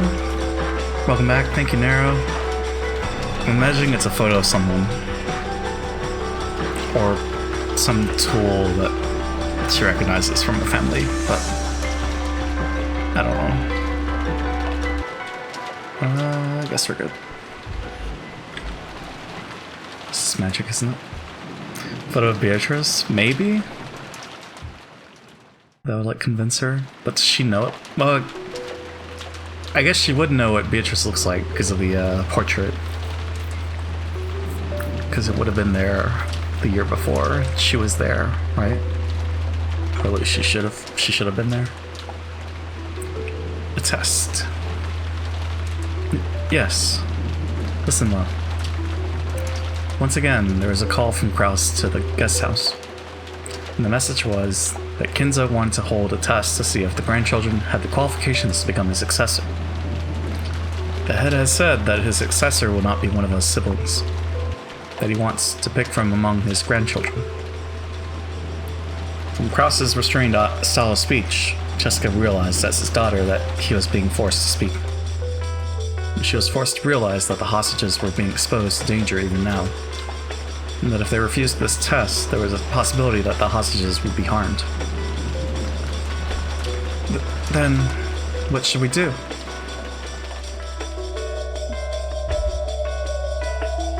Indeed. Hold on. Kraus put down the receiver, then looked at the grinning Kinzo on the other side of the bars. Kinzo gave his next order. Before the test, those not involved must be removed.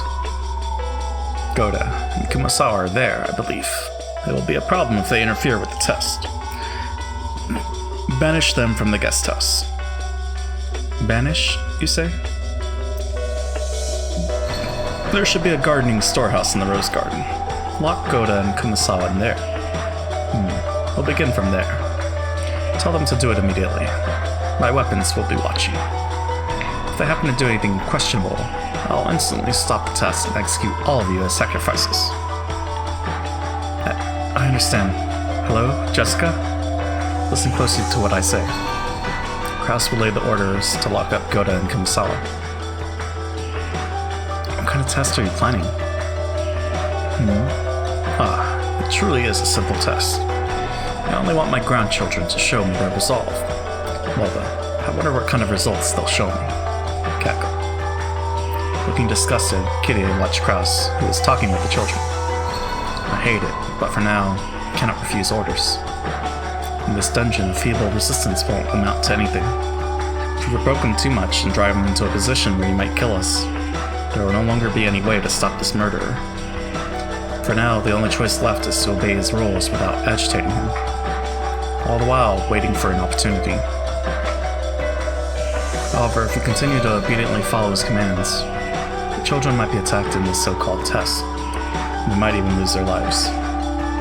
Whether we feign obedience or try to resist, nothing will cause the situation to improve. Anyway, straining our eyes so that we don't let a single chance escape until the very end is the only resistance possible now. While telling herself this, Kyrie watched over Kraus as he delivered Kinzo's orders. Kyrie-san, let us be patient. I understand. It's unfortunate, but all we can do right now is wait. If only we could do something about these bars, we'd be able to return to the mansion. If only we could somehow get out of here. I'll try something. Kinzo-san, I have a request. What is it, my friend? We understand well that you want to test the children. It is fine for you to do as you desire. Without your power, the Ushirimiya family might have been destroyed long ago. We truly understand why you want to carefully select the person who will take charge.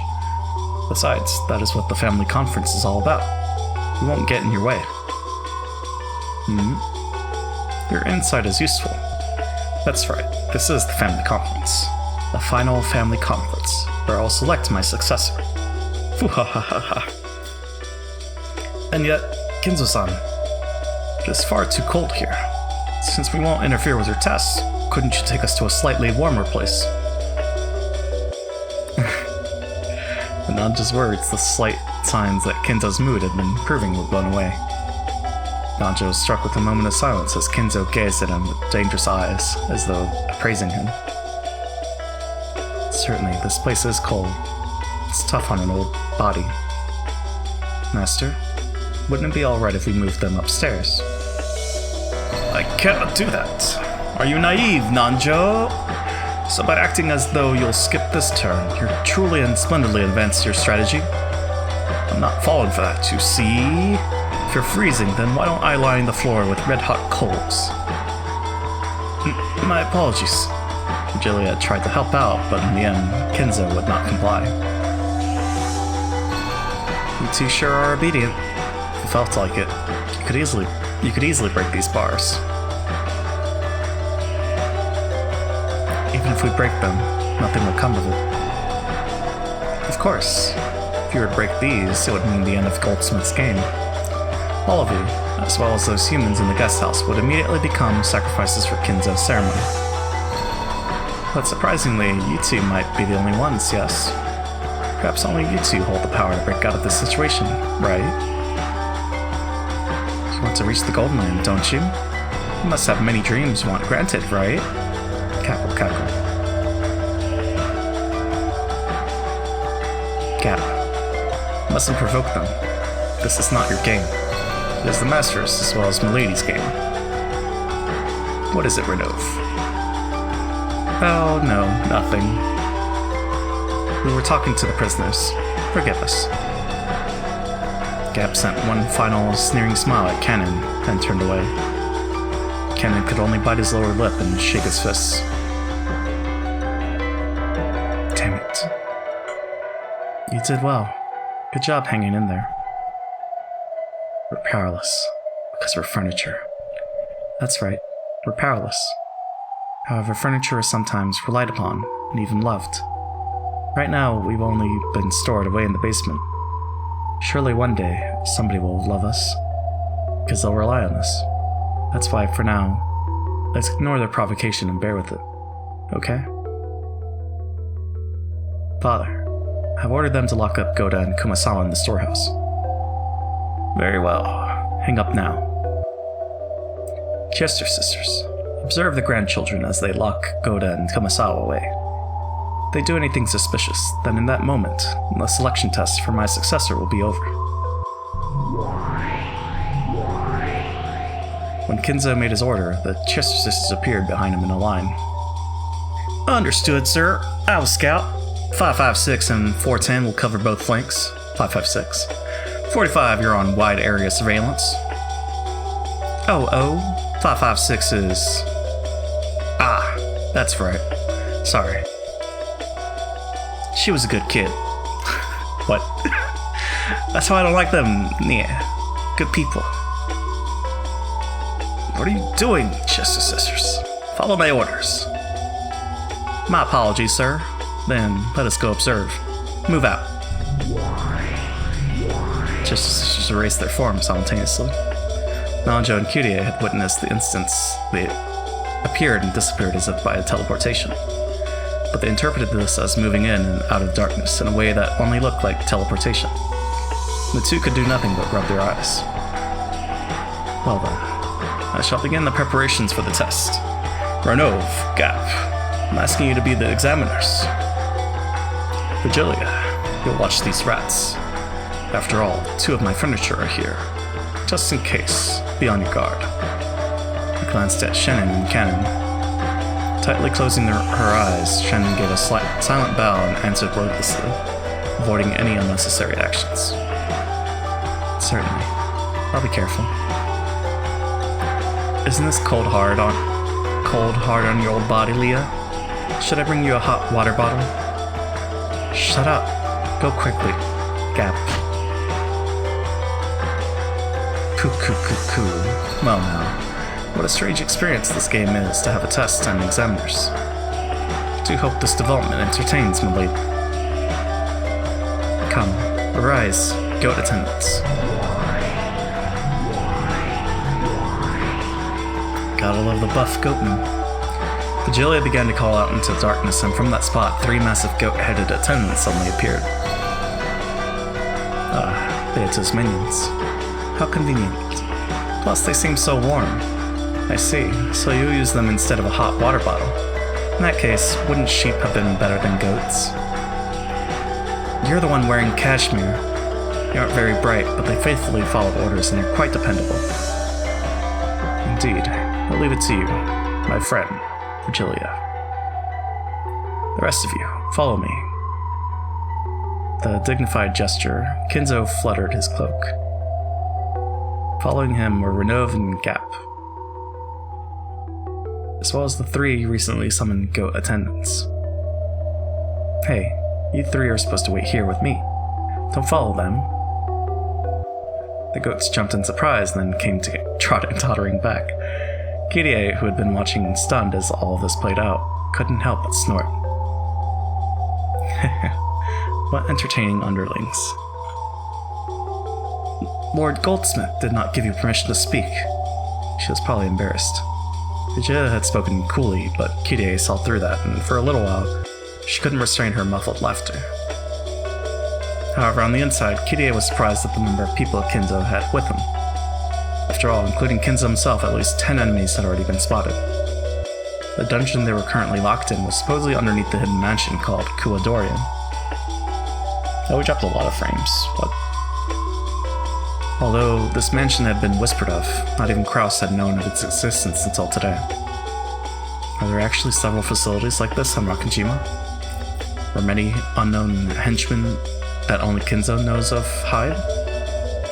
Just how many humans are in Rakajima locked away by the typhoon? No, on the contrary. Were we the only ones under the impression that there were only 18 people on this island?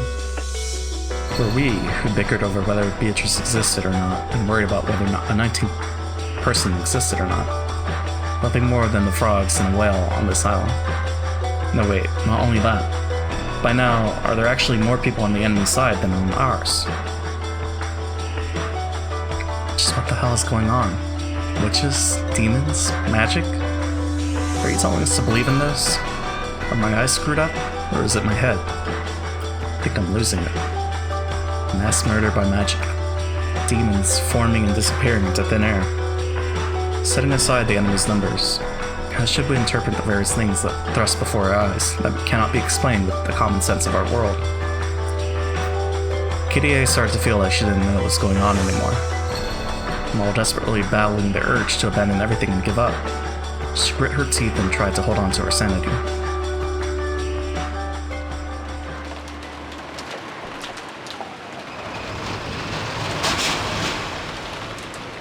Obviously, Goda and Kumasawa were quite unwilling to be locked into the Rose Garden shed, but they were threatened that, if they resisted, the hostages' safety could not be guaranteed. It was fairly hard to get them to agree. Once they started thinking that their safety might actually be guaranteed if the key to the gardening storehouse was to be handed to them after being shut inside, and when it was decided that blankets and food would be carried in for them, they were finally convinced.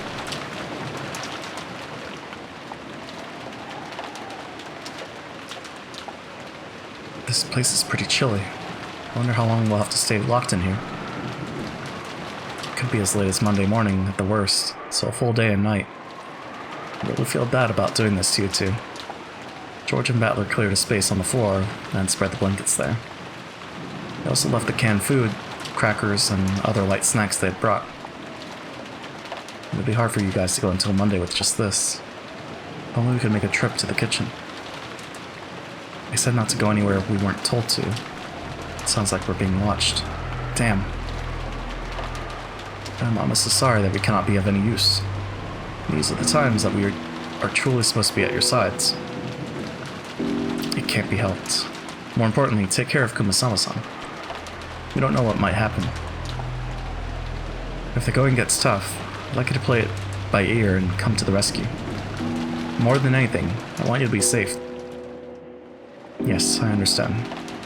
Please be careful, everyone. Right now, the Master is taking human lives like they're pieces on a chessboard. Please, look out for yourselves. Goda stared at the floor, even now unable to believe what had happened as he remembered that atrocity in the dining hall. And he hung his head in shame at his failure to fully describe that terror. Thank you. Make sure you stay on your guard. You too, Kumasawa-san. And you all, please take care as well. I don't have any idea what's going on anymore. Well then, we'll be off. Let's go, Batler-kun. Jessica-chan. Come on, you too, Marie-chan. Ooh.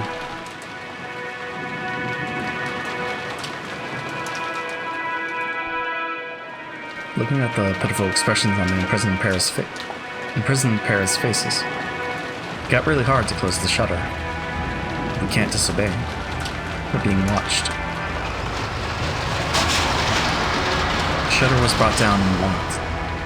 Then George walked toward the small window on the side of the storehouse. At that side, there was a small latticed window that could only admit light and ventilation. It looked like something from jail, making the two of them seem even more pitiable.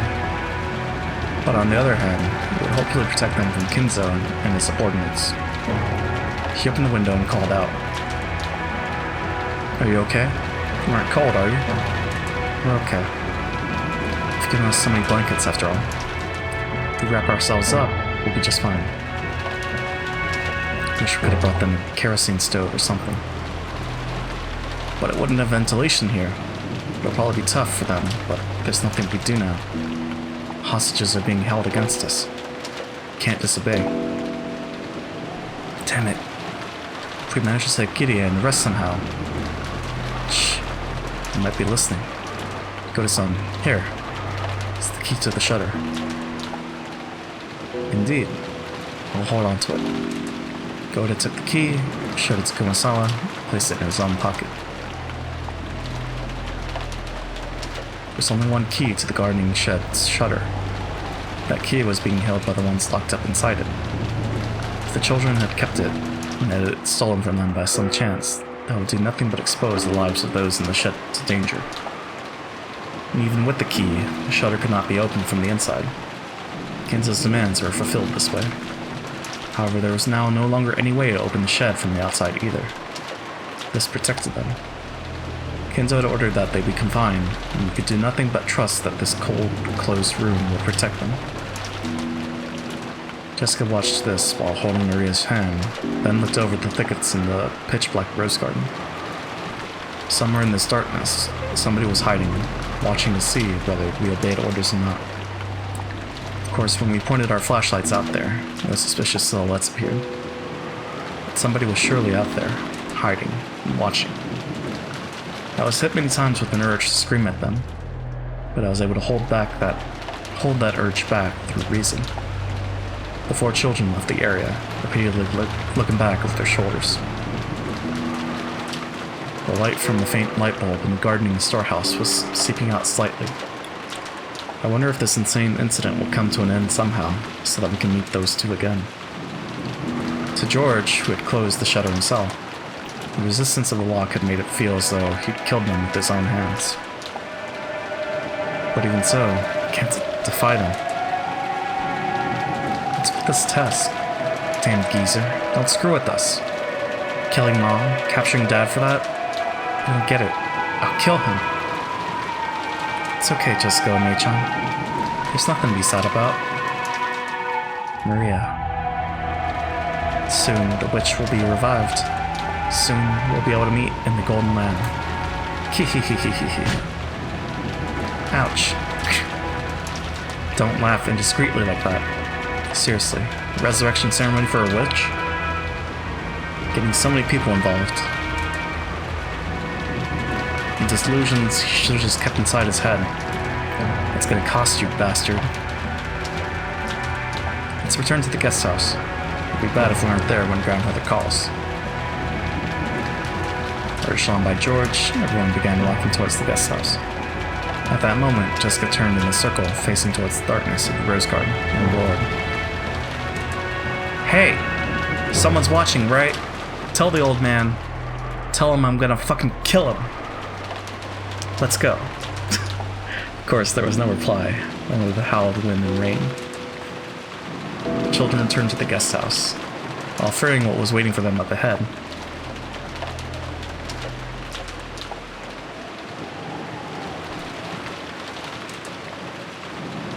After they left, From the exact point in darkness that Jessica yelled at, two rabbit ears sprang up. Sorry. They found me out. It's because you're too slow. Yeah. Pendragon Sama's gonna scold you. I'm sorry. Please don't tell Pendragon Sama. Be quiet. It was obviously just a bluff. Goda and Kumasama's imprisonment confirmed. Mission complete. We'll report back.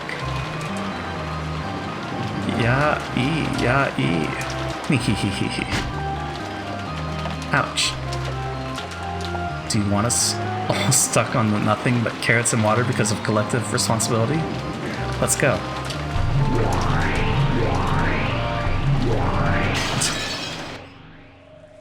I think we'll stop with the Kate Kona accent.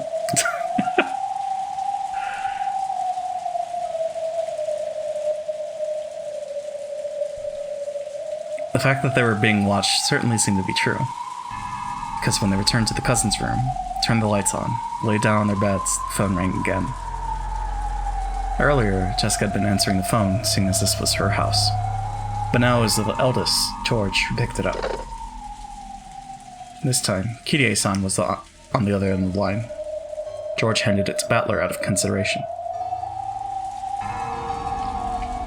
Hello? Kirie-san? Is everything all right over there?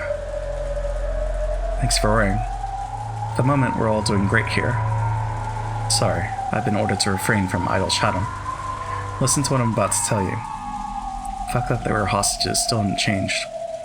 Kenzo, or one of his subordinates, was listening to the conversation.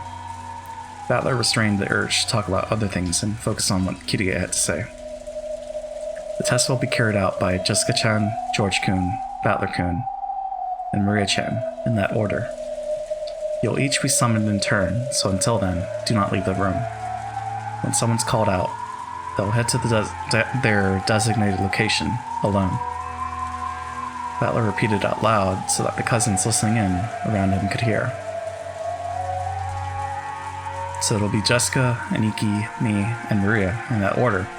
And we've got to stay in the room until we're called, right? Got it. Maria too? Even a 9-year-old girl? What's the damn geezer trying to force us to do? That bastard. The fate of the Ushirimiya family rests in all of your hands. Do your best. Sure. Battler noticed a strange nuance in Kirie's words.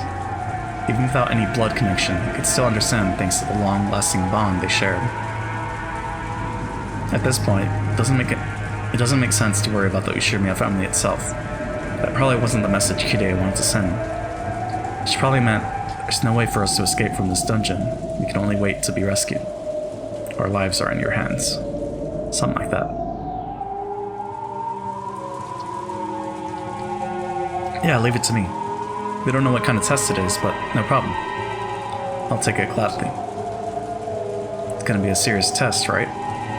Should we really go all out? Yes. It's a serious test. Grandfather truly does intend to test you all. It's useless. It's all useless. Some old fart on death's door is gonna give me a serious challenge? Let him spout nonsense after he gets in the coffin. I know he's there, so tell him this for me. I'll be your successor. My first action will be to shove my fist into your face. Grandpa Cray, yeah. Even without Kirie having to repeat it, Battler's powerful declaration of war reached Kenzo's ears. Battler, I'm truly looking forward to that. I can't wait to see just what a man who once threw away the Ushirimiya name has attained. Just what lot in life he's reached when he appears before me. Tell him. Unfortunately, Kenzo's voice was not picked up by the receiver. Therefore, Kirie spoke for him. Sounds like he's more than up for the challenge. Got that, Battler-kun? There's no need to hold back. You're Rudolph's son. No, you're my son. Show me something I can brag about to anyone. I leave everything in your hands. Understood, Mom. Leave the rest to me. All of us here have lost the right to inherit the position of successor. Now we're just the same as pieces taken off the game board, looking on from the outside. So you have to fight by yourselves. Kiryu-san. The nuance of those words meant you've already given up, so forget about us. But for that very reason, I won't give up. I'll definitely crush this test or whatever, and save everyone. In that case, here are his instructions for the first test, Jessica-chan's. Go to your room. Really? Go to your room? It's your game, you damn geezer. It seems it means Jessica-chan's personal room, the one in the mansion. I'll hand it over to Jessica. Tell her directly for me. Jessica, here. Hello? Yes, I understand.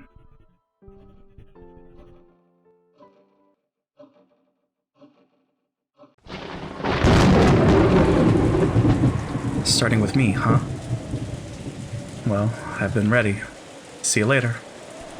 Even Jessica was probably tempted to succumb to the fear of a girl her age, but she crushed those feelings and strengthened her resolve.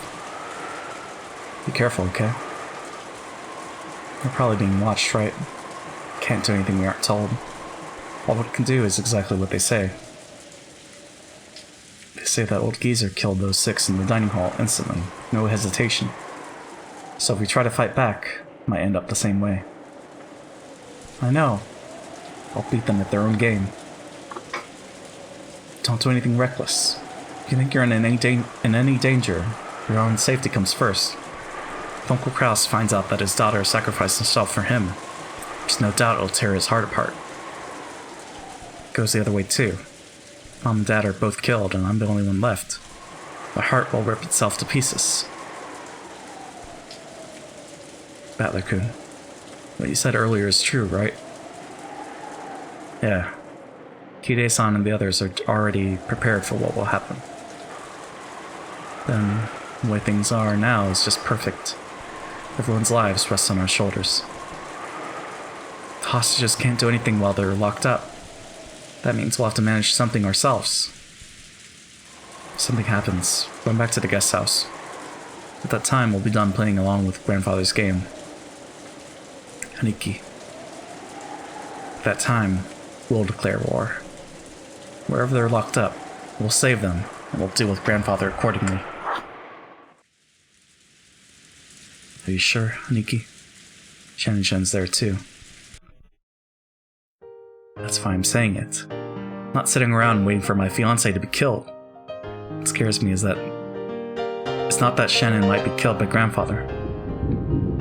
I'm just worried you guys will get there first and clobber the damn geezer who made my fiancé experience terror before I do. I see. This really does sound like a test to see who will be the successor. Yep. First one to bury a fist into that old face will be the next head. George, Battler, and Jessica each forcefully nodded their heads and put their fists together. Then, Jessica headed off to her own room, as designated. The phone disappeared into the darkness of the rose garden, waving in the strong winds. Watching her go, George and Battler gripped their fists even tighter, making them quiver.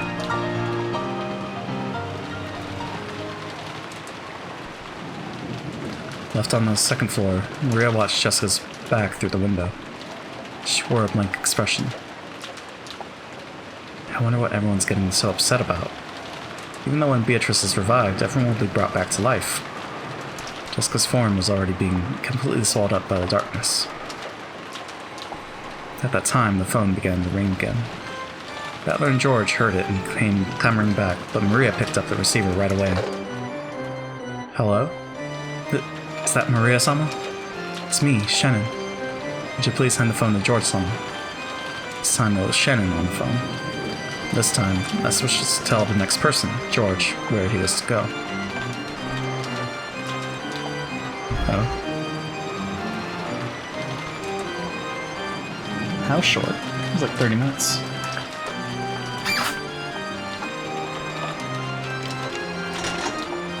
It's 11:12? Okay. Or 11:11. 11:11? Make a wish.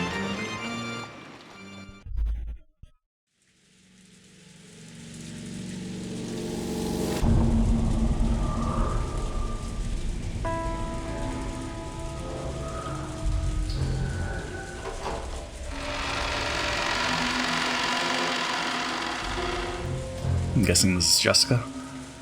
Yeah. Of course, since the time of her birth, Jessica had been raised in this mansion. The atrophied, Western-style house that the cousins called a mansion was her home. And yet, she had never understood her cousin's feelings as much as she did today. At the same time, she had never felt her own home, which she knew well to be as alien as it seemed now. Her own room. This had once been her hideaway, the only place in this vast mansion where she could feel at peace. However, she had never felt as much pressure coming from that door as she did now. Tess, you say? The hell could be waiting in there? I'm not gonna find my desk and stuff dragged around all over the place, right? She acted tough, trying to deceive herself. Trying to make herself believe that she wasn't scared of anything. Readying herself, she opened the door to her room.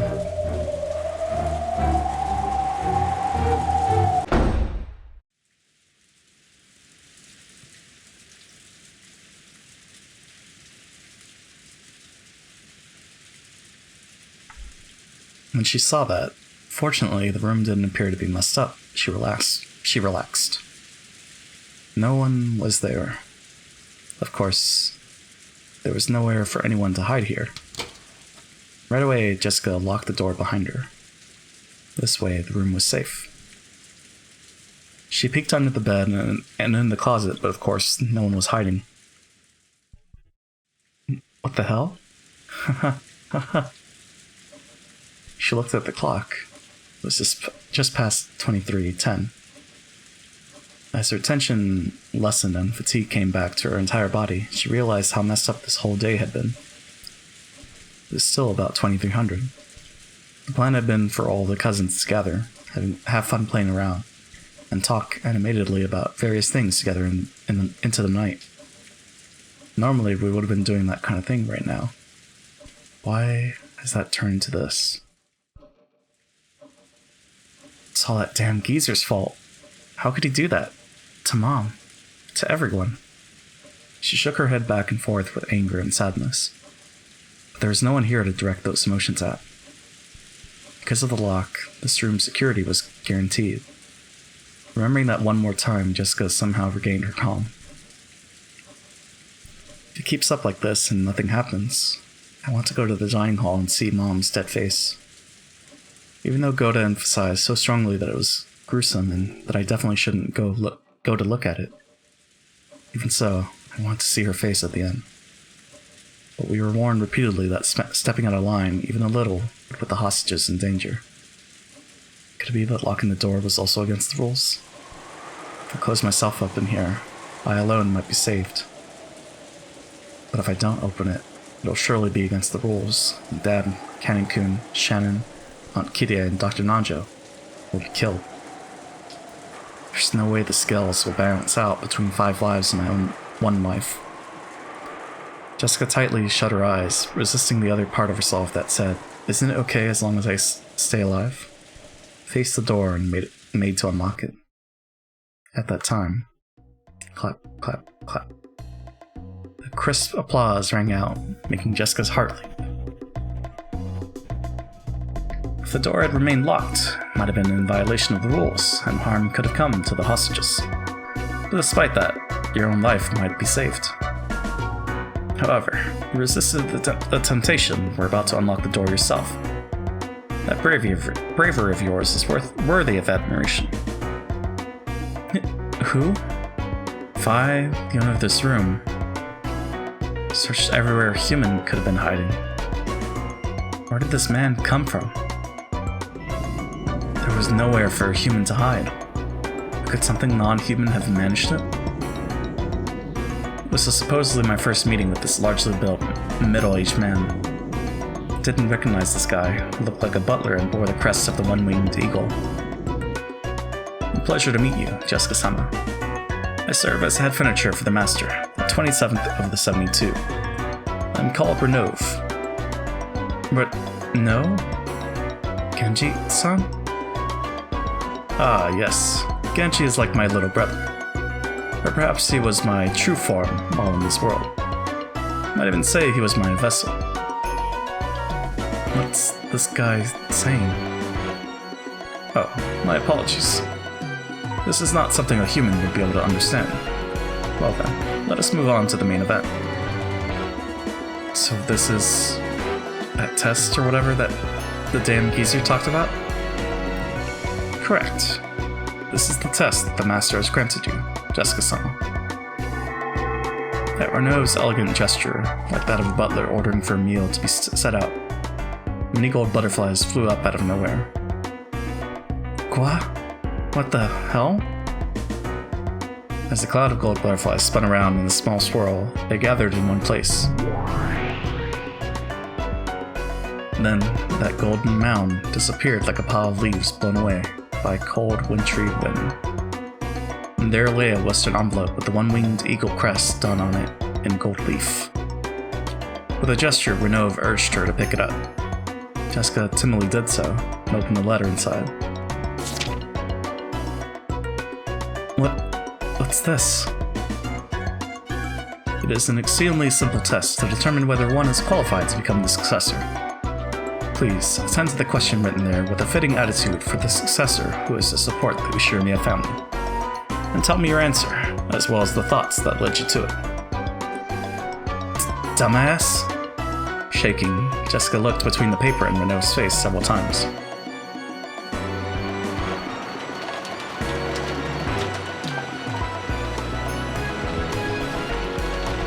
At that time, George, who had been called out after Jessica, could be seen in the arbor of the rose garden.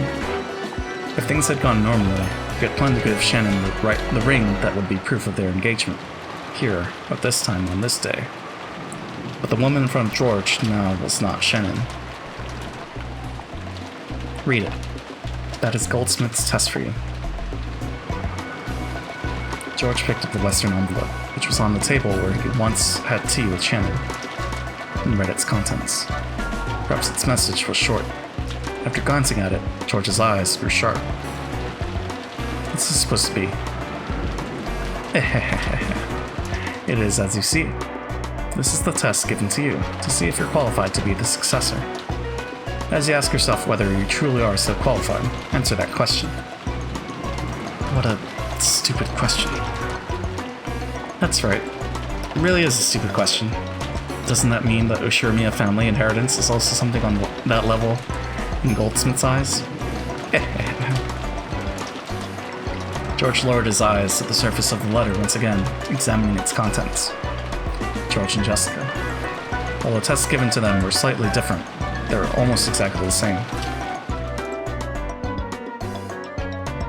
Among the three mentioned below, in order to gain 2, sacrifice 1. It's a simple 3 choices. Decide for yourself which one will you choose to abandon. If you refuse to choose, the test will be suspended. I've been given permission to kill you right here by my own hands. If you want to include even that as a choice, then there are 4 options. It's been an awful long time since I've gotten to play with a kid like you, so I can't say I'd be disappointed. Are these 3 choices only a test? Or will the consequence of my choice be carried out? Don't be so naive. The one you choose will definitely lose their life. Oh boy. Among the 3 mentioned below, in order to gain 2, sacrifice 1. 1, your life. 2, Shannon's life. 3, everyone else's lives.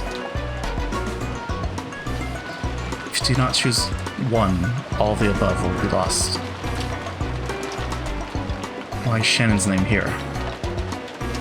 The second choice has the name of the one most needed and most loved by the test taker. I believe Cannon's name is written on second on Jessica's test. You gave this stupid question to Jessica too? Giggle, giggle. You shouldn't be worrying about Jessica, right? Right now, you're the one being tested. It really is a simple 3-choice test. Which can you throw away for the sake of the other 2? Isn't that simple? If you still can't decide, would you like me to lend you a coin? A coin? How would you choose between 3 options with something that only has 2 sides? No one will throw away their own life. So there remain 2 choices that will leave you standing. Will you give up on everyone for the sake of the one you love? Or will you give up on the one person you love so that you can save as many people as possible? Either way, you should be able to find a fitting just cause. After all, this Rakanjima is now a demon island. The sentimental relationship with the human world aren't necessary here. Relationships. No one will blame you. Do as your heart desires. And ask yourself whether you're qualified to succeed at Ushirimiya family headship. Or rather, make your decision as if you were truly the Ushirimiya family head, okay? Hehehehe.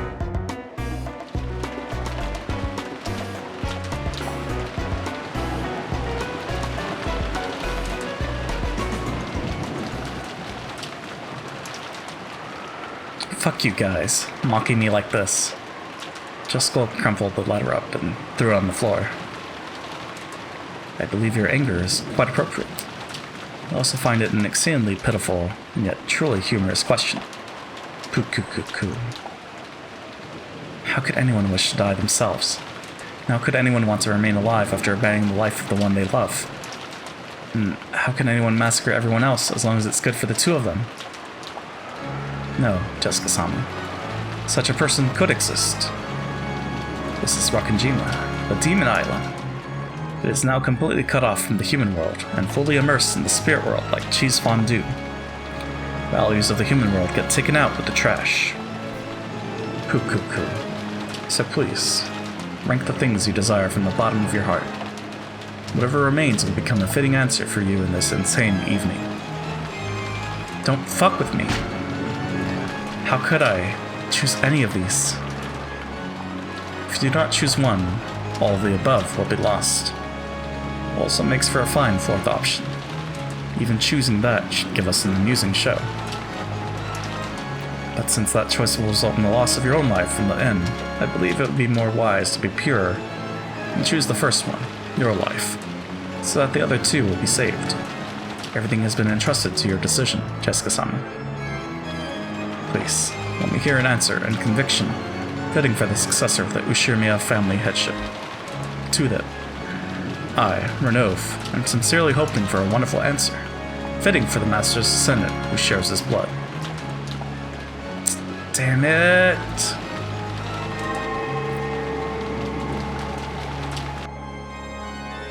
That scene was observed through the magic crystal ball Kenzo held. Kenzo finally couldn't hold it back and, spreading his arms and facing the heavens, began laughing in an explosive voice. Wahahaha, wahahaha. What are you wavering for, foolish grandchildren, my descendants? Isn't this problem so easy that you could answer right away? Isn't this a question that should cause you to waver less than whether to put butter or jam on your morning toast? Do people know the correct answer? Turn to face the Chister sisters, who had been waiting on him. No, my apologies. I don't know, Lord Gordesmith. Fool!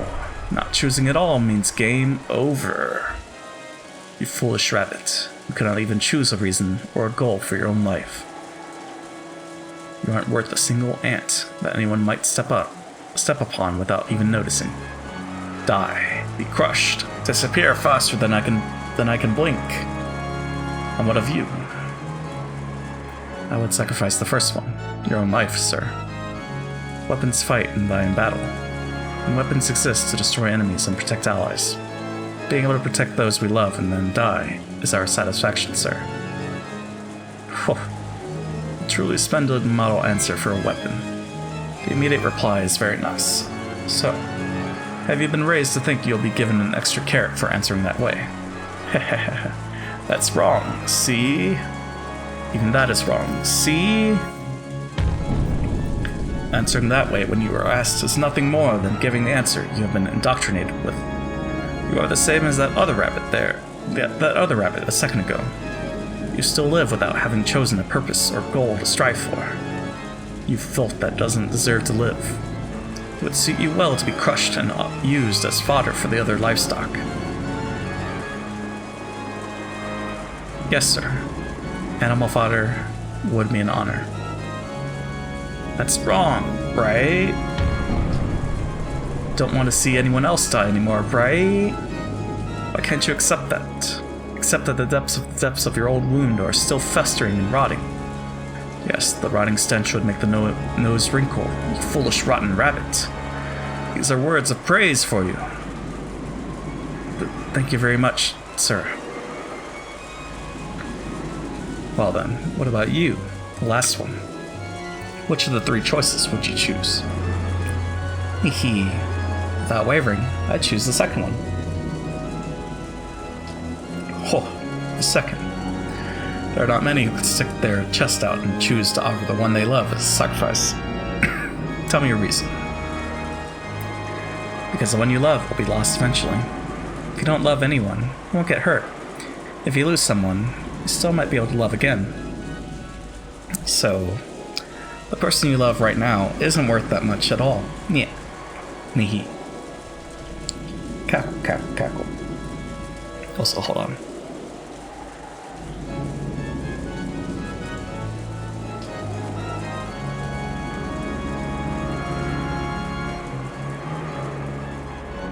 Okay. I see. So that is why you reached such an answer. You rabbit who has become cowardly from pain caused by love. I have heard that rabbits can die from loneliness, but just when was it that your heart was killed? Then, rabbit, I shall alter the question. Why don't I change the second option to not the one you love, but the memories of the one you loved? How is that? Can you still select that one? What's this about the one you love not being worth much at all, foolish rabbit? Filth, who cannot even face up to the depths of her own love. Try and choose it. Try and choose to have that one you love forgotten. You can do it, right? I'll bet you can, right? Come on, try saying that you can, okay? Yes, I can choose it. I can choose it. Hee. Lord Goldsmith, please stop this.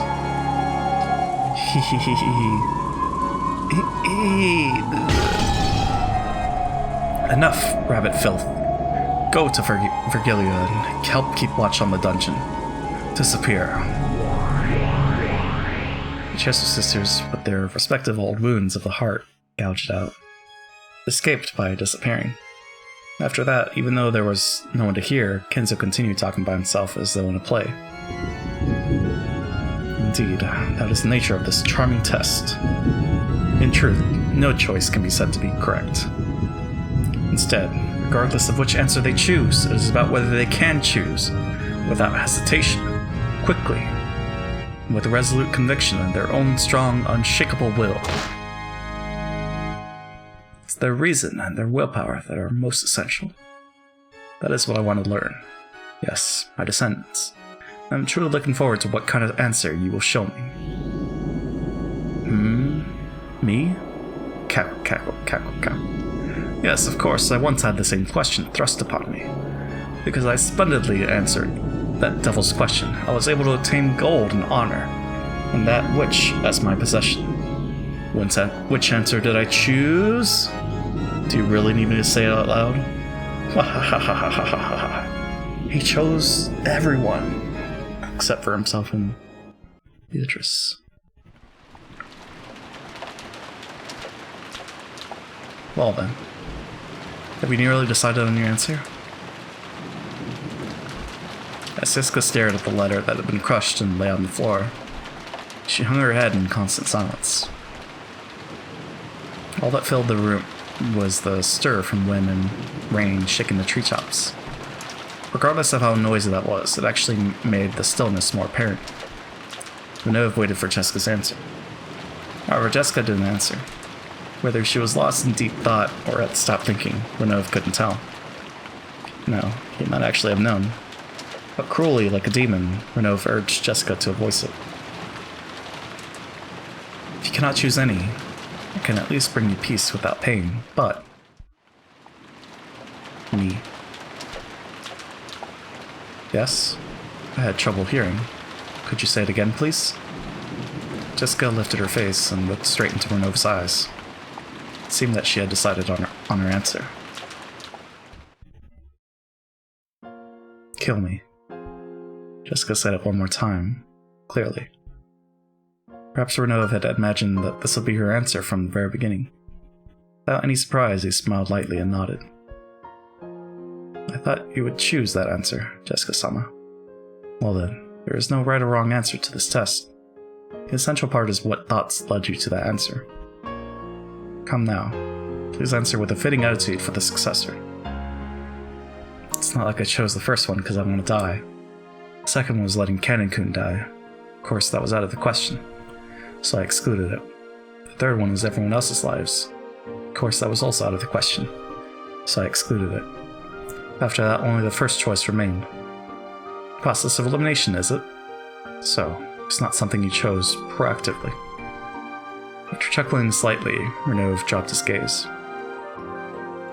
The human couldn't even imagine what answer a demon would have been expecting.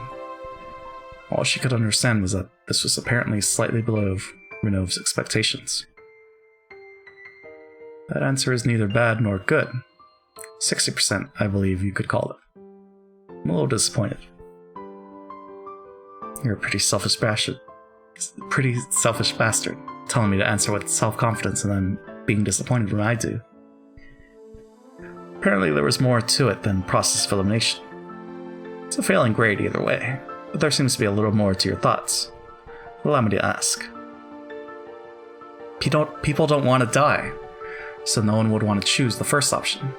People want to live in happiness and struggle as much as life will let them. So normally the first choice should be impossible from the beginning.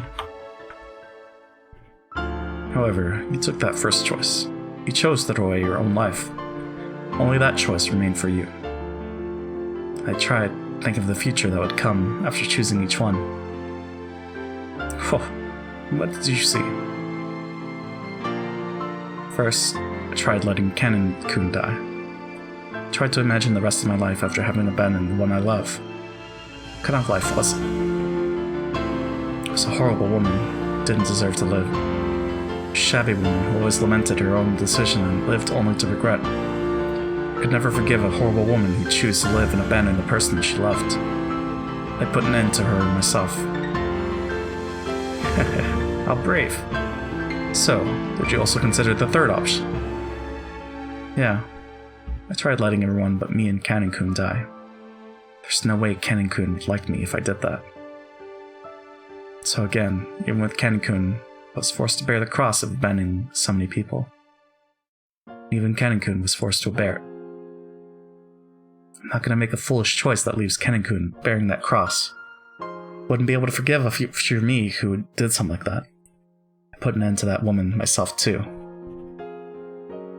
Jessica had pictured it in her mind. Future her beyond each of the three choices. There were 3 Jessicas. Of the 3, 2 had regrets. Only one could hold her head high. And smile at Kanin. You know, I once had the nerve to preach something to Kanin-kun. Something about trying to live life to the fullest. Live your life to the fullest. Meaningful words, and a surprisingly difficult thing to do. So yeah, gotta stand proud and show Kanin-kun. Show him how to live by holding your head high and looking straight at the sun with a full smile. Will Kanin be able to accept your self-sacrifice? Haven't you thought that your selfish decision might hurt him more than is necessary? That's why I want to leave a message. I will listen. I'm, after all, a demon. I may not keep my promises, you see. Keep it. Your promise. Jessica spoke that, looking quite unconcerned. She had asked the demon who was about to take her life to pass on a message. She didn't think at all that she would be betrayed. With that extremely innocent smile, Renov closed his eyes lightly and shrugged his shoulders. I see nothing wrong with that. So, what shall I tell him?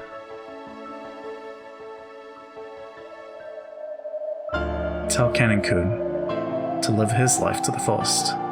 No, that's not quite it. Not Kanin-kun. He still hasn't told me his real name yet. Tell the real Kanin-kun to live his life to the fullest. Tell him that.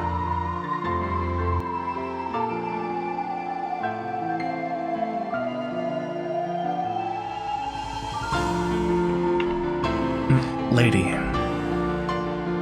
Jessica. Really are. Renova's fickle, so you might not have passed the message on. You certainly are fortunate to have me here. Showing you this scene. The musty, three-sided mirror was set beyond the bars, and the scene with Jessica was reflected on it. In the next mirror, the scene with George was reflected in the same way. None of them questioned how a three-sided mirror had appeared from a group of butterflies. Nor did they wonder why these scenes with Jessica and George were reflected on it. Because the reflected scenes themselves were more important. Are you so prepared to throw your life away? For his sake?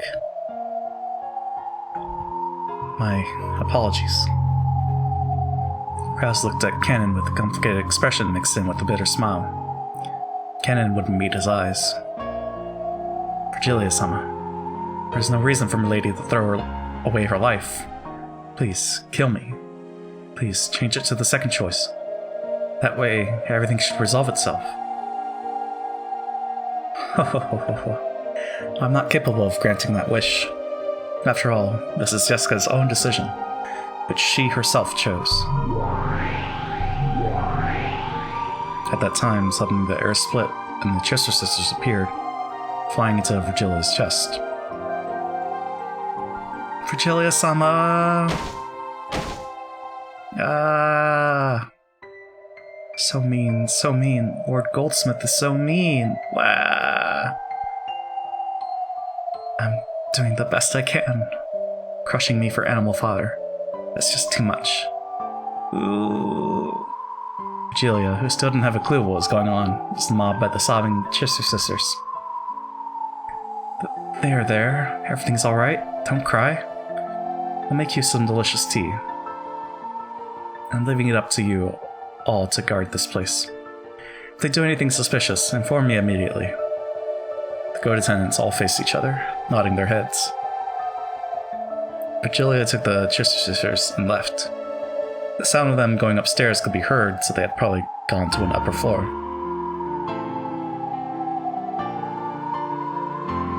This is our chance. Looks like these goat heads are morons. I wonder if we can trick them. Kidea realized that an opportunity had arrived, but even so, she hadn't thought of a way to break the metal bars.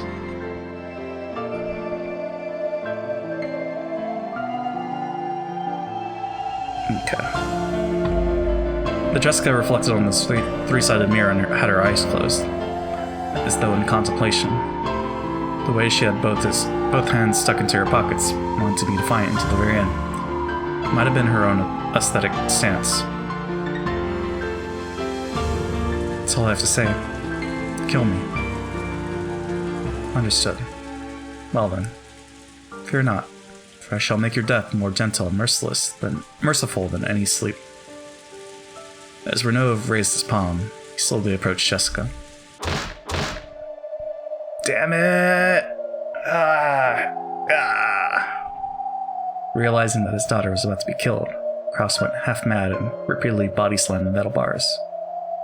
The goats looked like they were sneering at how a mere human didn't stand a chance at breaking those bars.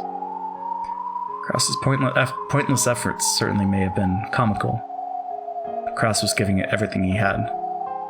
He was now living with all he had as Jessica's father, so that he could save her. Cannon made tight fists with both hands. If he used his cursed power, he might be able to cut through even metal bars. But there were a full 3 goats. There's no way he could defeat 3 of them in an instant. It would instantly be reported, and then even Virgilia and the Chester sisters would probably dash in. Even if he could break the bars, that would be the end of it. It was useless. Cannon already knew that the witch sneered at useless efforts like that, so he could do nothing but stare at Krause's repeated body slams. George-sama. Shannon, who had been looking at the 3-sided mirror, raised her voice. When they looked, they could see George, who'd been silent the whole time, lift his face. It seemed that George had also decided on an answer.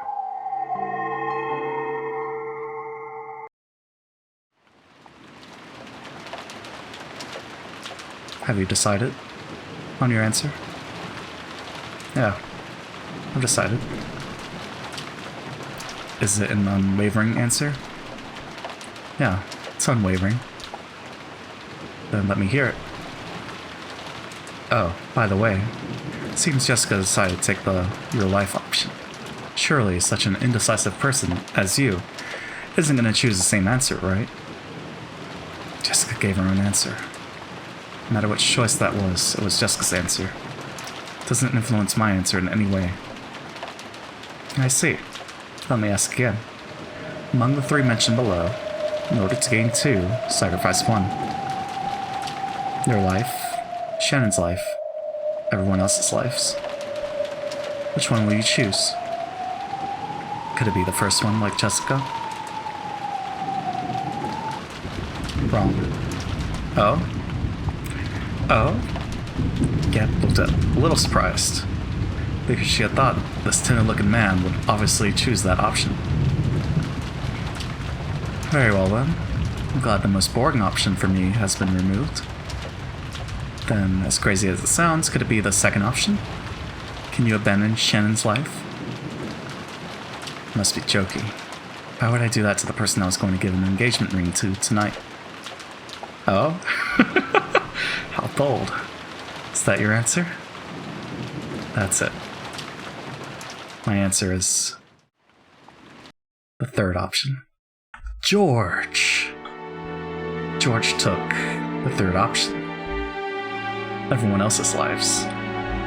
Unsurprisingly, Gap hadn't imagined that he'd give an answer like that. She'd been sure that he'd choose the same one as Jessica, so she was interested in how he had reached that answer. How he had reached an answer that would surpass the imagination of the third ranked of the 72 demons. I want you to tell me. I want you to tell me the circumstances that made it possible for you to sacrifice the lives of everyone else so that you and the fiancé you love would be safe. Did you use the process of elimination like Jessica? Wrong. You clearly have no choice except this one. So, you don't care what happens, as long as it's good for you? So you can sacrifice the world for the woman you love? What are you even talking about? What? George faced the demon as he spoke, almost as though he was disgusted. Tonight, I planned on calling Shannon right here and giving her this ring as proof of our engagement. There probably are quite a few people who wouldn't celebrate an engagement between me and Shannon. I was prepared to make enemies of the entire family by announcing my engagement to her. I've been prepared. Since the time I came to this island. No, that's not it. Since the time I confessed that I wanted to engage her. So, you can sacrifice everything else as long as you can get married? Marriage means continuing to be your wife's ally for your whole life. At that point, I was prepared to have the entire world as my enemy for her sake. Those words, through the three-sided mirror, also reached Shannon's ears. That determination reached her eyes. Shannon certainly had promised to be given an engagement ring tonight. Then, this incident had occurred, and she hadn't been able to receive the ring. But now, even though it wasn't in the form of a ring, Shannon had received something even greater. And as proof of that, a single tear with the same sparkle as a diamond dripped down. So is that it? The game's over? Was it a trick? What a courageous answer. I see. But really think about it, this was an easy decision for you. After all, your parents were already killed on the first Twilight, right? By now, there's no one whose death would trouble you. Ha ha ha ha ha. I see. Truly an easy choice. Ha ha ha ha ha ha. Say whatever you want.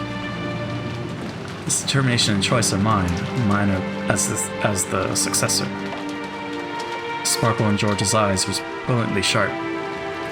In just an instant, Gap felt the same sense of threat as Kinzo's, and was slightly overwhelmed. I see. Yes, the same decision as Goldsmith. So even with your innocent face, you'll also become a terrible demon in the future. What do you know? You might get along pretty well. You will succeed, Goldsmith. Eventually, I may even be summoned and serve you. That could be surprisingly interesting. Hehe. Gappa didn't need to change her opinion of George. This man bore determination and resolve unimaginable from his outward appearance. Not just now, but since the very beginning. I'm prepared to inherit the headship right away. No, that's not it. You told me to think as the head in the test. So I answered based on the premise that I am the head. No, even that's not it. That is the head himself. I am now the head of the Ushirimiya family.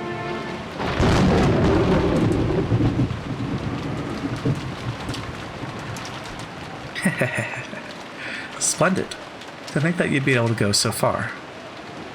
Seems you truly are one to be reckoned with. Battler's and Maria's tests remain, but I've got a good feeling that you'll pass. But only if that is your true, unexaggerated answer, you see. Do you doubt my resolve? Can you carry out the option you chose? Can you, right now, with your own hands, offer all the lives that exist on this island as sacrifices? By your own hand? I can. I said I was prepared to do so several times. Ha. Then return to the guest house right away and kill Battler and Maria. When that's done, I'll bring the other hostages. Execute each of them except Shannon before her eyes. You can do it, right? I can. My resolve is on a whole different level from yours. Then carry it out. Death for them all. Complete this bloodstained ceremony as the new Ushirimiya family head. Understood. I'll carry it out. I'm already the Ushirimiya family head. Yes, that's right. Stain that throne red by your own hands. You'll become the king of the spirit world who controls the demons. Gap was convinced. This man truly was fitting to succeed Kinza's madness. This doesn't feel right. Blow wind, cry thunder.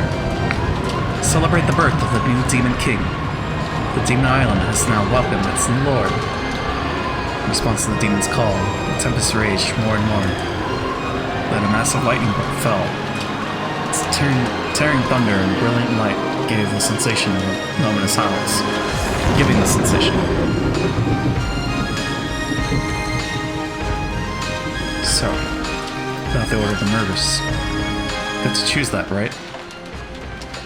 Please, as you wish, Your Majesty, the new Demon King of Rakanjima, as your heart desires. Well then, to start, that means the first one's gonna be you. Got a problem with that? Huh? A gust of wind blew, stirring up George's jacket as if it was a cloak. It was very much like the cloak worn by the head. Definitely carried that impression of dignity. At that time, Gap truly did see the storm wiped away, and the sky covered with that pure white and vast full moon. The man called himself the new head, bore the full moon on his back, and sneered at the demon. Even the lives of the entire Ushirimiya family are now part of my fortune. Reparations will be made for the damage that's been done, and it won't come cheap. You didn't seriously think you could take my parents, Aunt Natsu, Uncle Rudolph, Aunt Rosa, and Geji-san's lives and expect me to overlook it, right? Ho! Ho ho! Impertinence.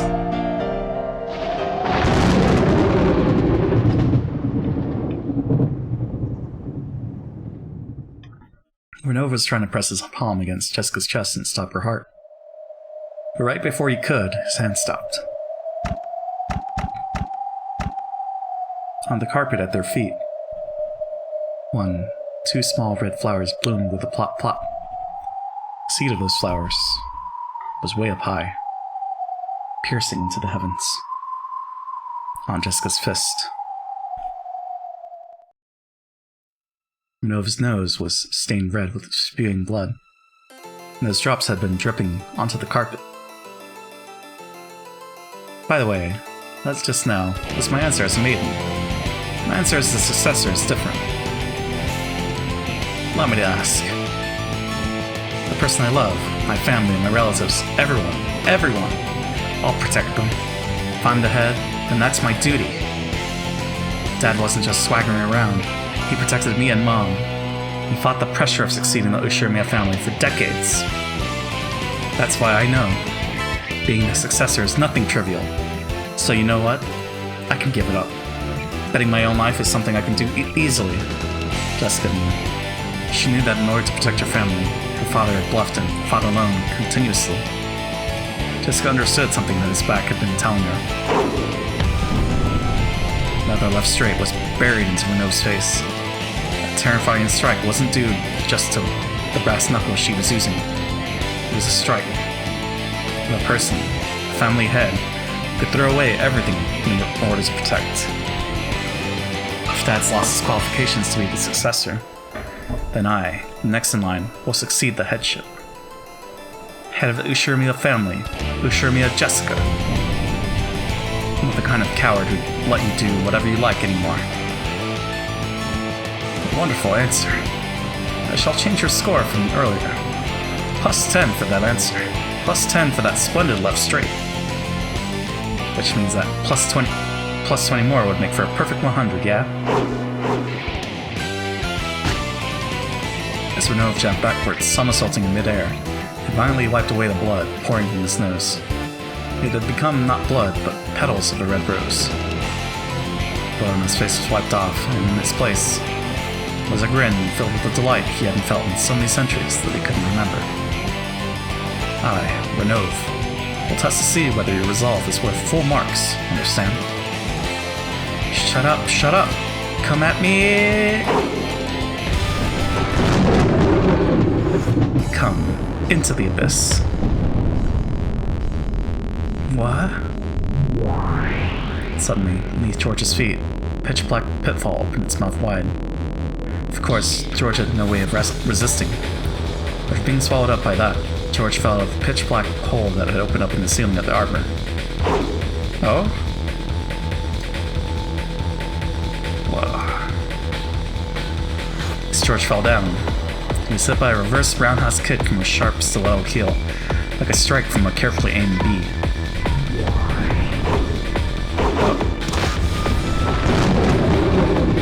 The instant George, after being blown out of the arbor, thought that he'd be swallowed up by a rose bush.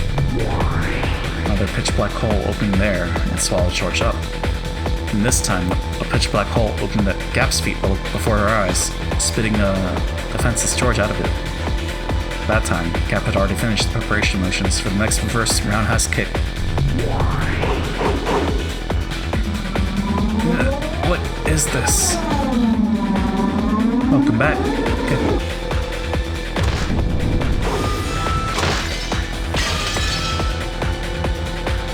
Right side of the head, below the right armpit, side of the right knee. Gap danced and spun like a small cyclone. She kept hitting him, left foot, right foot, right foot, in successive roundhouse kicks. The fourth one became a sweep, cutting George's feet out from under him, making him fall down. But of course, there was no floor there, but a pitch-black hole, and George was swallowed up once again. Gap once again spun around like a small cyclone. George was once again spat out from the ceiling of the arbor. Take this and reflect. The abyss ends with a single strike. Die.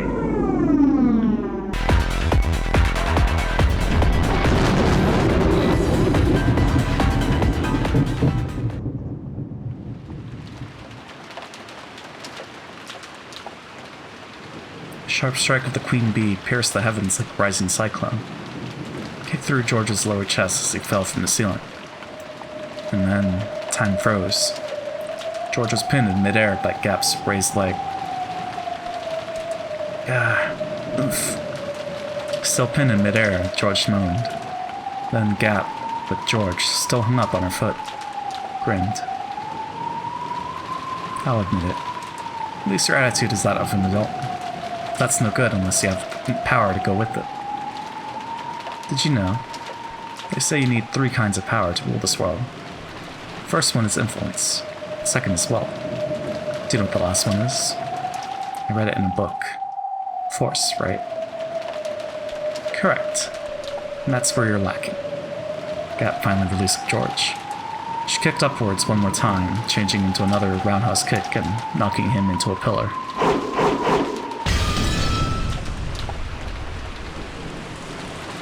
No one will fear a monarch without influence, without wealth, or without force. Kenzo possessed all three of those. That's why he reigned as a tyrant. If you're going to call yourself Kenzo's successor, try showing me a bit of that majesty, okay? Come on, how long are you to sleep there? Stand up, okay? If you don't, you'll fall again, see?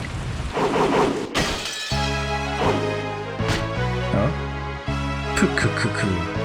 Not bad movements, but I feel they are slightly unfitting for a lady. Bastard! Swing around all over the place. Aren't you gonna strike back? Don't take me lightly, you fucking bastard! Nove dodged skillfully, jumped back, and avoided Jessica's fist. But he still didn't strike back himself. Because of his dodge that was as rapid as a fluttering flag blown by strong winds, Jessica's fist wasn't even able to touch him. Amidst the sensation that her own blood was boiling, Jessica regained her offensive composure. Even though this room was large for a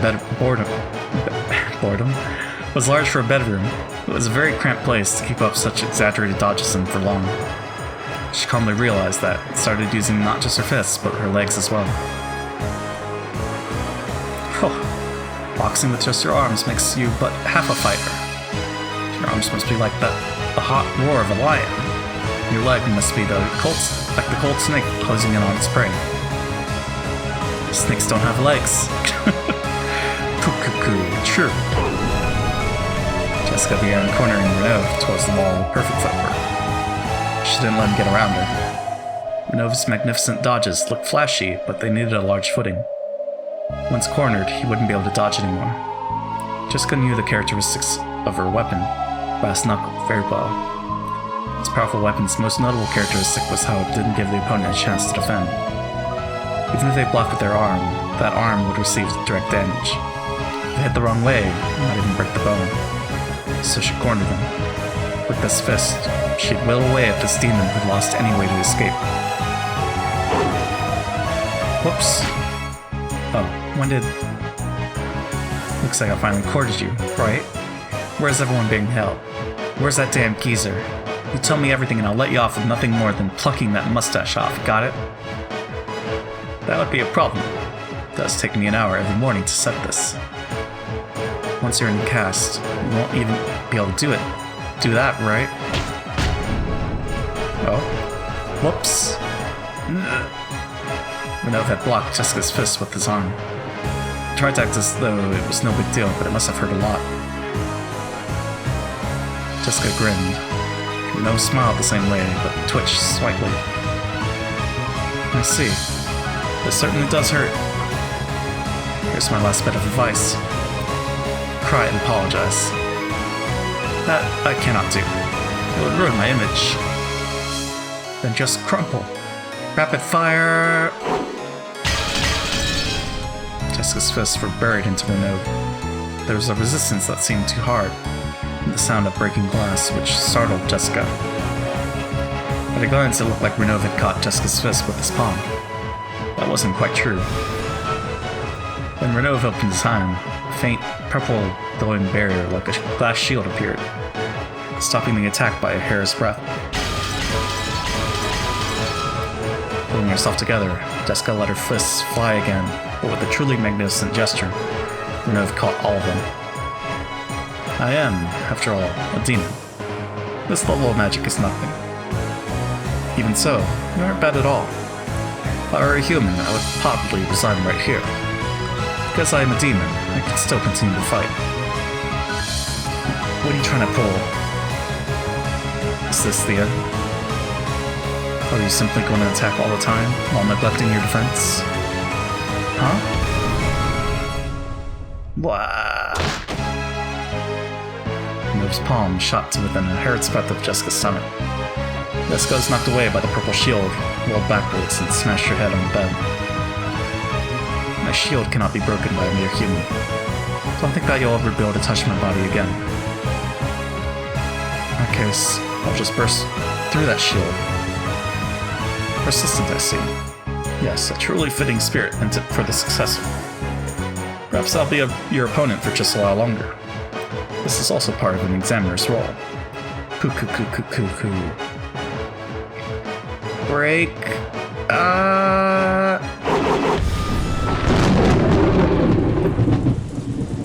Gap looked down at George, sneering. George was on a path in the rose garden, lying face down in a puddle. Merciless rain beat down on him, so that it looked as though even the heavens were mocking him. Ha ha ha ha ha ha. Stand up, okay? You'll fall again, right? George stood up shakily. It seemed the spirit hadn't given in, but the damage done to his body was fairly significant. Beg for your life. What you're doing now is the same as the fourth option of choosing nothing. You chose the third option, right? If you get down on your hands and knees and apologize, I'll forgive your rudeness towards me. Then I'll guide you down to the dungeon. There, for your beloved Shannon and your own powerless life, you will kill the other hostages one by one. You can do it, right? You did boast about having that resolve. Giggle, giggle, giggle. George didn't answer, but his gaze was still obstinately resisting surrender. If you're too obstinate, then this time you really will fall to the deepest depths of the abyss, okay? Cap. Cap's strength was evident. That was probably clearer, even more than it was to George himself. To Shannon's group watching through the three-sided mirror. George-sama, that's enough for someone like me. Nei-san. If you didn't like me, you wouldn't have to fight with anyone, right, George-sama? And please, abandon me. Please, forget me. There was no way that voice could have reached George. But even so, George answered. No way. I won't surrender. Oh? Why not? Because that's my resolve. I'll fight everything for Shannon's sake. I'll make everything accept us. And bless us. Hey, could you tell me something? Why are you willing to go so far for that furniture called Shannon? She's just a washout, isn't she? Rubbish furniture that couldn't even make a satisfactory waitress. I won't permit any more insults against the woman I love. So what are you gonna do about it? How could a weak kid like you resist me? Loving someone is strength. Because I learned that, I was able to become strong. Shannon, I love you. Just those words, I can stand back up, over and over again. Shannon's in the dungeon, right? Professing her love to me won't... No, she heard. That's because it's love. Shannon can hear my words right now. The reason I can believe that is because of love. You... Shannon, you aren't furniture. Even if you are furniture, you're mine alone. The only one for me in the world. I want you to be close to me as long as we live. I need you for all eternity. George-sama. I'm jealous. You surpassed my husband in smooth talking. That's youth for you. Ha ha ha ha ha ha ha. The strength of love. Then why are you so weak, boy? Does that weakness mean your love is also that weak? Giggle, giggle. Even your love for your fiancé is weak. The way your parents died so quickly was weak. Everything about your life is weak. Shannon taught me about love and strength. If you're trying to measure my love towards Shannon by my strength alone, let me teach you about my love. Giggle. So you say. I get it now. You're saying that the way you can still stand up after being kicked down so many times is the strength you received from Shannon. In that case, what did you receive from your parents, who got killed way too easily? At the time, there was a blackout. Even though they were outside?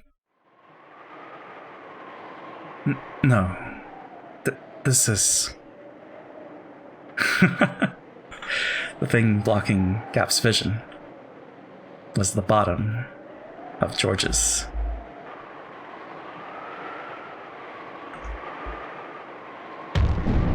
Shoe. Sidekick. Nasal bone fractured. It stopped right in front of the tip of Gap's nose. The thing I got from Mom was this kick. Several moments after, Gap jumped back. Of course, that was too late. If George hadn't stopped, he would probably have caused the damage he'd announced. What I got from Dad is fortitude. Anger with a low boiling point isn't something to be true with fear. True anger is disciplined by fortitude. Recognize your violent method of declaring your intentions. I also see that you've slandered my fiancé and my parents' honor. You have no intention of taking back what you said, yes? You. I now understand your attacks more than enough. So maybe it's about time. Time to start fighting back. Quit prattling, foolish boy. Pitch black hole opened its mouth at George's feet. But George rapidly opened his legs, straddling the hole. The same move won't work again. It was an extremely smooth dodge, and the upper part of his body didn't even quiver. Fortitude means calmly analyzing how your opponent will act, instead of losing your cool. Why? Isn't it obvious? Can't you guess? No, I can't. It's to counter, to give back exactly what you got, to make them not want to take another pass at you, to make them cover their face in tears and snot and forget to wash it off, to make them want to rub their forehead on the ground and apologize over and over, to completely, perfectly, and thoroughly beat them until they can't get up. George dashed. Pitfalls opened one after another, but George stood and stepped in them again. And because he was persistent, he was able to reach Gap a second time. Reverse roundhouse. Jaw fracture. Oh. It was stretched out more forcefully and beautifully than Gap's had been. Of course, while it centered directly on Gap's face, it stopped a hair's breadth away. Perhaps she couldn't rely on pitfalls at this close range. Gap kicked at George's shins as a diversion. And in the instant of weakness when he tried to deal with that, she aimed a kick at his stomach. It was a bee-like stab by her stiletto heel, but it sliced through the air where George no longer was. High X kick, collarbone fracture.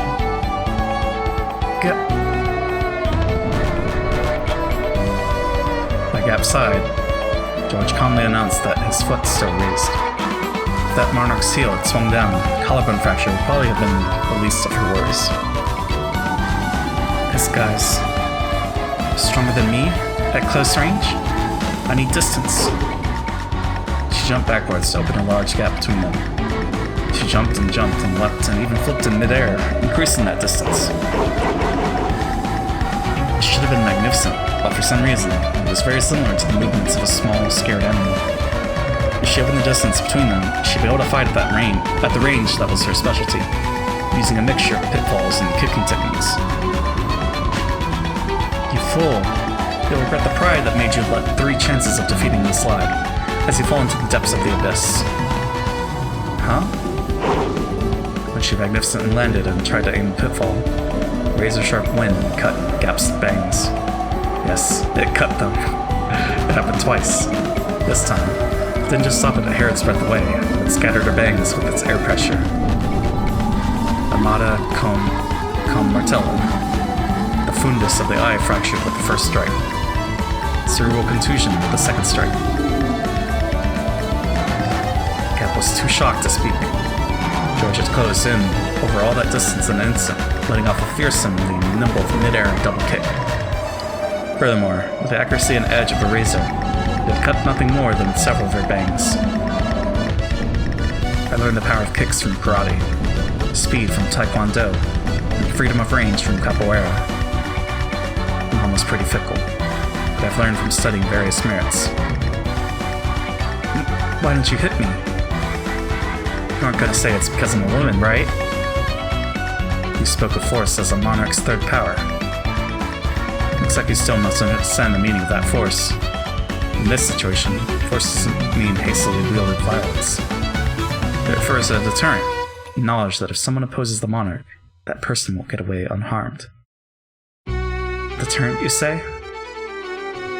In short, this is what it meant. This is why all George's attacks up until then, he had stopped a hair's breadth away. These bare misses, which are more difficult than hitting directly, had all been performed so splendidly. Also, if George had wished it, any one of those would probably have crushed Gap. He had, daringly, not done that. You said it yourself, right? Force is the power to control. If you crush your opponent with force, you won't be able to control them, right? Monarch's force is something that is only shown, does not crush, makes others surrender and adds them to his own fortune. If you start blowing bubbles, I won't be able to make you guide me to where the hostages are. Gap had to admit it. She had to admit that George understood force in its truest sense. He'll take me to where everyone is. I would advise against resisting. I won't stop short next time. Ack! Sorry, Leah. Let me borrow the troops. This guy's too much for me alone to handle.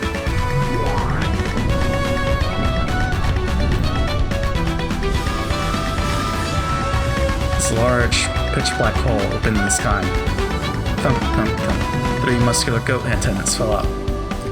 They surrounded George. Reinforcements? Should I take this to mean that you take back all that about me being weak? I admit it. I made light of your human power. That's wrong. This is the strength of a man who's experienced love.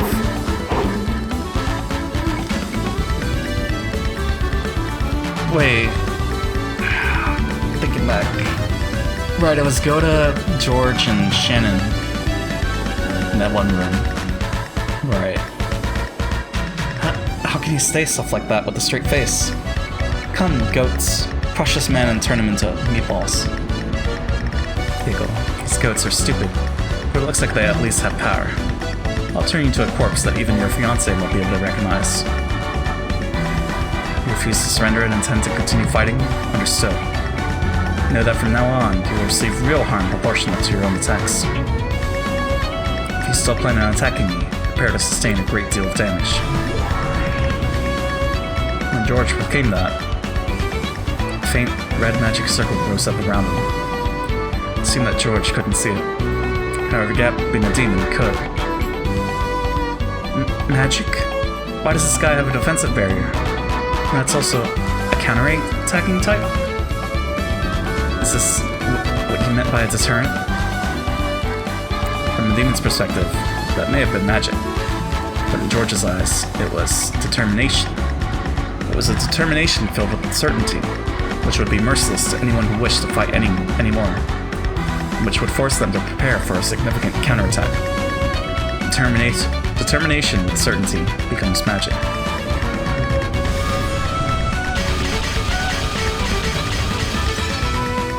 Renova had been accurately blocking Jessica's fists with the shield, but something felt odd. Even though he was certainly catching them on the shield, he felt his arm get jarred, and it hurt. He should have prevented all physical damage. However, damage from fists was gradually being transmitted to his arm, piling up.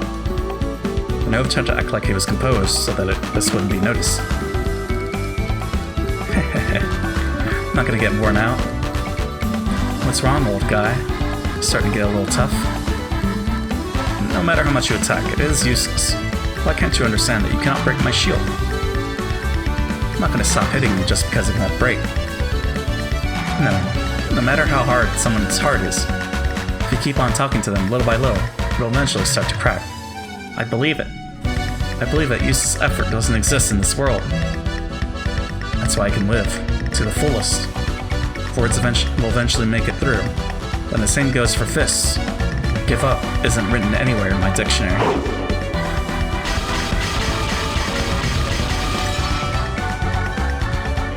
Those words were probably aimed at Kennen. Kennen, who had seemed to reject Jessica's words. Jessica knew that, no matter how stubborn his heart was, those words would eventually slip through. She believed that they would surely reach his heart, but the day would come when he would stop calling himself furniture, disparaging himself. That he'd step out into a new life. So Jessica didn't give up. She didn't lose heart. It's stupid, right? I'll bet a guy couldn't understand, right? Girl in love doesn't even think about giving up just because it's useless. At that time, you know of certain the song. He saw the reddish glow of light that encircled Jessica's fists. This is not good. The enchantment, is it? This permeating upgrade will be troublesome. Inside her unrelenting fists and determination will have the power to succeed no matter what. From a demon's perspective, that was magic. Determination with certainty becomes magic. See? Nothing useless about it. Looks like my fists are making it through. Guard your arm, old guy. It seems I'll have to get a little more serious. It appears it is as you said. In this world, nothing is useless. That's right. If you give up because something's useless, that's when your life ends. You'll get through. You can be sure of that. I'm an idiot. So this is the only way I can live. But even so, I'm sure I'll be able to teach Kennen-kun about a new world someday. So I'm not going to lose heart in a place like this. I'll definitely defeat you. And save everyone. Damn. Gotta somehow open a hole. Kraus was repeating his useless effort to somehow open a hole between the metal bars. Useless. Nothing is useless. There's nothing. The lookout goats had been swallowed up by those black pitfalls and disappeared. Now was their once-in-a-lifetime chance. This was their only chance to break the bars. Stop it. It's impossible, Kraus-san. There's nothing to do with our bare hands. Let's look for a tool. Don't waste time on the impossible.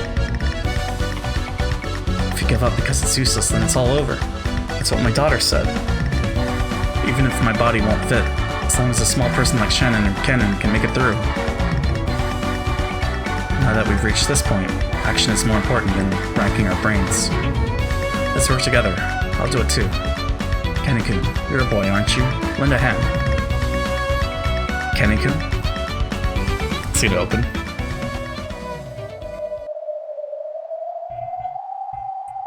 Kraus-sama, please stand back.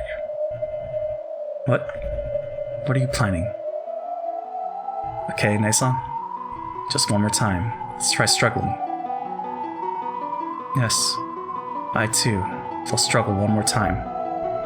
No, not just one more time. Over and over again. Jessica's voice had reached Kennen. It certainly had permeated into his cold, rock-like heart. And George's voice had reached Shannon. If the love he had shown was embodied by strength, she would have to respond in the same way.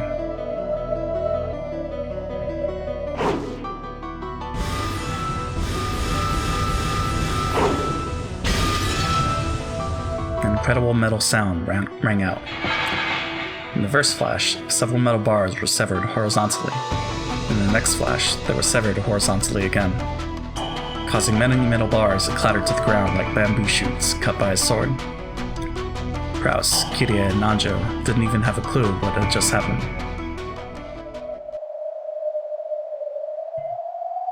Dr. Nanjo, which way down the corridor goes to the mansion? Of course. In and to the left. In and to the left. Let's go, Kraus-sama. Virgilia-sama will notice us at any moment now. What in the world are you guys? We are furniture. Kennen hung his head a little and faltered. Shannon slapped his shoulder and smiled and spoke. We're human. Oh, okay. Virgilia-sama! Response from the lookout web. It's a jailbreak. The goat guards aren't there for some reason. What? Why? It's Gap, isn't it? Taking someone else's summonings without asking. Gap! Cap. Confirming battle regulations. Requesting permission to fire at the escapees. Do it. Kill them. Cap. Yeah. What? Understood. 45, 410. Prepare for sniping pursuit combat. Ammo type, guided cluster rounds. Fragility-sama. Escape prevention barrier, if you would. Ow. Yes, you're right. Won't let you escape from here. Ow. Bit my tongue saying gap.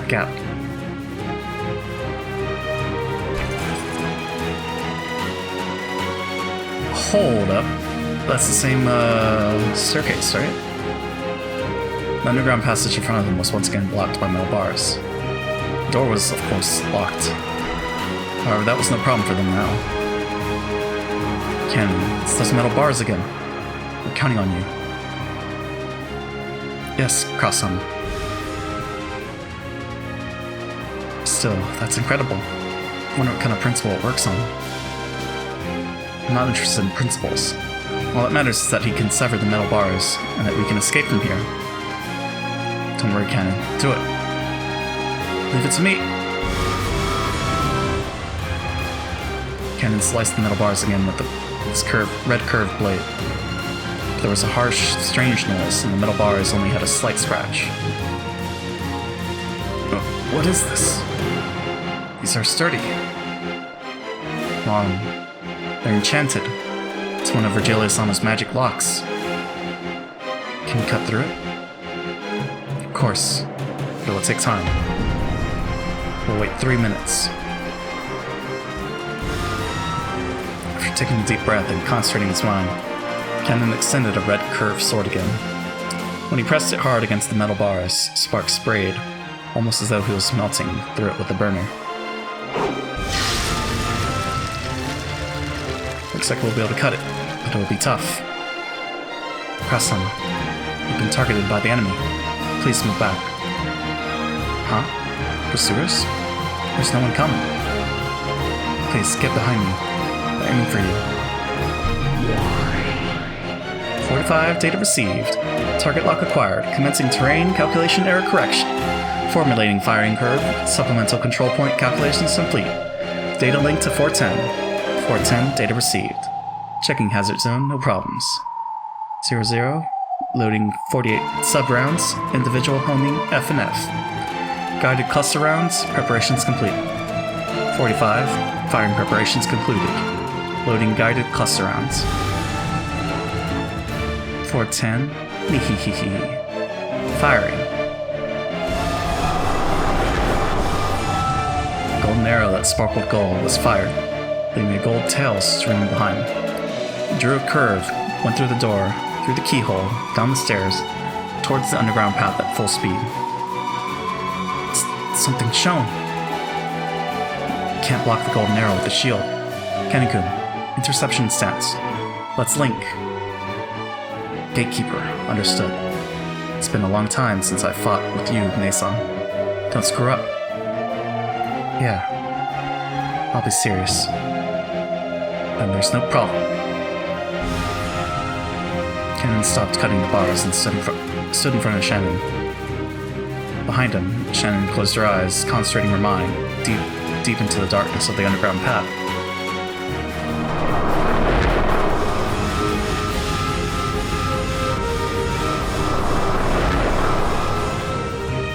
Guided cluster round is a special kind of arrow made up of 48 sub-rounds bound together. It explodes mid-flight and divides into 48 mini-arrows.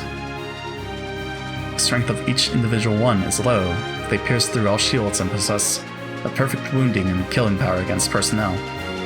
On top of that, each one of the 48 possesses autonomous guidance towards their individual targets. It's shown. It's divided. Confirming.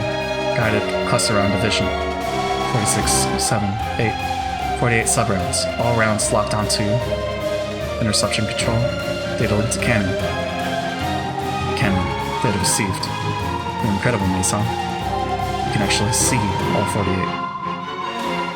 Concentrate on interception prioritization. Trust your Nason. Of course. I don't even need to open my eyes. Commencing interception.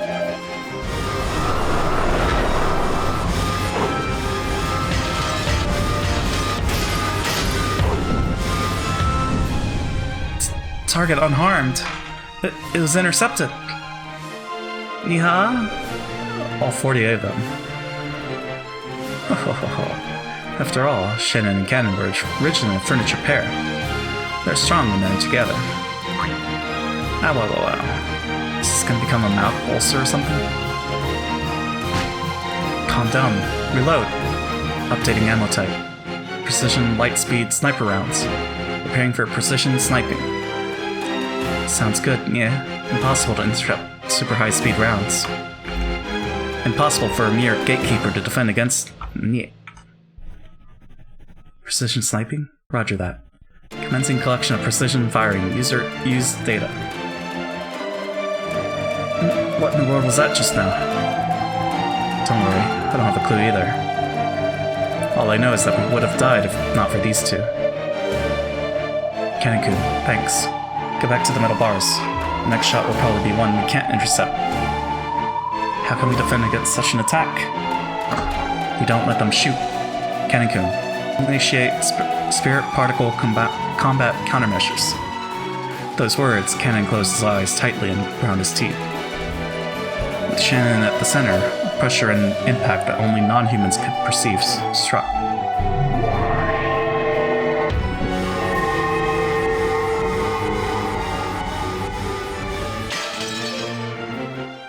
Huh? Firing system error? No good. Rebooting. Huh? It's spirit wave jamming. Activate spirit particle safeguards. Hurry! What are you doing? Cover your ears quickly, 45. An unseen, unheard impact had struck the Chosa sisters. OO and 410 crouched down, covering their ears, but 45 didn't make it in time. She stood, bolt upright, her eyes rolled. Q? Q? Q? Q. Q. Q. 45 got damaged. Her IME's busted. Yeah, that noise is also horrible for me. Yeah. 45. 410. And 00 damaged. Abandoning sniping posture. Came straight through their link. If we don't reboot. Raising their spirit particle sensitivity for precision sniping had backfired. They had taken the full brunt of the spirit particle shockwave Shannon had released. Not only 45, who had been hit directly, but also 00 and 410, who had been linked with her, were taken down. Are you okay? I'll make you some more delicious black tea later, so get a hold of yourselves. My apologies, sir. Rebooting. Please wait several hundred seconds. All of the Chosa sisters had fallen over. They would probably get back up eventually, but it looked like it would be hard for them to return to the battle lines for a while. So, furniture was able to repel weapons, if only for a moment. I see.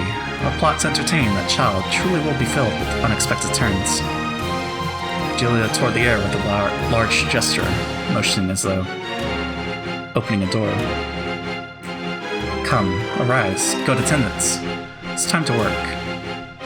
Catch and kill the escapees. Corpses are fine. We can just revive them anyway.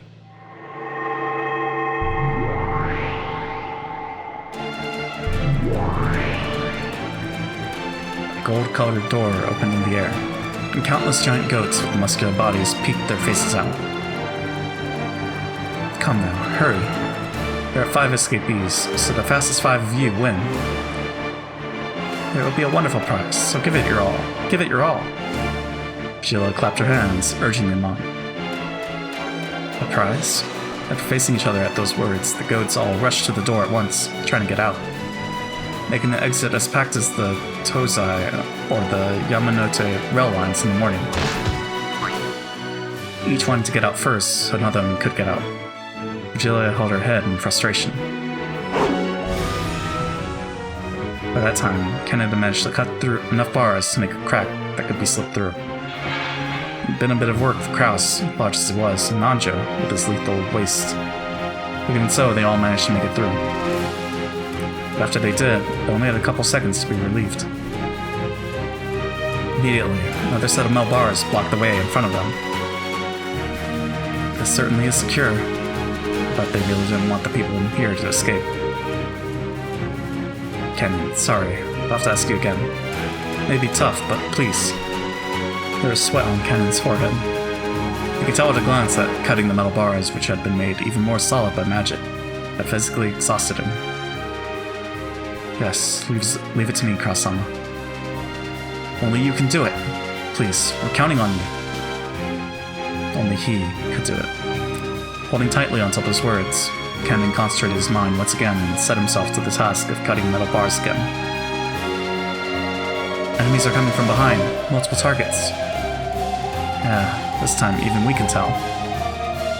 The ground's really shaken. I can tell that some ridiculous monsters are rushing at us. Don't worry, I'll use a magic block to make a blockade of the metal bars we just came through. Mere goats won't be able to break it. Shannon held her hand out towards the metal bars they had gone through. But she stopped right away. What is it? Virgilia-sama has started neutralizing the spirit wave jamming. It'll be bad if it's broken, and we'll lose the initiative once the Chiyosa sisters are rebooted. I'll make you pay in full for bullying these cute bunnies. If you're trying to gain an advantage with those clever spirit particles of yours, I'll tear all that away and rob you of them. Nason, concentrate on the spirit wave jamming. The gap in those metal bars is too narrow for those goats. It should hold them back for a while. I don't have a clue what you're saying, but you know it's something pretty bad. Kitty had picked up a metal bar that Kennon had just cut. Kraus had no weapon, but he rubbed his fists, and the two of them layered into the depths of the underground passage, where the shaking was coming from. I believe these are the final metal bars blocking the way. How far is it to the mansion from here? Quite a walk. Path is even, but I seem to remember walking for 30 minutes. 30 minutes? So if we run all out, it'll be half that time. I couldn't tell for sure, since I didn't have the three-sided mirror. There is no guarantee that George and Jessica would still be alright against demon opponents after all this time. If we run at twice the speed of walking, it'll be 15 minutes, and twice that speed would make it 8 minutes. If we sprint all out at double that speed, it won't even take 5. No problem. What an unreasonable calculation. That's how you calculate it in a fire. My sincere apologies, everyone. Please watch my back. Leave it to us. Kenyon, you cut the bars as fast as you can. Shannon, you concentrate on jamming this witch called Virgilia or whatever. Kiria-san and I will defend against our pursuers. Then, the roars of beasts rang out from the darkness, and several fiery, glowing, bright red eyes appeared. Goats that were several levels more massive than the guards were rushing with an incredible force. The tremors they created were almost like an earthquake. They brought a frightening intensity and terror, but Kiria actually laughed with relief. These massive bodies wouldn't be able to go through the crack in the bars.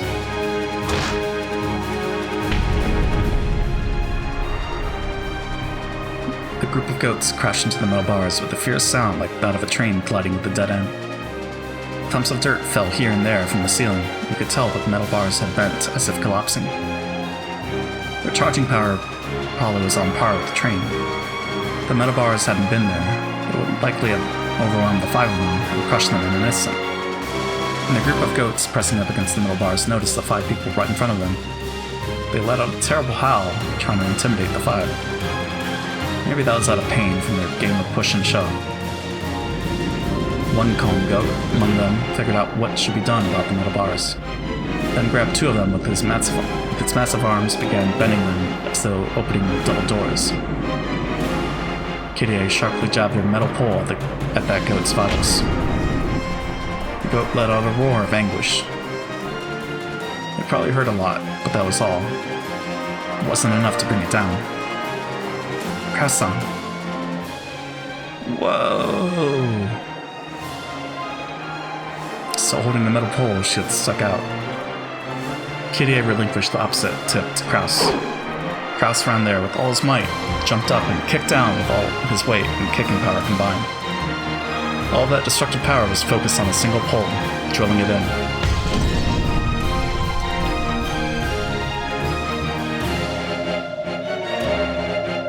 Are you okay? Please don't rub the affected area. I'll prescribe some medicine later. Take care.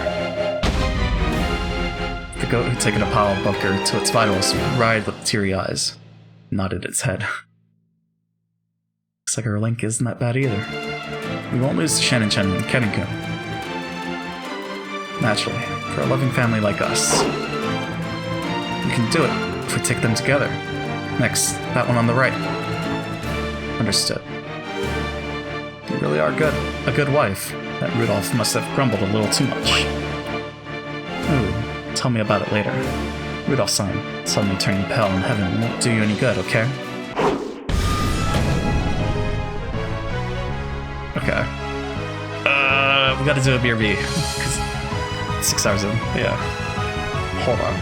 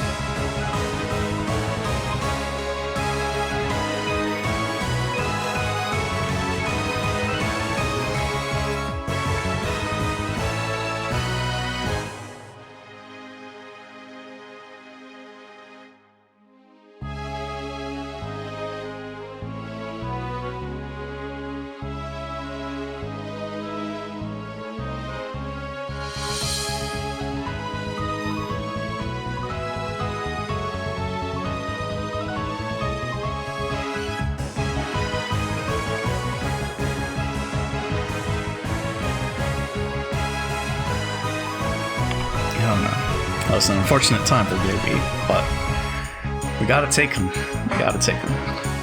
But yeah, I guess we're back to George. Also, it's crazy how many new songs we've been introduced in the past, like, 2 hours. The goat's massive bodies were buried in rose bushes.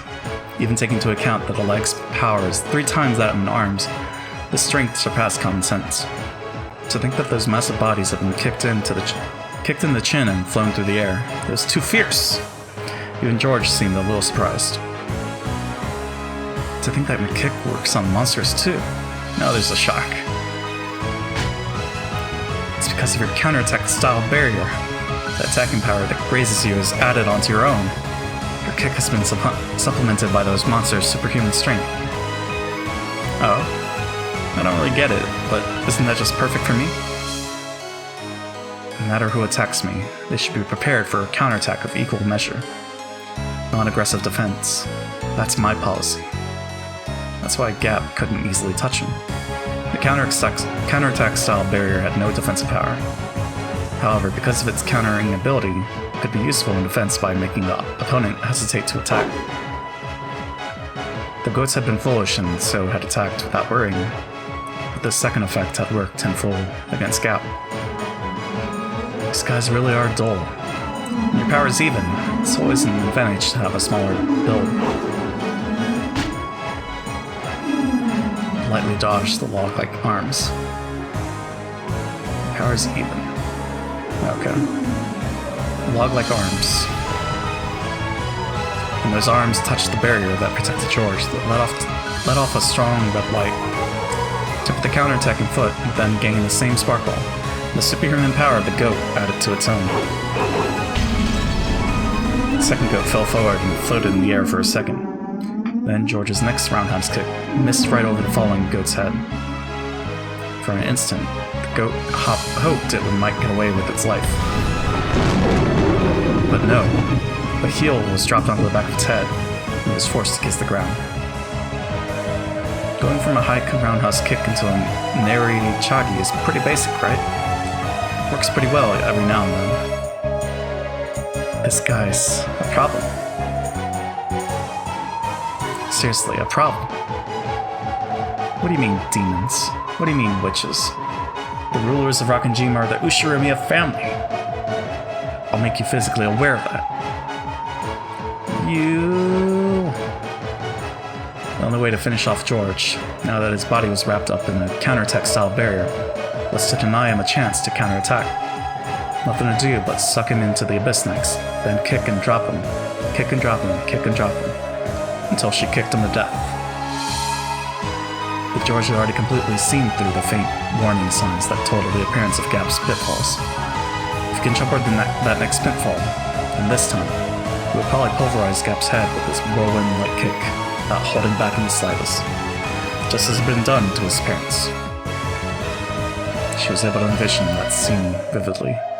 Gap hated Kenzo more than ever for calling her out to this ridiculous island. Even though Renault had out a shield, he had finally started using his hands. Without a more powerful shield, he wouldn't be able to block Jessica's fists anymore. The enchantment on Jessica's fists grew the more she fought.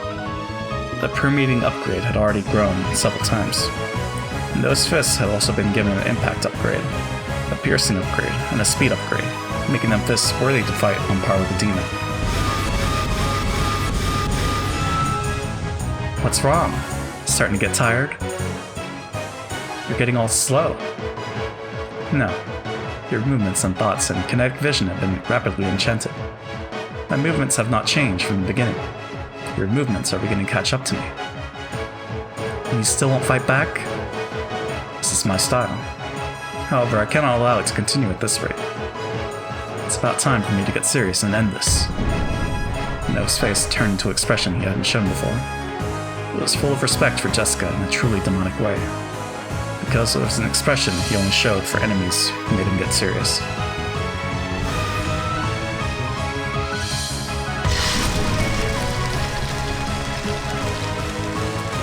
Whoa! What the? With a gesture of his whole body that you couldn't call elegant, Renov held out a shield with all his strength, a shield the size and thickness of a wall. It was more tenacious than a simple shield. It literally was a wall. And on top of that, all of Renov's magical power pushed Jessica back bit by bit. Did he plan on pushing her back against the wall and crushing her to death?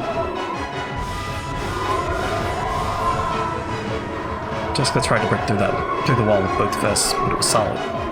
Without any exaggeration, it was solid. Is this what you call serious? No problem. I'll break right through it. I'll not let you this time. This wall is somewhat different. Here, allow me to enchant it as well. Renov made a magic sign, almost like a ninja. The wall glowed red for just an instant, and some kind of ominous power dwelt within it. Jessica was able to recognize that almost immediately with her body. Every time her fists hit the wall, pain as though glass fragments had scattered and hit all over her body. All over her body rebounded against her. I upgraded it with attack reactive armor, an exceptional item that will decrease the force of your attacks by counterbalancing them, which can even counterattack with reactive fragments. It's perfectly fine to keep punching it, but doing so will damage you as well. In short, it's an endurance test between me and your wall. No problem. Will you fall to your knees first? Or be pushed into the wall first? Allow me to observe. Except I might break through it and smash that whole wall along with your face, right? Watch it. Without hesitation, Jessica punched using both fists. Each time she did, a large amount of shards scattered, torturing her entire body. Instantly, several red gashes appeared all over her. She grimaced at the intense agony, but her eyes were burning with fighting spirit, and her lips curved in a grin that stood in sharp contrast to the pain. Kennen, are you done yet? We're fine. But the metal bars blocking the door, them don't seem to be. Just a little more. There's no stopping these guys. These metal bars might break just from them shoving each other. A group of goats made the metal bars creak. Several arms grabbed the bars, twisting them with superhuman strength. However, some bars were being pulled in opposite directions by different hands. Apparently, they really were stupid. The way those countless hands grabbed the metal bars sometimes happened to match up by chance. Several hands grasping the two metal bars neatly put their power together and pulled the bars to the left and right. The incredible sound of metal bending could be heard, and that crack was getting larger bit by bit. They attacked the arms of those goats one by one, but they weren't getting anywhere. They couldn't stop the gap from spreading left and right. At that time, there was a loud metal sound behind them. Kennen had finally finished cutting. Quickly! Kide-san, ladies first. You go next, Dr. Najo. Kurasama, please, leave this place to me. This is... Kennen's red sword that had cut the metal bars disappeared. Oh. Sorry. We've entered Vigilia-sama's spirit particle area of influence. Her magic power has been neutralized. Ho ho ho ho ho. Well, son. You think? How dare you resist me thus far? I, who was called a great witch. You can no longer use your magic in that underground passage. The magic circle column drew a complex magical formula with Vigilia at the center. Such genuine magic being used, Shannon's power couldn't even compete. On the contrary, it was surprising that she had withstood as long as she had. Spirit particle supremacy ensured. Come, Chester Sisters, it's your turn now, right? Wait, are you still rebooting? Why are kids these days so bad at waking up? My apologies. We're all different versions. Why do the shortcuts and pull-down menus get all screwed up by the time you change versions? Yeah. Did not shut down correctly last time. Administrator privileges. What's going on? I don't know. Ukyu. Ukyu. Fix me quickly. Wah. Call the Imperial Guard's troubleshooting team. What? You can't help us without a user code? 45 had the user code. Yeah. Ukyu. Q. Q. Q. Ukyu. Q. It just sounds like 999 in Japanese to me. Have her write it on some paper. She can't reinstall her IME, so she can't write characters. Yeah. Take your time fixing yourselves. I'm going. Sorry. The narrow underground passage was packed with goats, truly like a commuter train in the morning. Virgilia was again shocked by this congestion. What are you doing? Huh? Do you want to go first because you want the prize? You're getting in each other's ways because you don't want the other goats to steal the prize from you? You stupid goats! I'm going, so make way. What? You don't want to? Virgilia-sama is trying to steal your prize? Why are you all standing arm in arm? Tight. Cramped. When did this become a goats-only car? Ukyu. You, that kid who just touched my butt. Get off at the next station. What's with you? Come this way, you say? The 5 in Krause's group dashed through the passageway with all their strength. They couldn't dawdle around in an underground place like this. They had to quickly join up with the children on the surface. If they could meet up, there would no longer be any more sorrow. At that time, a terrible rumble started chasing them. Had the pursuers finally made it through the metal bars? But they couldn't see anyone when they turned around. However, that rumble and that dirt that fell here and there from the ceiling grew closer and closer, finally catching up with them and even going past them. It felt almost like being chased by ghosts. For a second, they thought they'd gotten away, until the ceiling in front of them fell in, and a single goat stood in their path. Virgilia was sitting on its shoulder. This wise child knew a shortcut. What a good kid. You get first prize. Later, you can have some handmade mackerel curry. Maybe it really was happy about that dubious prize. The massive goat showed its joy by putting its hands together and writhing. Julia looked down, laughing that this time it was finally checkmate. Damn, it's no use. The magic has been completely killed. Not yet. Even without magic, we still have these bodies. Don't be ridiculous. There's no way you could fight a monster like that without the strange power. Stay back, children. I'll do something about this, so escape past the sides of that monster while I distract them. I won't let you.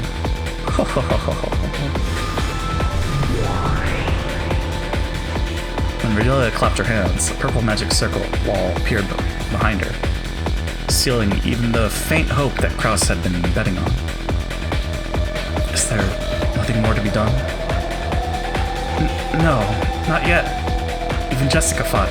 I must do so as well. Are you serious? It's not possible. Not against that massive monster. Don't be absurd. Krause-san, let us think of another way. If you think of something, say it. Until then, looks like I'll have to manage something. Come on, get back. Take care.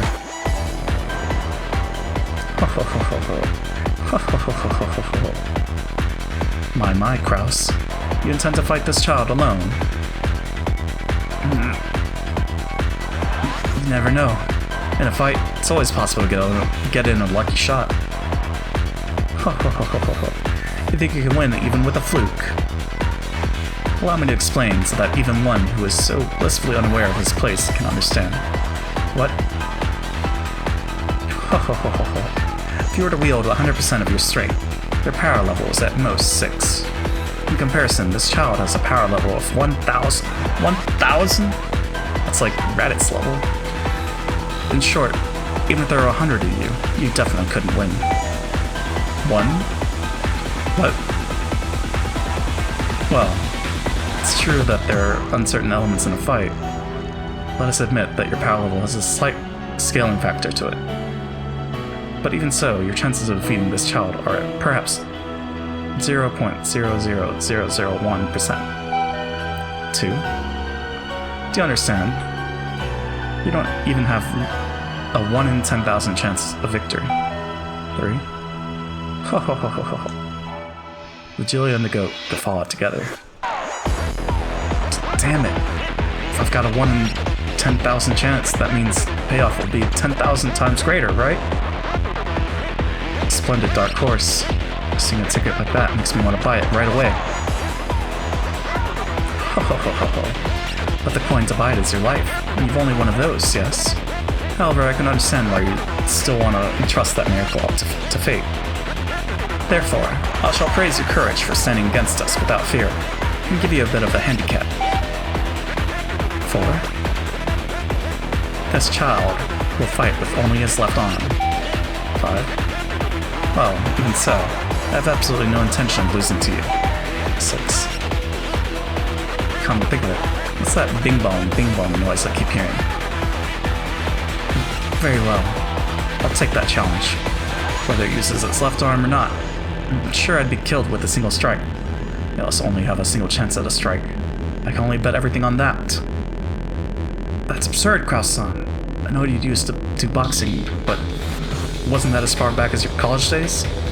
Oh no, even if you were a pro boxer, there's no way you could defeat a monster like that with one strike. That would be true if it were a match in the ring. But while Kraus-Nissan's chance to bet on this hope is faint, it does exist. He's betting everything on that hope. You aren't saying... But there's no way that would work out. Kraus-san. Watch me. I'll settle this with a single strike. Ho ho ho ho ho ho. How shallow. I know what you're after. The distance between the two of them is more than 10 meters. The goat and Kraus-san both step in with all their strength to settle the fight with a single blow. Their power will be double what is normal. Both will crash together, so it's a relative 4 times normal.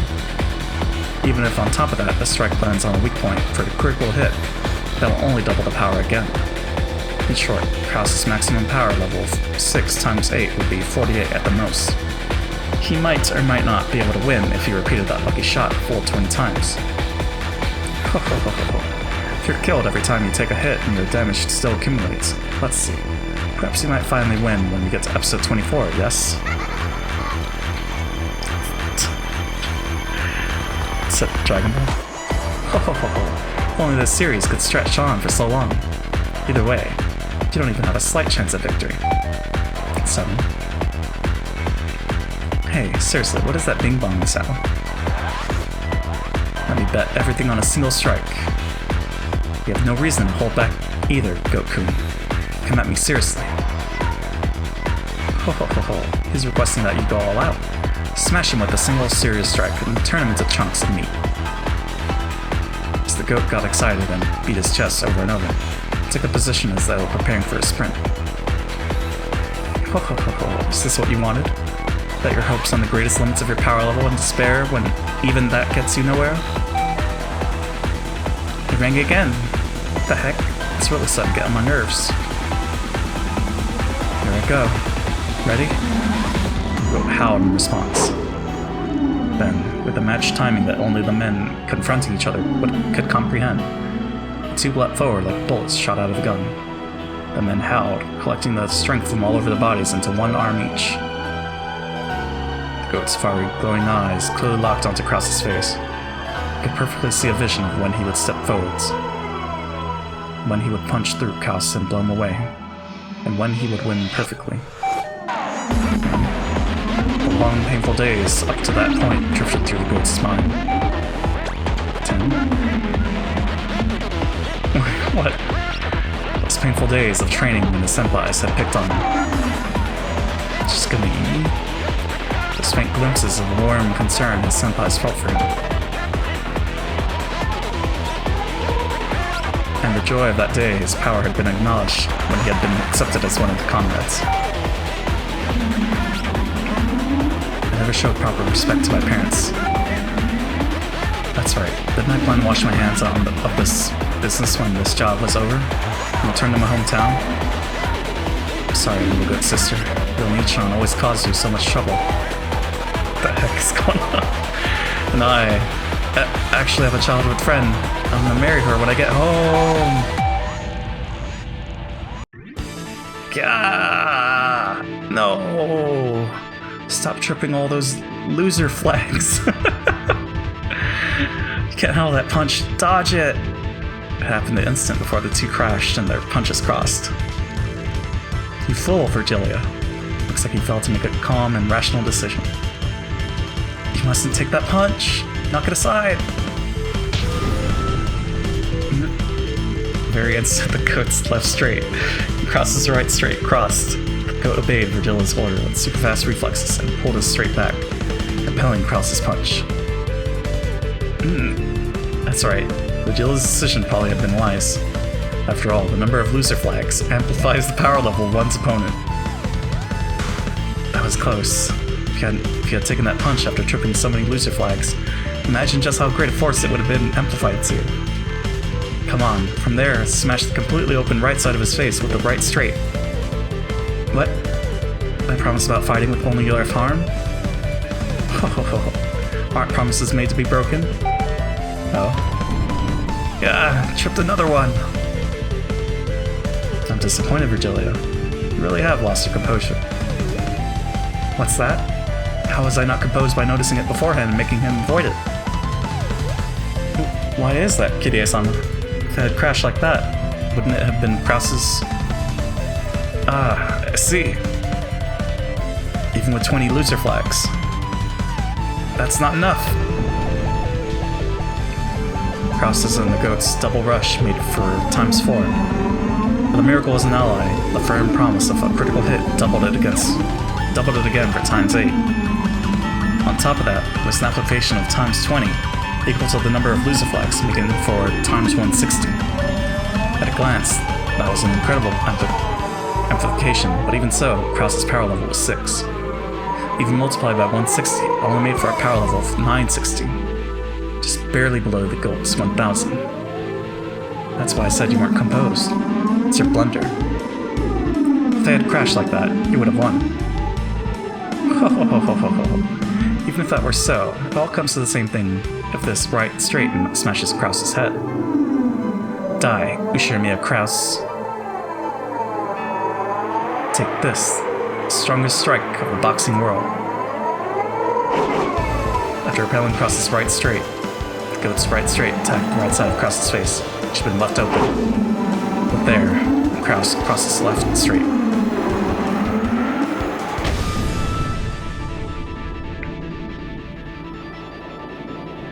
The two punches crossed, and time stopped as each aimed for the face of the other. To think that it would be time for a simultaneous strike. But his power level stops at ×160, making it 960. Doesn't reach up to my child's 1000. No, Virgilia-san, it's your loss. Why? You made him repel the first cross counter. Certainly if another right straight after that were to hit, Krause-san would probably be in pieces.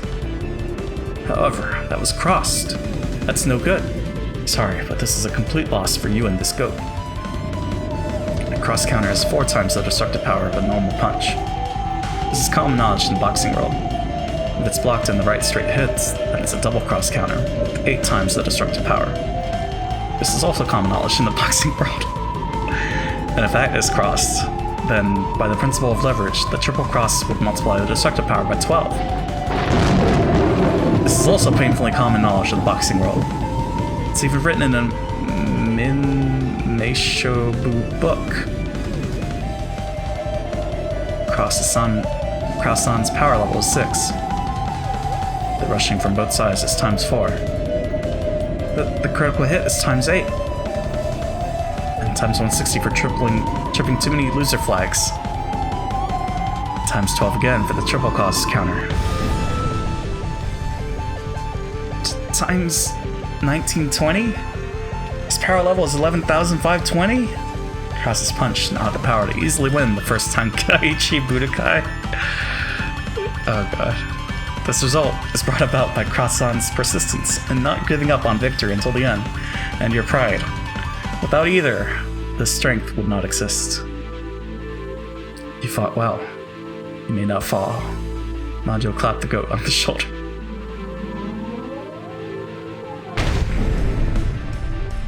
Your Oni-chan gave it his all. The sparkling drops from the goat's eyes scattered, he bent backwards and fell on Virgilia. This is too ridiculous. Ugyo! Heavy, get off me! The goat's massive body was too heavy for the slender Virgilia. She wriggled around with it on top of her, but it didn't look like she'd be able to escape. In that instant, the barrier Virgilia had sealed broke.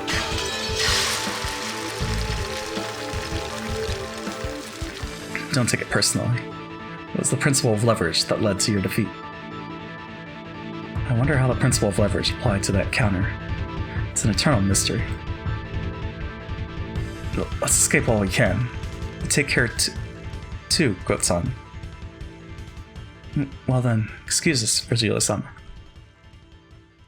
Now. Wait!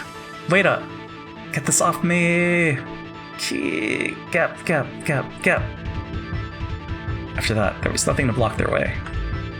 They ran intently through the underground passage.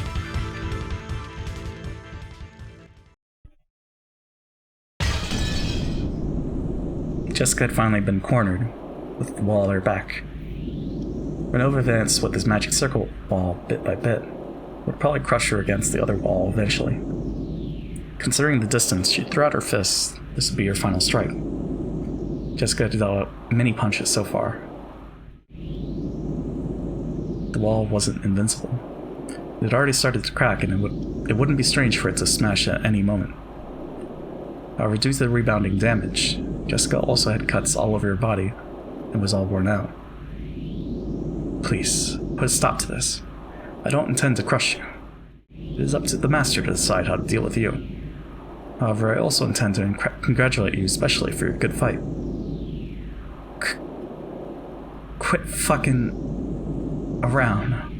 Not yet. It isn't over yet. You have wounds all over your body. It's all you can manage just to stand, is it not? It seems you plan on putting all your strength into this final strike. However, that final strike will be fatal for you. The damage reflected by Renault's magic circle wall was proportional to the strength of the attack. Jessica's all-out punch would be bounced back onto her. The more all-out she went, the more suicidal it would be for Jessica. I get it. I know that.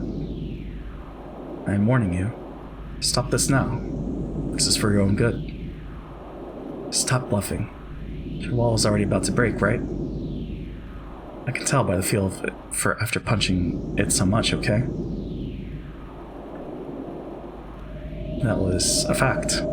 Renova's wall was already on the verge of breaking. And on top of that, Jessica's fists had been imbued with an unimaginable magical attack power by now, and their destructive strength defied the imagination. In the worst case, that destructive power might even pierce the defensive wall, smash Renova's wall, and create an expansion connecting this room to the next. However, that damage would rebound on Jessica as well. She wouldn't escape unharmed. I will say it just one more time. Stop. I say this out of consideration for you. Shut the fuck up. Prepare yourself. Jessica howled. Putting all the strength of her greatest and final destructive power into her fists, she roared.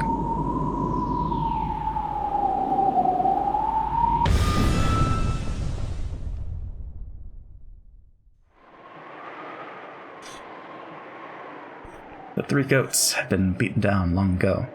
Without straining to breathe in the slightest, George cautiously closed the distance between him and Gap. He was after her. He was planning on bringing her down with a single strike. Gap was also aiming for a single strike. If she let that chance slide, she would be killed this time. Aren't you going to use her pitfalls? Ah!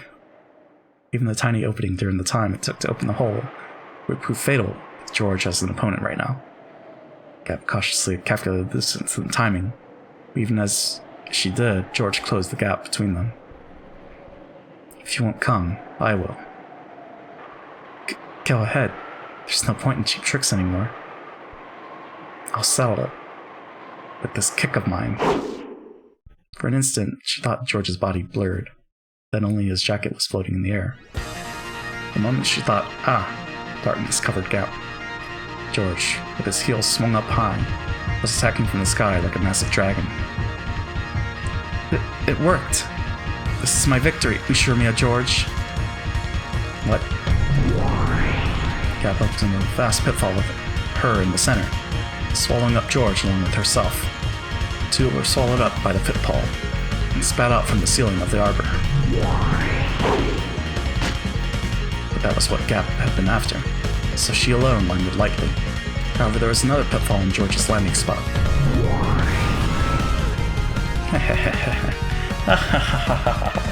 Gotcha, Ushirimiya George! It was fun, so die.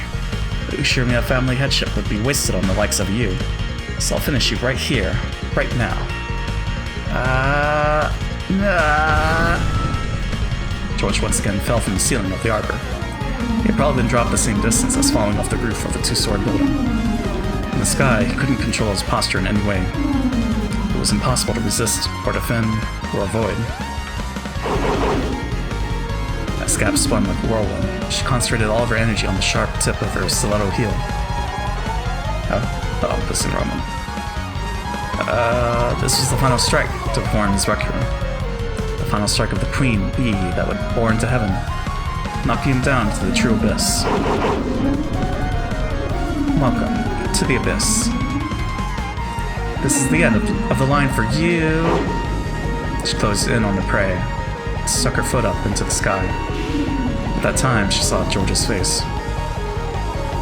Even though he was in midair, he was calmly adjusting his glasses with the middle finger of his right hand. And his posture was still preserved as that of an axe kick. Without the faintest deviation, he aimed for Gap's forehead. He had already hypothesized that this move would come up. What? If I jumped to make that person on the ground taste my heel, my posture would have collapsed long ago. However, my posture hadn't collapsed in the slightest. Do you know why? You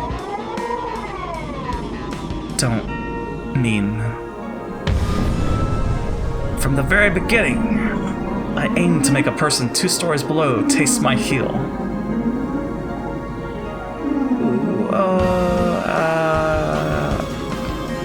It's your loss, miss. Ding dong. What?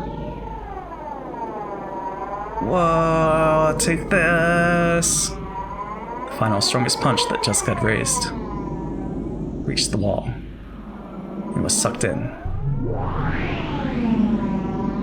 It was sucked into a black, large hole that had suddenly opened on the wall. Well, they'd tell you to stop.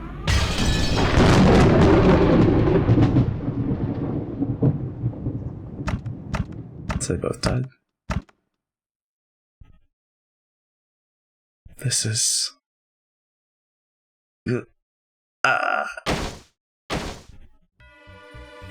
Actually, I wasn't even close to being in a pinch.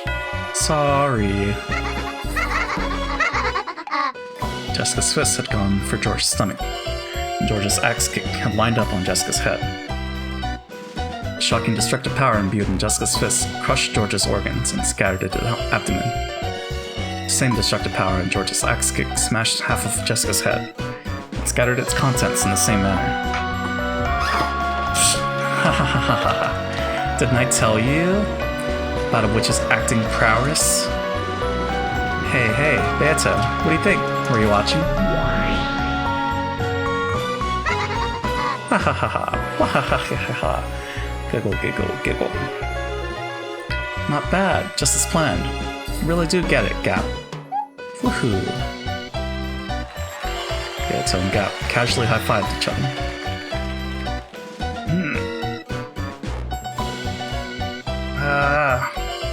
Wow. Thanks, Renaud. Thanks for the gift. I'll return Jessica's corpse. Separate the corpses of the two who are close. Does this mean the second twilight is over? Gap dropped Jessica's corpse through a pitfall. All the chunks were thrown to Jessica's room, as curiously as throwing something into the trash. Jessica's corpse and lumps of flesh fell from the ceiling and poured out all over her room. Renaud shook his head slightly at this gruesome change of scenery. My apologies, Jessica-san. I did warn you. However, the true art of us demons, that is, foreseeing this conclusion and giving you advice I knew you wouldn't listen to, really isn't something a human could understand. Poo-coo-coo-coo-coo-coo. Really less fun, kid. But you play with words a bit too much. Maybe it's about time I started fighting back. Really the best you've got? Are you trying to be someone from a light novel or something? Giggle, giggle, giggle. The arbor brutally decorated by Jessica's scattered blood and guts. Gap enjoyed a loud laugh for a while, but she quickly realized that, in all seriousness, this is a little too filthy and undignified, and she snapped her fingers.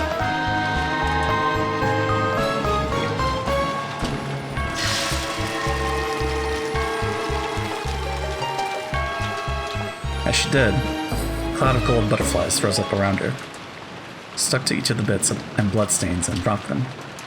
Then, George's corpse returned, bit by bit. And the brittle corpse with its guts torn out was repaired into a clean corpse that looked like it was sleeping. Was this some act of sportsmanship towards a dead rival? The heavens were split, because Gap had lifted her leg high, pointing at the sky. See you, lover boy. This is game over for real. Splat. Without a trace of mercy, that foot stepped down and was buried into George's forehead. This little heel that was sharp as a weapon pierced George's forehead. With a bloop, it was pulled out. It was like a mark proving that Gap certainly had finished him by her own hand.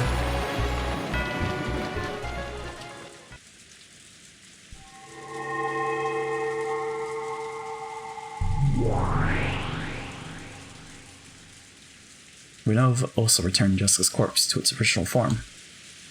And unlike how it had been with George, he restored Jessica's life.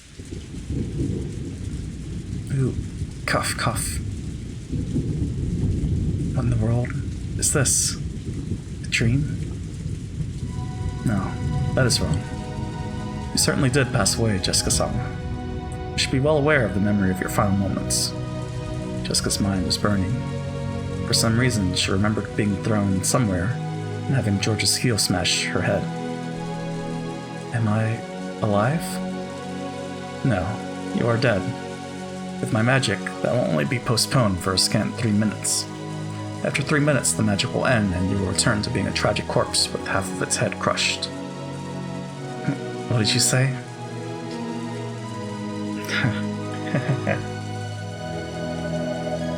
Death is brutal. In most cases, you aren't even given the time to ready your heart. But to praise you for fighting so bravely, I've decided to give you this time. Perhaps you should sort out your regrets from this world in those 3 minutes. I can also decide to take you along with me during those 3 minutes. The power that had burned through Jessica's body up until a second ago had been completely lost. Jessica was aware of that herself. She was already dead.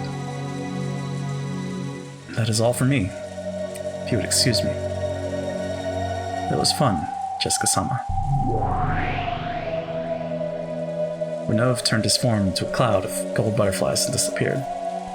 All that remained was the sound of the wind and rain, and the figure of Jessica as she crouched down, leaning against the wall. Jessica could tell. She probably really would revert to the corpses she had been after 3 minutes. Was there anything she could do in those 3 minutes? She stood up and with a shaky gait, took the phone that was on the desk.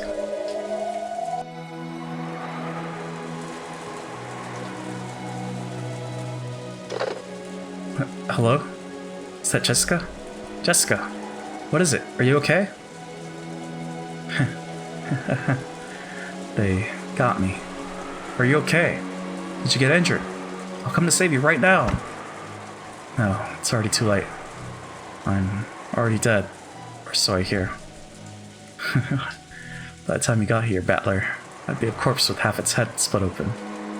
Crap! That damn geezer! Wait there, I'm coming right now. Listen to me, Battler. Listen closely, okay? Now I totally see why Goda-san and Kumasawa-san were evasive about the time the six in the dining hall got killed. Those guys aren't human. What? What are you talking about? I saw it. So what am I supposed to do? Those guys warp and set up barriers. And do whatever they want, okay? It's like some kind of manga, an anime. Hell, we seriously can't keep up. From the very beginning, fighting was useless. There really aren't opponents that you'll be able to fight with that hat stand and spear you're so proud of. A line of blood dripped down from Jessica's forehead. Wait, JP? What's up, Nero? I mean, I guess this is a conversation that Battler's having, so... Did this happen?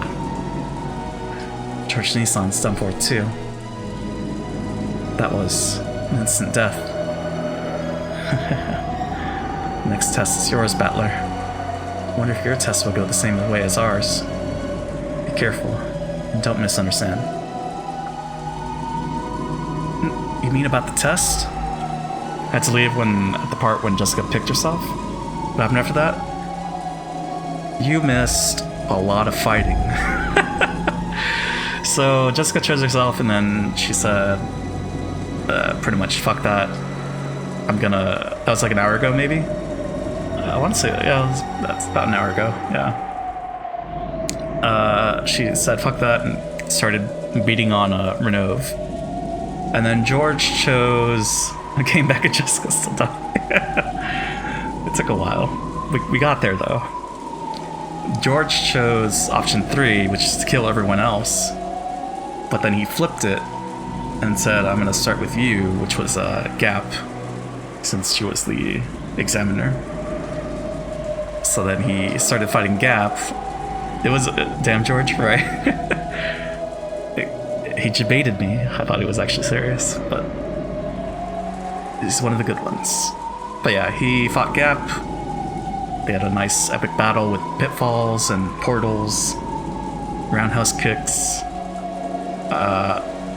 But then George and Jessica died because Gap opened a portal that sucked Jessica in, and right as George was about to send a nice kick at Gap's face. So Jessica took the hit, and then Jessica at the same time was punching, so she hit George, so they both double KO'd.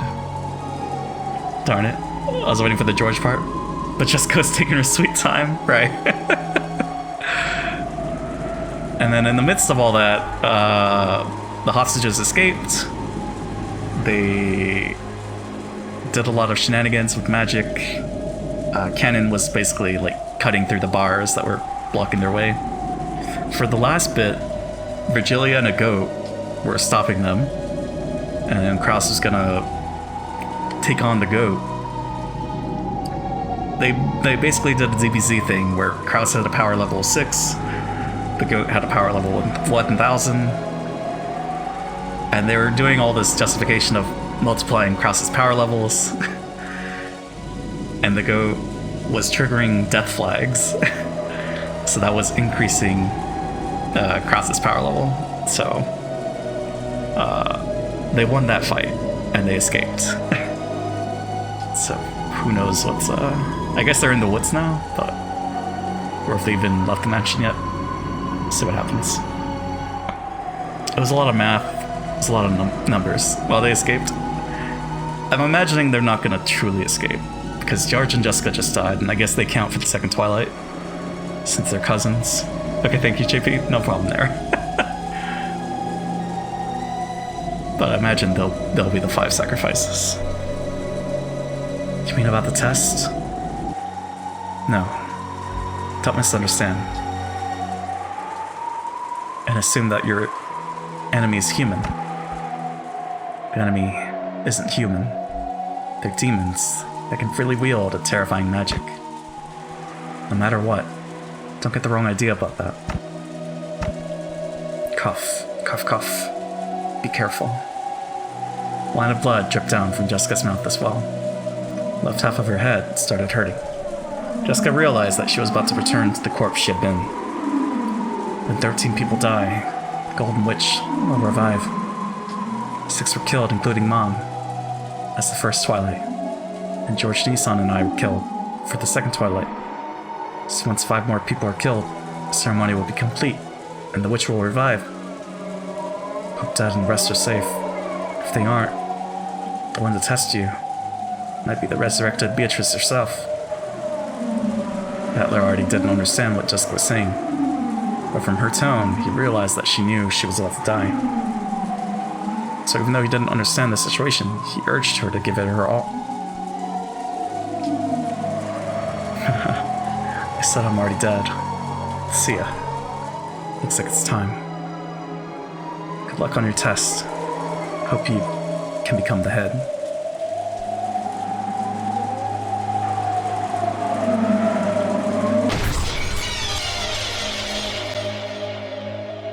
Jessica? Jessica? Hey, answer me!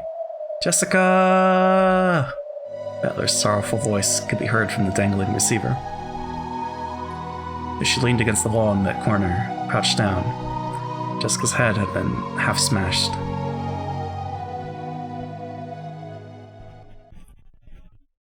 Good job, George. Way to kill Jessica. Rip, yeah. This place is... Is this a well? Where is this? PDA stuck her face out of the well, and Kraus showed himself too. When he realized that they could see the back of the mansion from beyond a grove of trees, Kraus knew more or less where they were. To think that here, in a certain well, there had been a hidden underground passage, which led to a hidden mansion. This really is tough on this old body. Usually came up from a different spot, the real stairs. You just unlock it. I'll ask you to tell me about the layout of this place in detail later, Dr. Nacho. Shannon, are you okay? Grab hold. I'm fine. Kennen-kun, quickly. Kennen climbed up the ladder out of the shaft that was disguised as a well. It was probably quite deep. When you looked down for the first time, you realized how far you'd come up. Hee, firing. Well. Bang. As Kennen was about to finally crawl out of the well, a hole the size of a basketball opened up in his chest. Everyone there looked through the hole in Kennen's chest to the scenery beyond. Kennen-kun.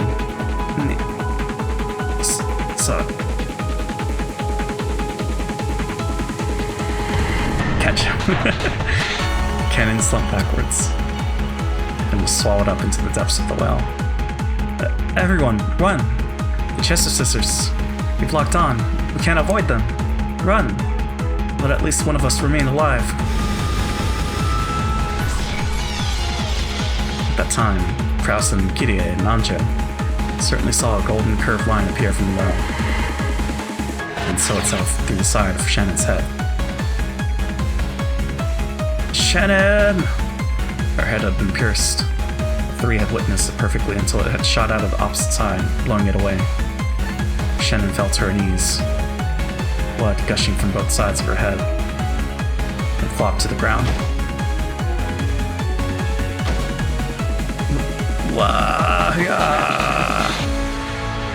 They're after us! Run! We'll be killed!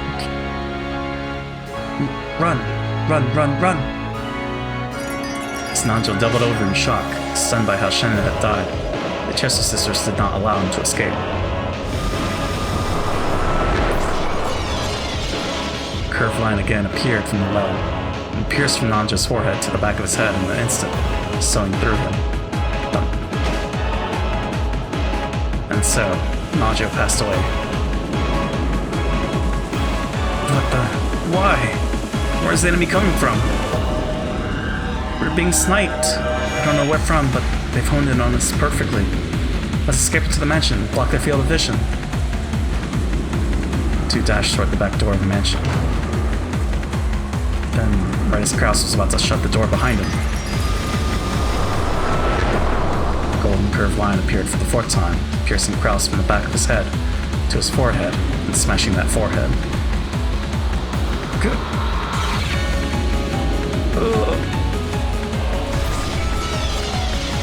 Eek! Eek! Kraus' body leaned over and fell down and drew a neat radial pattern with the insides of his head. Kirie ran wildly through the hallway, flew into some room, and locked the door. Even so, she wasn't even remotely convinced that this had saved her life. She would probably die soon.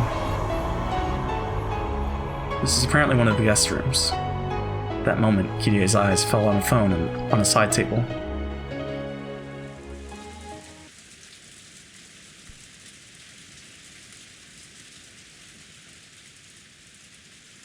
After hanging up the call from Jessica, Battler had been about to dash out.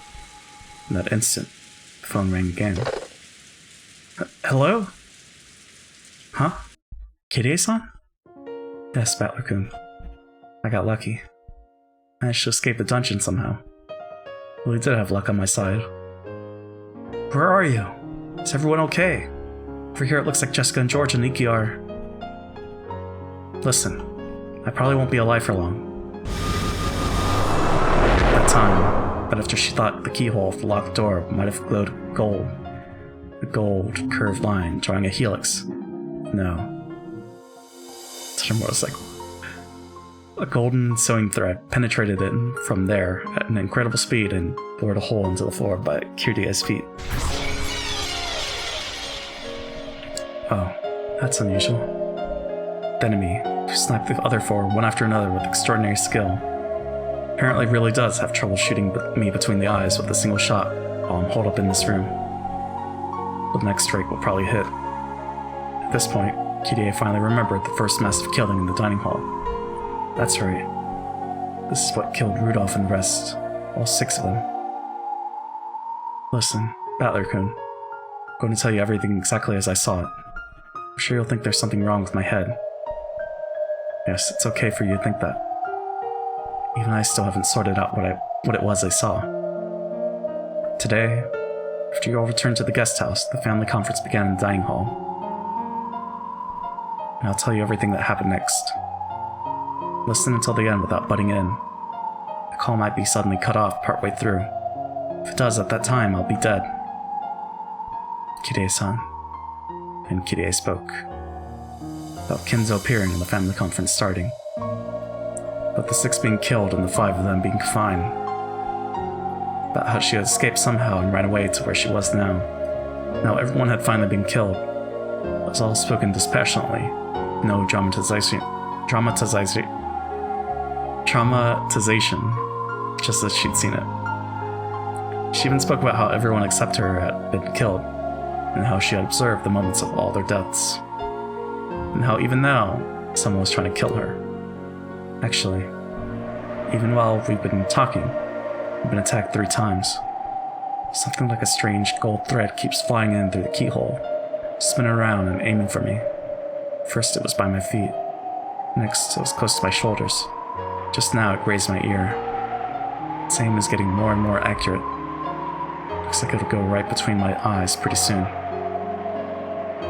Run, Kirie-san! Run away! Where to? I've run this far. Shut myself into a room, even locked the door, right? Now that I'm still being pursued, just where should I hide? Hey.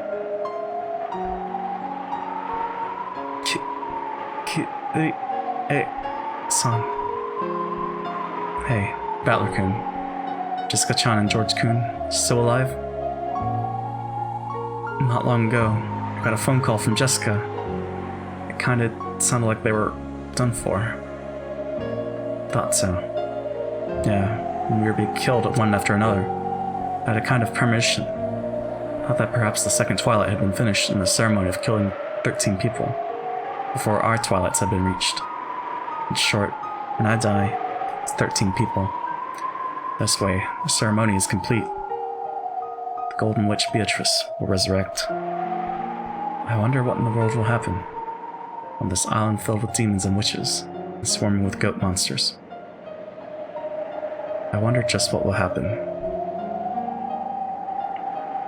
when even the leader of them all, the Golden Witch, appears. By now, I don't have a clue what's going on anymore. Kiria-san's voice had completely given up on her own life. Because Battler understood that, he couldn't stop the tears. There's just one thing I can advise you on. What if a demon or a witch does appear in front of you? Yeah? There's no need whatsoever to doubt whether it's real or not. Understand that it is what it seems to be. Might think there must be some trick, that there's some true nature hidden behind it. If you have the time to think of something like that, it'd be much more constructive to plan out how not to damage the mood of whatever you're facing. Even mistakenly, you must not say, in that case, try showing me magic. Because to prove that, they'll probably use an even crueler way than before. To show you. I can't believe it. Even if I hear something like that coming from your mouth, I can't believe it. I understand. I understand why you can't believe. So that's why I can give this advice. Believe. You're telling me to believe in Beatrice and demons and witches and monsters? Even after being shown things out of this world so clearly. I think we still weren't able to believe any of it. I'm still like that now. The true form of this thing that keeps attacking me, trying to shoot me through my forehead. It's something I don't understand, and I can't believe it.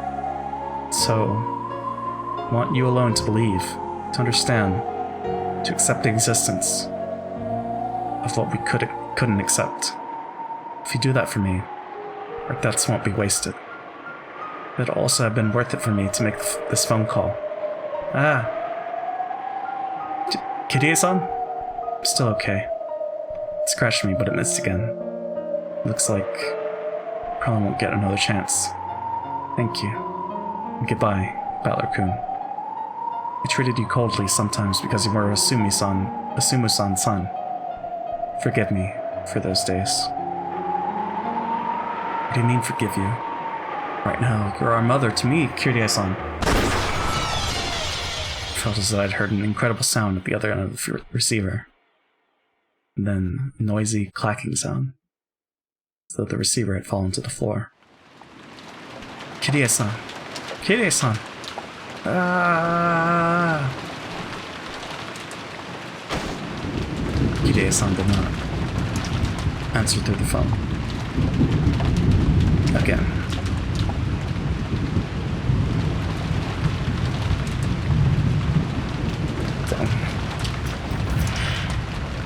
Oh, man. I feel like we could finish this tonight. We definitely could. I mean, the ceremony's over. We only got, like, whatever's... I guess it's gonna be Battler versus Beatrice. It's not even midnight. 11:47. Wow. The battle between Battler and Beatrice to prove how this all happened.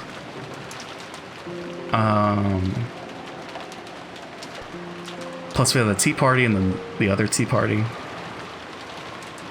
Yeah, I think we should end it here tonight. Man, all the murders today. It's crazy. Long episode, yeah. But it seems like we're gonna definitely finish this tomorrow. And then I guess we'll start episode 5. See what happens. Because the concern with episode 5 is that since it's on the other file, that or it's on the other, it's like a different game. Like the mod should work, probably, maybe. But yeah, we're gonna go raid Smithery, who's currently playing, I believe, Breath of the Wild. But yeah, let's go say hi. That's fun. It's good. I want to see it animated. But that doesn't exist. I mean, there's a show, but it, you know. 505. Okay. Let's go back to the title screen. I'm very intrigued by Angie's story now. I'm very, very curious. But, yeah. Tomorrow. The finale of episode 4 and probably the start of episode 5. We'll see what happens. But, thanks for tuning in. Did they show what she saw? No, not yet. They haven't gone back to her. It's mostly just been George and Jessica's story.